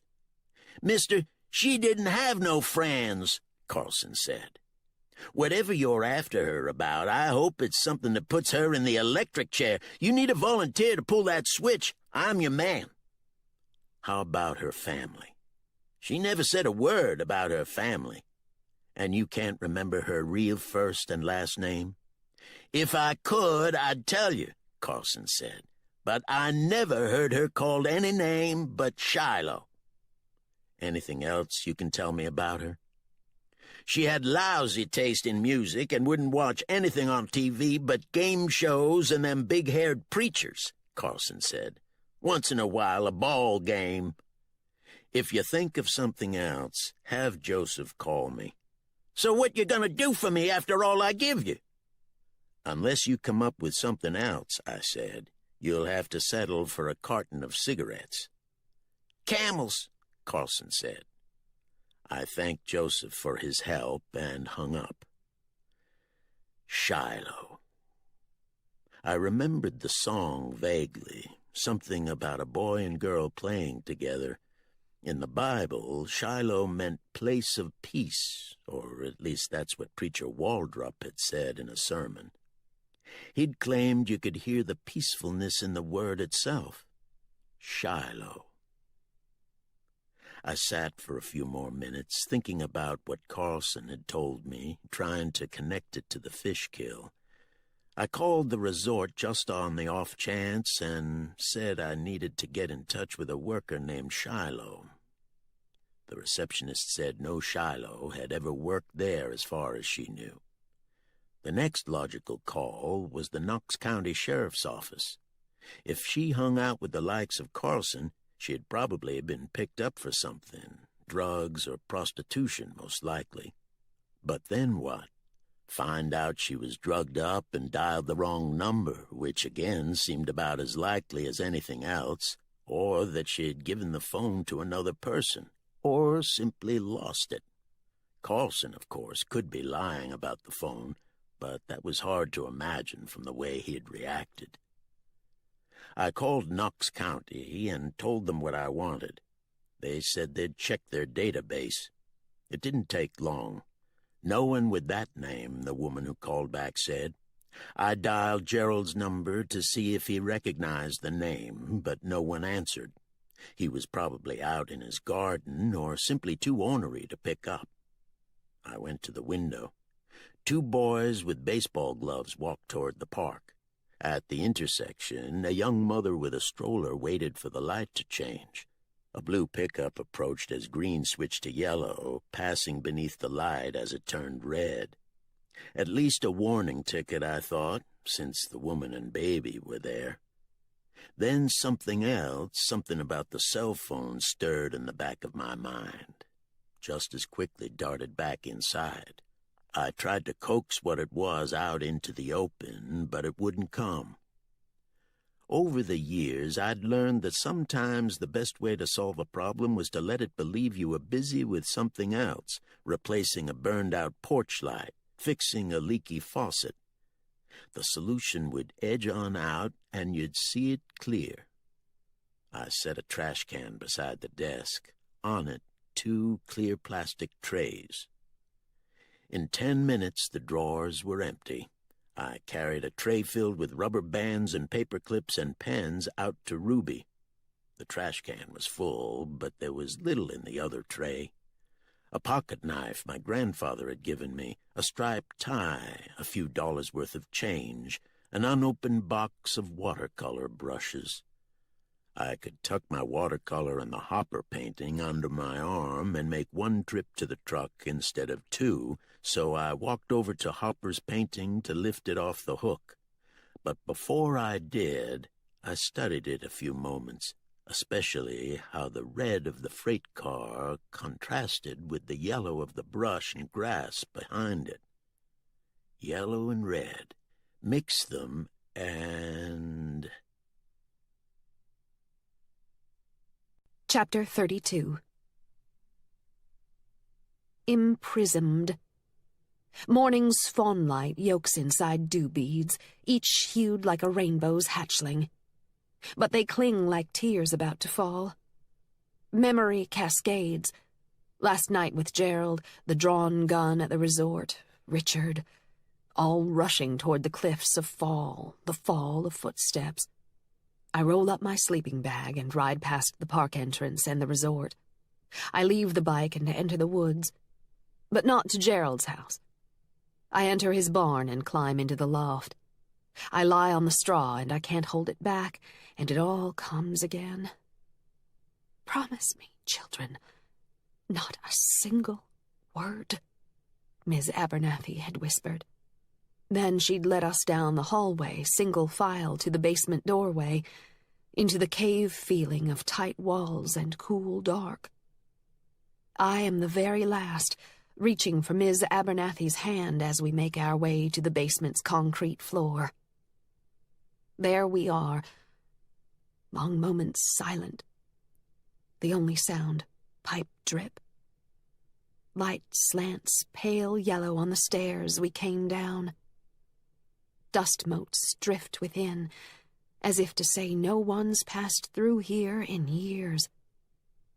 No other light but what leaks from the other basement door Ms. Abernathy herds us toward. Almost there when her shh stills us. Footsteps come halfway down the basement stairs and pause. Both my hands clutch Ms. Abernathy's. Another footstep, and a shoe, and a pants cuff appear. The pipe drips loud, and my first tears well. I try to squeeze them back inside me, but the first one splats on the concrete floor, and I know he has heard it, and I look up to tell Ms. Abernathy, and she covers my mouth with her hand. But too late, and the paused feet come down the stairs.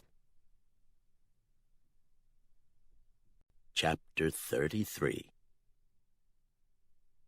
The number was still on my desk pad, and I dialed it. Joseph wasn't in, but when I told the new guard what I wanted, he said he'd go ask. Carlson said blue. I called Jarvis's cell phone. I need you to go get Darby Ramsey. Don't give him a reason. There's probably a woman out there with him, but don't bother with her. Just bring Darby in. You got all that? Yes, Jarvis said. There's one other thing. Once you're on your way back, ask him how Shiloh's doing. Shiloh? Yeah, just ask how she's doing. Then call me if he acts like he knows who you're talking about. Just say affirmative if you call. Nothing else? Jarvis said. Nothing else. You could still be wrong, I reminded myself, but I didn't believe that. No, it was Darby. What I didn't know was why. It would take Jarvis 15 minutes to get to Darby's house. I tried to turn my thoughts to how nice it would be next summer sitting on my cabin porch, but my eyes kept drifting back to the black office phone. It finally rang. Affirmative, Jarvis said. Did you see her as well? Affirmative. Bring Darby on in, I said, and keep him in the office until I get back. I put on my gun and holster and left. I wasn't trying to drive fast, but the speedometer kept lifting. In a few minutes, I passed Jarvis coming the other way, Darby in the back seat. When I turned onto Otter Creek Road, I thought about setting the blue light on my dash to shake her up, but decided something other than drugs might go down the toilet, if the phone was still around. I slowed when the barn came in sight, then pulled off in front of the farmhouse. She wasn't on the porch. I didn't knock, just turned the knob and opened the door. She was in a recliner, watching a game show turned up too loud. She wore jeans like last time, but instead of the orange University of Tennessee football jersey, a man's flannel shirt covered her wasted frame. How much weight had she lost since Levon Carlson had last seen her? At least 30 pounds. On a stool beside the chair was a bag of blue crystals and a glass pipe. I stepped all the way in, and she finally noticed me. An orange Bic lighter was in her hand. She closed her palm over it as if concealing the lighter might make the drugs and pipe disappear, too. I picked up the remote and turned off the television. "You're not waiting until Darby gets back, Shiloh?" I asked. "That's smart on your part, because he's in some serious trouble. I'm just hoping he hasn't gotten you in it, too." She looked at me, and whatever she felt was not surprise, which said as much about her life as anything. Nights spent under bridges, sordid acts done for drugs, beatings, rapes. She lived in a world where bad things never strayed for long. Robin Lindsay in another year or two, I couldn't help thinking, if Robin wasn't in jail or dead. "You've got Levon Carlson's cell phone, and I need it," I told her, raising an open palm when she started to deny it. "Don't speak, just listen. Give me the cell phone and answer a couple of questions, and I'll walk out of here. I'll even leave your baggie and your pipe. But if you don't tell me where the phone is, I'm going to take you straight to jail. So what's it going to be?" "Darby will kill me if I tell you," she answered. "No, he won't.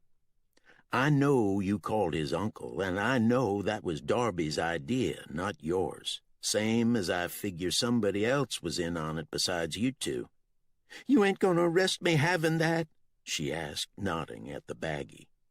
"Not today, Shiloh. You get a free pass on everything if you answer my questions." "You swear?" she said, more doubt than hope in her voice. "Yes." She looked at the pipe and baggie, then back at me. "All I done was tell that old man he needed to meet someone at a waterfall." "That's a start, but where's the cell phone?" "You're not trying to trick me," she said, "by saying you won't charge me today, but charging me tomorrow?" "No." Shiloh still didn't look like she quite believed me, but let out a sigh and laid the lighter on the stool. "I sold it." "Who'd you sell it to?" "That pawn shop outside town, the one near CVS," Shiloh said. "Darby told me to throw it in the river, but I knew I could get some cash for it. It was got rid of. That was the important thing." "Who else helped Darby do this?" "I don't know. He wouldn't tell me." "Nobody came here to talk to him?" "Well, one night someone drove up," Shiloh said. "Darby told me to stay inside, so I didn't see him. After that, Darby talked to whoever it was, but it was always over the phone." "Your cell phone or a different one?" I asked. "Mine." "You remember the last time they talked?" "Is today Friday?" "Yes." She counted back on her fingers. "I'm pretty sure it was Tuesday." "Okay," I said. "But if that cell phone's not at the pawn shop, I'm coming back." "I took it on Wednesday. The man in there, he'll tell you so. It's blue and has a chipped place on the corner. If he sold it, that's not my fault." I took a pen from my pocket. "I'll need your password." SHILO 18. I wrote the password on a piece of paper and tucked it in my shirt pocket. "Is that how you spell your name?" "Except for the numbers." "But it's not your real name?" "No," she answered. "But if I get a free pass like you claim, I don't figure you need the real one." "Fair enough," I said. She looked ready to say something else, but hesitated. "What?" I asked. "None of this would have happened if Darby had been given what was his by right." "Which was?" "That old man's land," Shiloh said. It's done promised to Darby, but the old fool won't give it over. What's Darby wanting it for? Him and that other fellow was gonna sell it. To the resort? He didn't tell me who to, Shiloh answered. Darby just said if that old man had sold the land a few years ago, it'd have brought a bunch more money, and Darby wouldn't have had to share a dime of it. So Darby thought if his uncle got arrested, he'd get the land? I don't know. Darby just said that him and the other fella had things figured out, and I didn't need to know anything else about it. Because Trey kept later hours on Friday, he wouldn't be at his pawn shop yet, so I called his house. I asked about the blue phone, and he said he still had it. It's important, I told him. Trey said he'd meet me at his shop. I told you he had it, Shiloh said. Darby's truck was parked outside, so I gave it a quick look. A 5-gallon can was in the bed, a price sticker still on it. I lifted the can and smelled not kerosene, but gas. Chapter 34. Becky? Then after a few more moments, my name called again. I shift my body to peek between the board slats. A piece of straw drifts down, then another. Gerald steps farther into the barn and stands beside the loft ladder. He has 2 cups of coffee in his hands. I saw you come in here a few minutes ago, he says, looking up as he speaks. Last night, the way I acted, to treat you that way after all you done for me, it was wrong. I'm sorry. For a few moments, the barn is completely still. Anyway, I brought you some coffee. I'll leave it here by the ladder if it's your rather, but you could sit on the porch with me and drink it. That's what I'd like. You sitting with me on the porch. I wait a few more moments, then slowly get up. I wipe the straw off my shirt and pants and climb down. I made it fresh, Gerald says, and hands me a cup. A barn swallow swoops in, dips low, then lifts. The chevroned wings fold, and it settles in the nest. Gerald stares at a tangle of tools, shovel and hose, sickles and pitchforks. Some lean, but most are long fallen, metal and helve imprinting the straw. This barn's some mess, ain't it? Gerald says. I'd be glad to help you clean it up. Gerald shakes his head. No reason to, he says softly. We walk out of the barn. Gerald moves slow and holds the handrail as he steps up to the porch. Are you all right? I ask as we sit down. Do you need your pills? Gerald shakes his head, and for a few minutes we look out at the mountains and sip our coffee. Those speckled trout we saw in the pool, Gerald says when he sets his cup beside the chair. That kerosene didn't kill them, did it? No, they're fine. Good, Gerald says. There's something I need you to do for me, okay? Of course. What is it? I got it in my will to have that cremation done to me. Agnes said it goes against the Bible, that you're supposed to wait for the resurrection whole and in the ground, proper buried. But the part of William that come back from the war, it wouldn't fill an apple crate. If God's got a mind to hold that against William, then he'll have to hold it against me too. I've got plenty to account for in my life, but if that one tips the scales against me, so be it. What I'm asking, Becky, it ain't in the will. Those ashes, Spread them on Agnes's and William's graves, but keep a handful to put by the pool where them speckled trout are. Right there on the sand. You'll do that for me, won't you? The phone inside rings, but Gerald doesn't get up. Motions for me not to either. Then my cell phone buzzes, and it's Les. I walk into the yard and answer. Les asks if I'm with Gerald, and I say yes. I found out who made the call, Les tells me, and she admitted it. Moments pass, but I don't speak. Are you there? Les asks. I manage a soft yes. I've still got a couple of things I don't understand, but I wanted you to know there was a call. It proves Gerald didn't do this, doesn't it? Not quite, Les says, but I'll know more soon. I go back on the porch and tell Gerald, but he doesn't say anything. Don't you understand, Gerald? I tell him. This is all but over. People will know the truth. Everyone, not just Les and me. That is good, Gerald finally says. But I'm tired, Becky.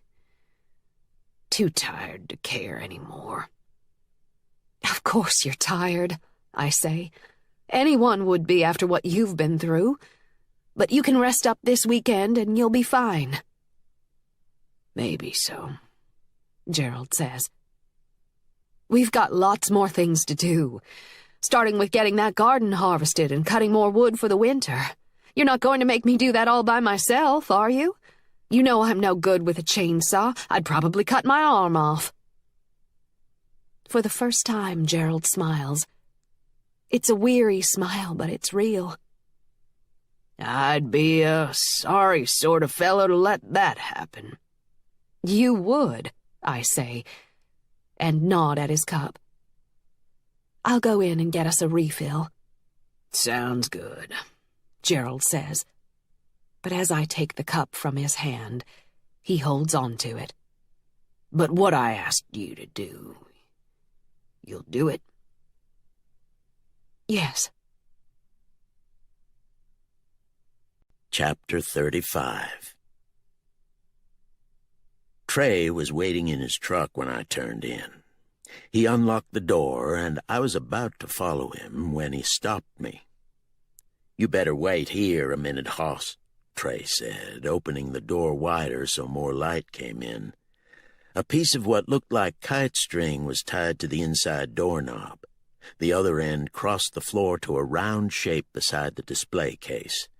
As my eyes adjusted to the dimness, the coiled body, triangle head, and pale rattles emerged. "You thought I was bullshitting about that fella being out, didn't you?"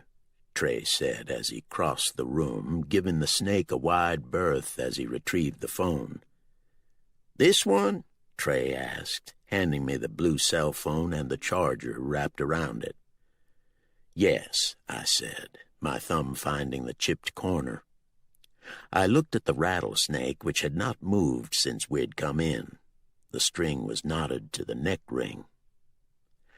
"How do you get it back in the aquarium?" "Oh, that's an easy thing," Trey said. "Just pin his head with my snake stick, undo the slip knot, and grab him behind the neck. Getting him out is the devil of it. Mind if I hold on to this phone a day or two? If we need to keep it, I'll make out a requisition form." "Don't bother," he said. "I only paid $7. Think of it as a retirement present." Trey followed me outside. "Ben Lindsay came in yesterday afternoon," Trey said, "to check if anything Robin took had shown up." "No, to sell his high school ring. He took it off right in front of me and laid it on the counter. He kept his finger on it a few moments like we were playing checkers, then pushed it toward me. I don't usually notice things like that, or at least try not to. Ben said he'd be bringing some other things soon." Trey shook his head and grimaced, then set his hand on the doorknob.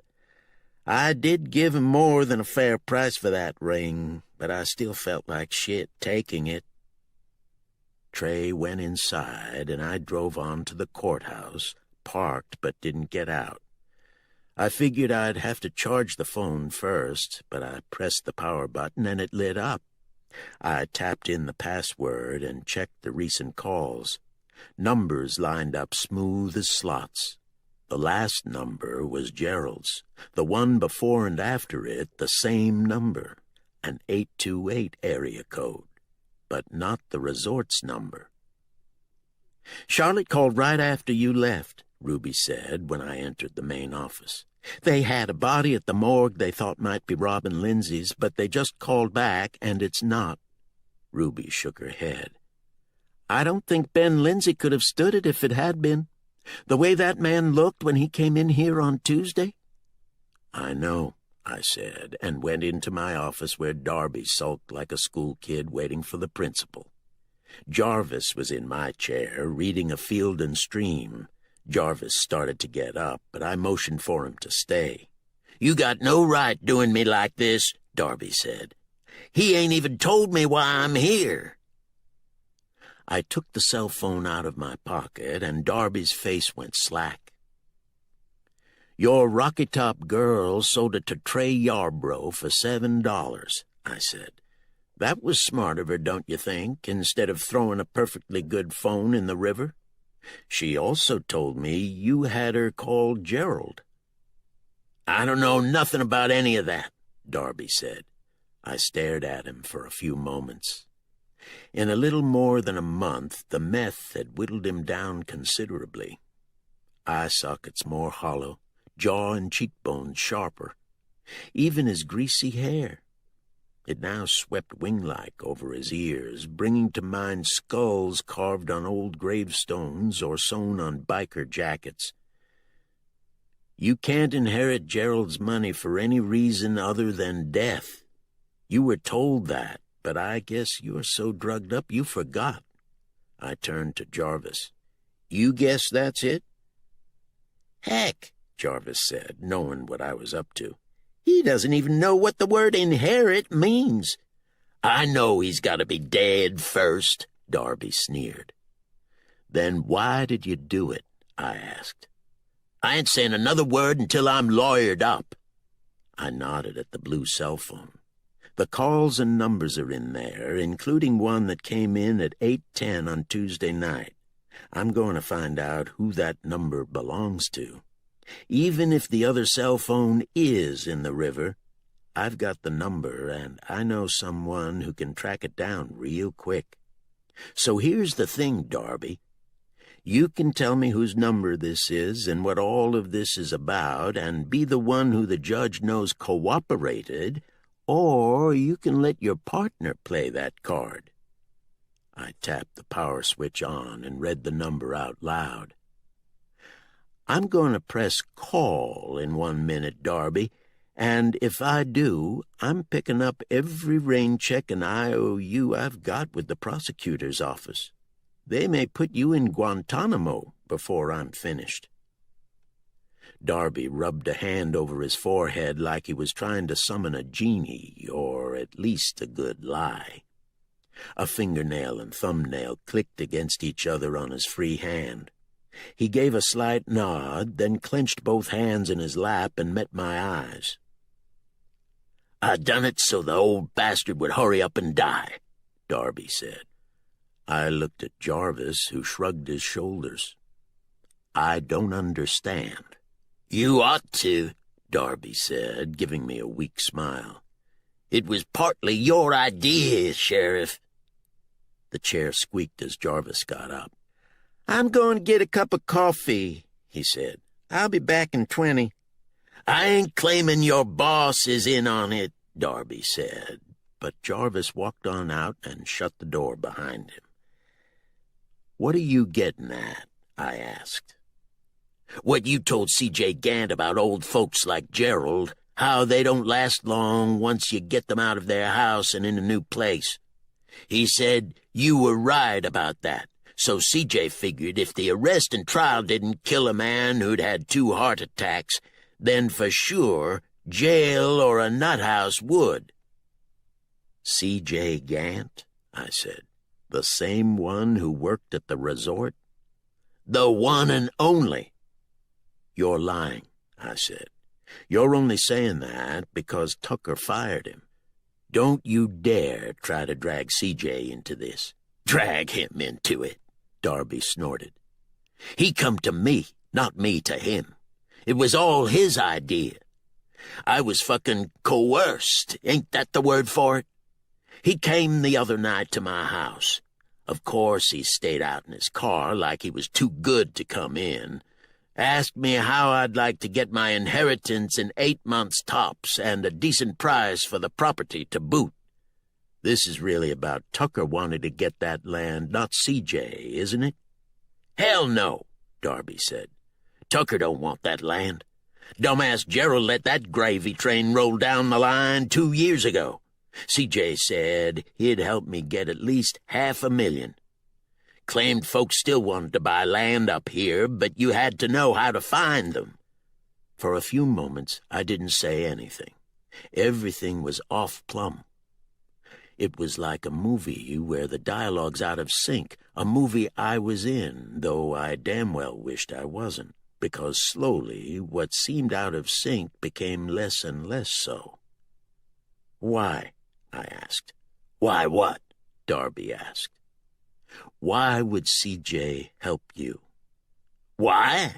Darby said, looking at me incredulously. Goddamn 30% is why. He's a crafty son of a bitch. He told me Gerald could live 10 more years easy, just out of pure stubbornness. He's right, too. It'd be just like Uncle Gerald to keep himself alive to spite me. So I asked what if his plan didn't work. If he ain't dead in 8 months, you don't owe me a dime, he told me. Made it like a bet. Of course, I ended up doing all the real work, like lugging that kerosene up there. All he done was tell me where the resort's cameras were. If I knew I could sell that land on my own, and quick, the way C.J. claimed he could, I'd have said the hell with him. Darby bit his lower lip, cursed softly. We should have done what I said. What was that? Burned Gerald's house down. Matter of fact, I was all for doing that first, but C.J. said this was safer. No arson investigators or risk of being spotted at Gerald's place. You'd have done it with Gerald in the house? No need for that, Darby said. We'd have waited until he was off to town or church, made it look like it started in the fireplace. Like I told C.J., soon as Gerald saw it, he'd have keeled over right then and there. He'd figured God or something was getting back at him for burning William's house down. But even if that didn't do it, he wouldn't be living in that farmhouse no more. If the fish kill didn't work, that was what we were going to do next. It would have been the sure thing to put him in the ground. Darby shook his head and sighed. If we'd have done it that way, we'd already have a for sale sign in the ground.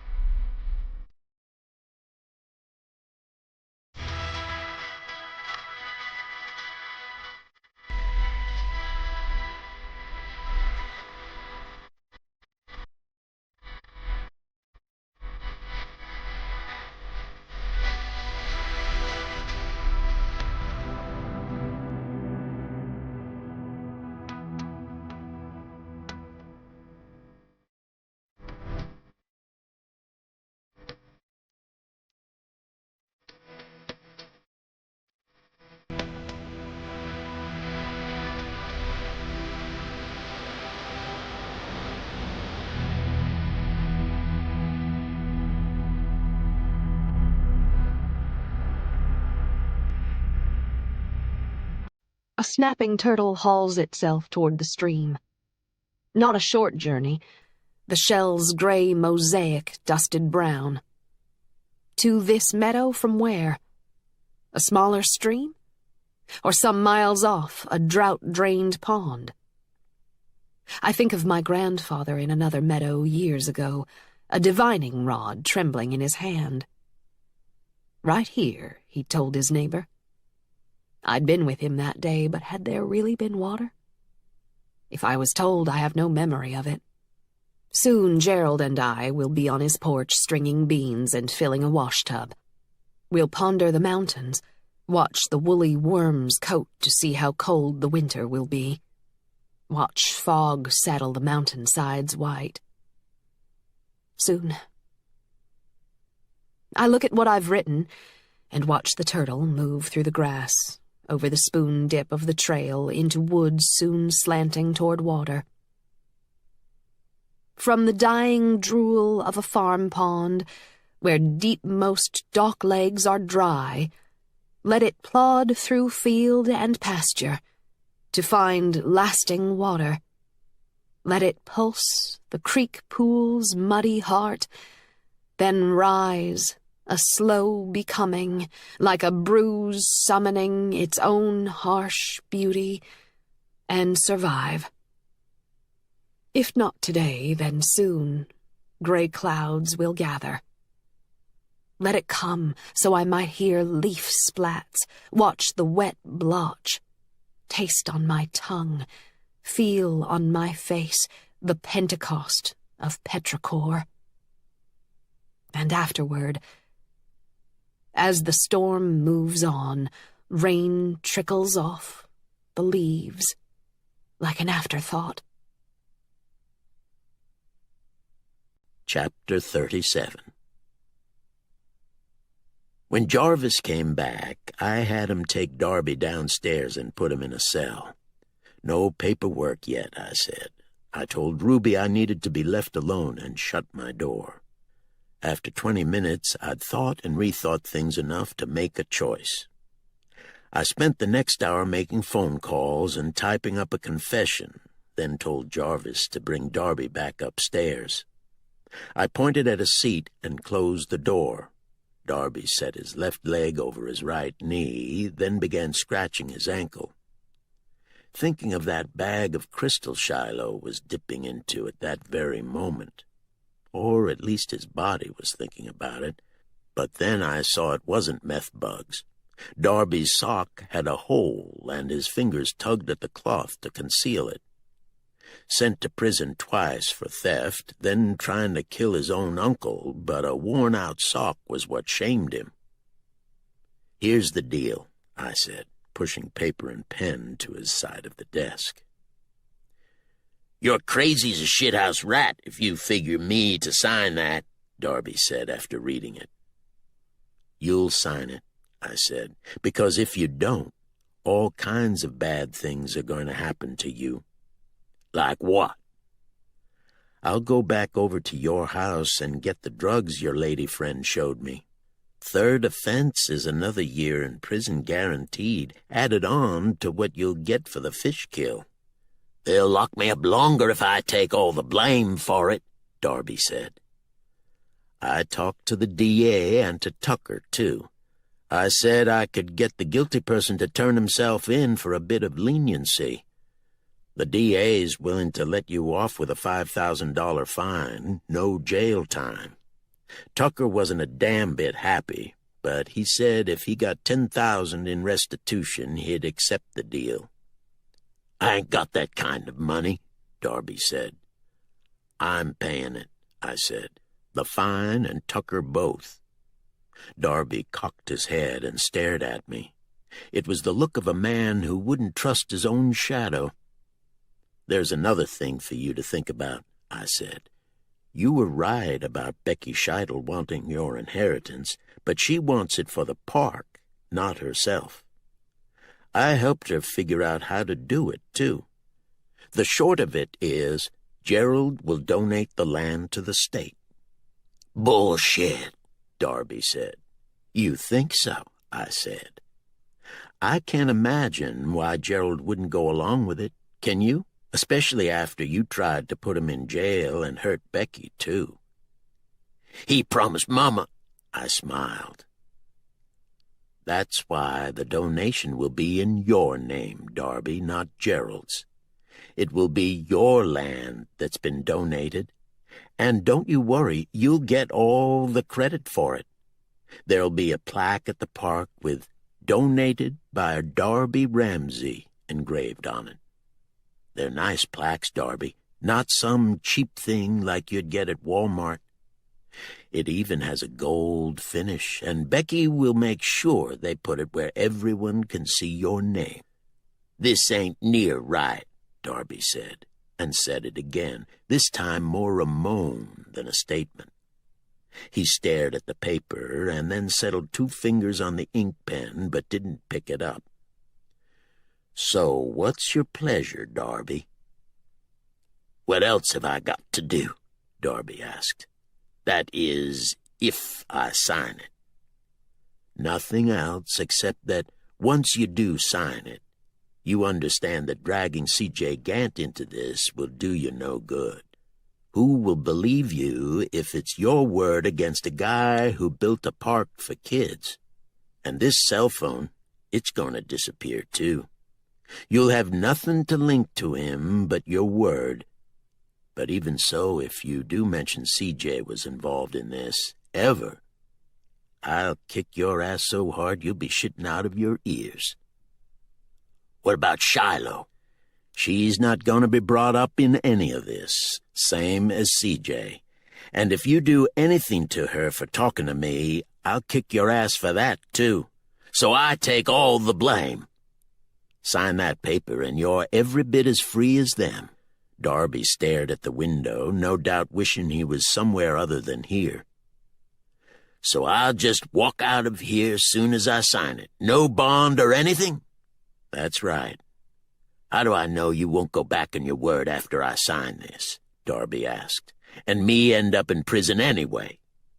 "I won't do that." "Why not?" There were a couple of answers I could give, but I picked the one Darby would believe. Maybe it's because I think you'll die quicker outside of prison than in. For the first time since we'd sat down, Darby met my eyes. The mask of bravado and swagger drained away. What was left wasn't hopefulness or hopelessness, sadness or happiness, relief or fear. I couldn't put a name to it, but I knew it was human. And then it drained away as well. "Okay," Darby muttered. "I'll sign it." I brought Ruby in as a witness, and Darby signed the confession. As soon as he left, I took out the blue cell phone and dialed the number. C.J. picked up on the 3rd ring. "We need to talk, C.J., I said. "I'll meet you at the park in 20 minutes. He still didn't speak. "I've already talked to Darby." "All right," he said. I drove to my house and got the money I'd hidden in the attic. I sat at the kitchen table. I counted out the $15,000 for the fine and restitution, and then another $25,000 to pay for the porch.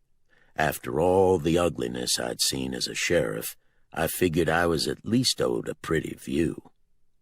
I put the $85,000 in a paper shopping bag and drove back. I parked at the courthouse and walked down to the park. The air was less humid, cleaner feeling, and the blue sky had the clarity you get this time of year. People were out getting an early start to their weekend. As I sat down on a bench, I saw Barry and his family. Carly stood under a tree near the swing set, the baby in the bassinet beside her, while Delilah, their 3-year-old, caught a ball Barry tossed underhanded. I walked a few yards toward them and waved. Barry opened a palm in response, but turned back to his daughter. I would have gone and spoken if Barry had looked my way again, but he didn't, so I sat back down and closed my eyes, leaned my head upward to feel the sun's warmth. When Sarah and I went to Laurel Park that afternoon, I asked her to marry me.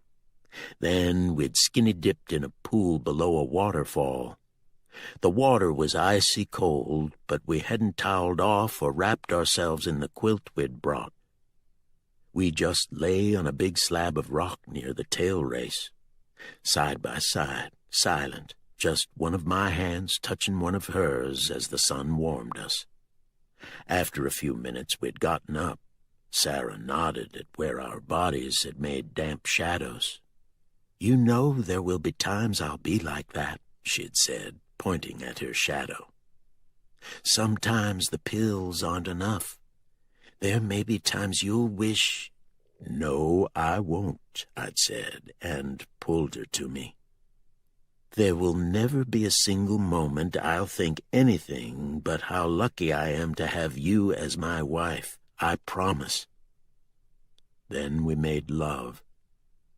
Afterward, Sarah had gone back into the water. I stood on the bank and watched her swim to the pool's center, disappear and resurface, her throat lifting as she swept back her hair with one hand, her eyes meeting mine as she waded back to shore unclothed, her hair and skin glistening, her bare feet stepping softly over the river rocks, coming closer with her damp arms already open to embrace me. She had pressed her head against my heart. "Promise me again," Sarah had said. "I promise," I'd said. I opened my eyes and watched Barry and his family. I hoped that he no longer awakened in the night to drag a vacuum cleaner across a floor, straighten a towel, or wipe off a counter. I imagined him waking at 2 or 3 a.m. and realizing I don't need to do that anymore. Then placing an arm around Carly's waist, closing the space between them. I looked around the park C.J. had made possible, thought back to that afternoon when C.J. had saved my arm, surely my life. I wanted to believe I'd have done the same for him, but I knew that I would have hesitated, if just for a second, and it would have been too late. C.J. drove up, not in his SUV, but a Ford Escort I'd seen on Bob Ponder's used car lot. He came and sat down, looking out at the park as I did. "So you had the camera connected to your office computer?" I asked. "Yes." A child got on the swing set, and her father pushed to get her going. She rose and fell, legs straight out, hands gripping the chains. At the top of the arc, she squeezed the chains tight and lifted a few inches out of the swing, for a moment airborne and weightless. After a couple of minutes, C.J. spoke. "If you expect me to say I'm sorry I did it, that's not going to happen. I stuck my neck out for Gerald, and you see what he did to me, what he did to my boys' futures. You know, with that bad heart, he won't live much longer. Then Darby will sell the land and spend every penny on drugs. You tell me that won't happen. The one chance that money could do some good was helping my boys. Tell me that's not true." "Even if it is all true," I said, and for a moment it was like I'd lost my train of thought. "Even if it is all true, what?" "It was still wrong, C.J. "Okay, it was wrong. Is that what you need to hear, me saying it myself?" "I just couldn't expect you to do this," I answered. My words sounded convoluted even to me. "You know, I didn't want to come back up here," C.J. said, not looking at me or the girl swinging, but at the mountains.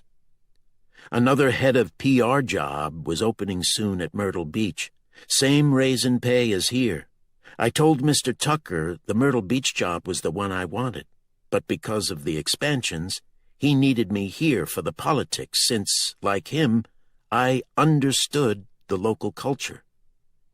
A year, at most 2, he told me, and I'd be back at Myrtle Beach with a big promotion and a bump in salary. So I came back because it was the best thing I could do for my boys. Then the recession hits, and I'm stuck in the same county I spent my early life trying to get out of. But even so, once I got here, I tried to do some good. I told myself that this was where I came from, that despite everything, this was home, and I could make it a better place. And not just for me. I've done a lot of good for this community, more than I had to for the job. I spent my time, not Tucker's, to get this park and the new fire station built. And now people in this town, the same ones who looked down on me growing up, they're glad I got fired. So fuck Gerald and fuck this whole town. C.J. paused. Go ahead, he said. Tell me how that dumbass couldn't even get rid of a 6-ounce cell phone. His girlfriend sold it to Trey Yarbrough for $7. C.J. shook his head. And they say you can't go home again, right, Les? Well, I'm back, and nothing's changed. The same people doing the same stupid things. My people. Who've never done a damn thing for me. The only college scholarship money I got from this county came from the Knights of Columbus, people who had moved here from other places. Yeah, my people, who resented me when I treated them the same way they treated me growing up. You don't think I've heard them? Why, that's old Darnell Gant's boy. Look at him all dressed up. His daddy used to be the biggest drunk in this county. And now he thinks he's some hotshot because he works for Tucker at that resort. C.J. turned to me. There have been times you did the same. I've seen it at council meetings, heard your little quips. Maybe I did some of that, but I've defended you too. So what now? C.J. asked. Are you arresting me? No, this is over. Darby signed a confession that he acted alone. That's part of the deal, that he won't bring you into it. And you believe he'll keep quiet about me despite the confession? I know he will. Greed and fear are a potent combination. What about the phone? I took the blue cell phone out of my pocket and set it between us. You want to get rid of it, or you want me to? C.J. put the phone in his pocket. I nodded toward the escort. Traded cars, I see. When you don't have a job, you have to do things like that. You'll find another job. Tucker told me he'll give you a good recommendation. There's a little more irony, C.J. said, looking out at the park. The person who's been the most decent to me in this county is the one who fired me. Any prospects yet, for jobs, I mean? If I'm completely off the hook, as you say, I've got a good chance at a job in Florida. You are. I'm going for an interview next week. Tucker actually called the CEO, told him about me. Of course, it pays half of what I made here. Jane will have to find a new job, too, and in this economy, we'll lose all sorts of money on our house. The boys' college money will be down to near nothing, maybe tuition for a year at a state school. You'll give them more than your parents gave you, I said. You already have. And how hard is that, Les? C.J. said, turning to me. Sending them off with a comb and toothbrush would be more than what I got. Across the park, Barry and his family were leaving, Carly and the baby already heading to the car. Barry looked my way, and I waved. He waved as well, then kneeled to lift his daughter. Her arms locked around his neck as he rose and walked toward the car. Darby told me that you two thought about burning Gerald's house down. C.J. shrugged. I don't believe you would have done that. Darby would do it, but not you. Believe what you want, C.J. said, and paused. I suppose I should ask why you're letting this end here instead of court. Let's just say my last couple of weeks will be easier if it does. If I get that Florida job, CJ said, pressing his hands against his knees to rise, I'll never come back here, not even for a day. Take this with you, I said, and set the paper bag between us. What is it? I opened the bag so he could see. Scholarship money for your boys from the County Hemp Growers Association. CJ looked around. Is somebody filming this? I hope not. CJ left it where it was. What do you expect me to do, Les? Show you I've got enough self-worth left not to take it? That I've still got enough of that Appalachian pride left in me? You could be mistaken. I learned early in life that I'd better look after myself, not other people. That's not true of the morning we were working at your uncle's. I didn't have time to think about what I was doing. You did the same with Gerald in June. Like you said, you turned left instead of right. So, I've never had a moment like that, I answered. My first instinct, my nature, is always what's best for me. And you see where my nature has gotten me. It got you a family, CJ. Sons and a wife who loves you. I've seen them with you. It's obvious. For a few moments we didn't speak. This scholarship money, CJ said. If I do take it, will your donors know who's receiving it?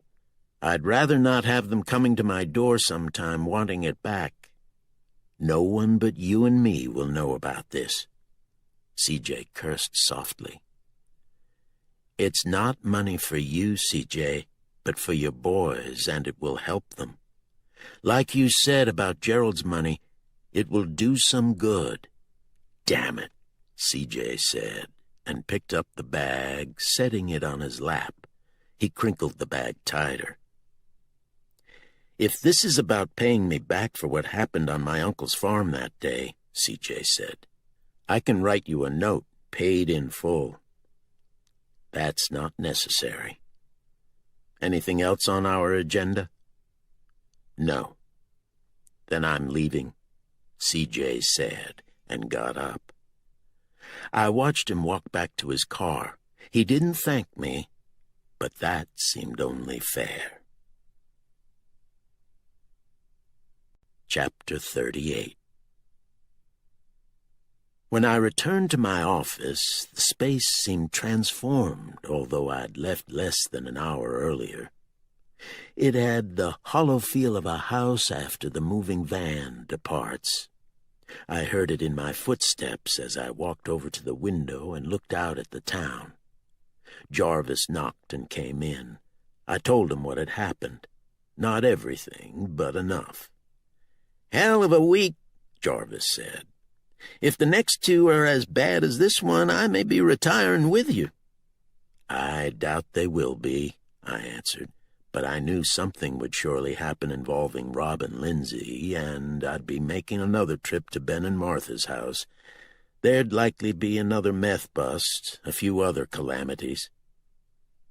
What about that National Forest road? Jarvis asked. Should we keep checking it? I doubt you'll catch anybody, but an occasional visit might make them think twice about being there. Sounds good, Jarvis said. Want me to go get that ankle monitor off Gerald? No, I'll do it. Jarvis nodded and went out to the main office. Since I'd be pretty much emptying my savings account to pay Billy Orr, I called Pat Newton to accept the night watchman job. Then I sat down and thought about some things before going downstairs to get the diagonal cutters for the ankle monitor.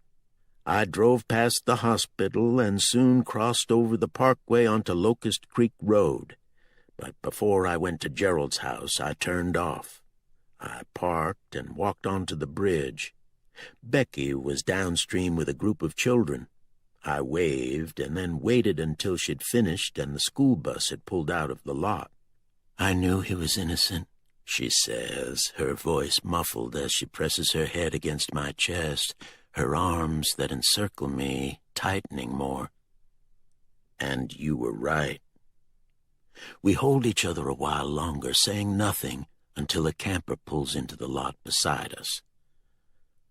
I need to talk to you, I say, taking her hand and crossing over the bridge so we can be alone together. Paw pads rock sore and thorned from the long coming forth, climbing out of the world's understory, those cave depths where swerve light leads past a hand pressed fast to the wall, then out of the dark and onto land leveled, making its way through oil fields and highways, across the Rio Grande and then the Colorado, in a bayou's dark water passing, under the shadow of the last ivory bill, across flat, black belt fields until land rolls and reddens, back into mountains thick-treed and quick-watered, where one stream is found and it alone followed, guided upstream by the moon's silver shining past a tangle of sticks the scat of an otter. And now, in this moment, the front paw is lowered in the silence of fast-filling sand. The first words and last words are printed. I was here.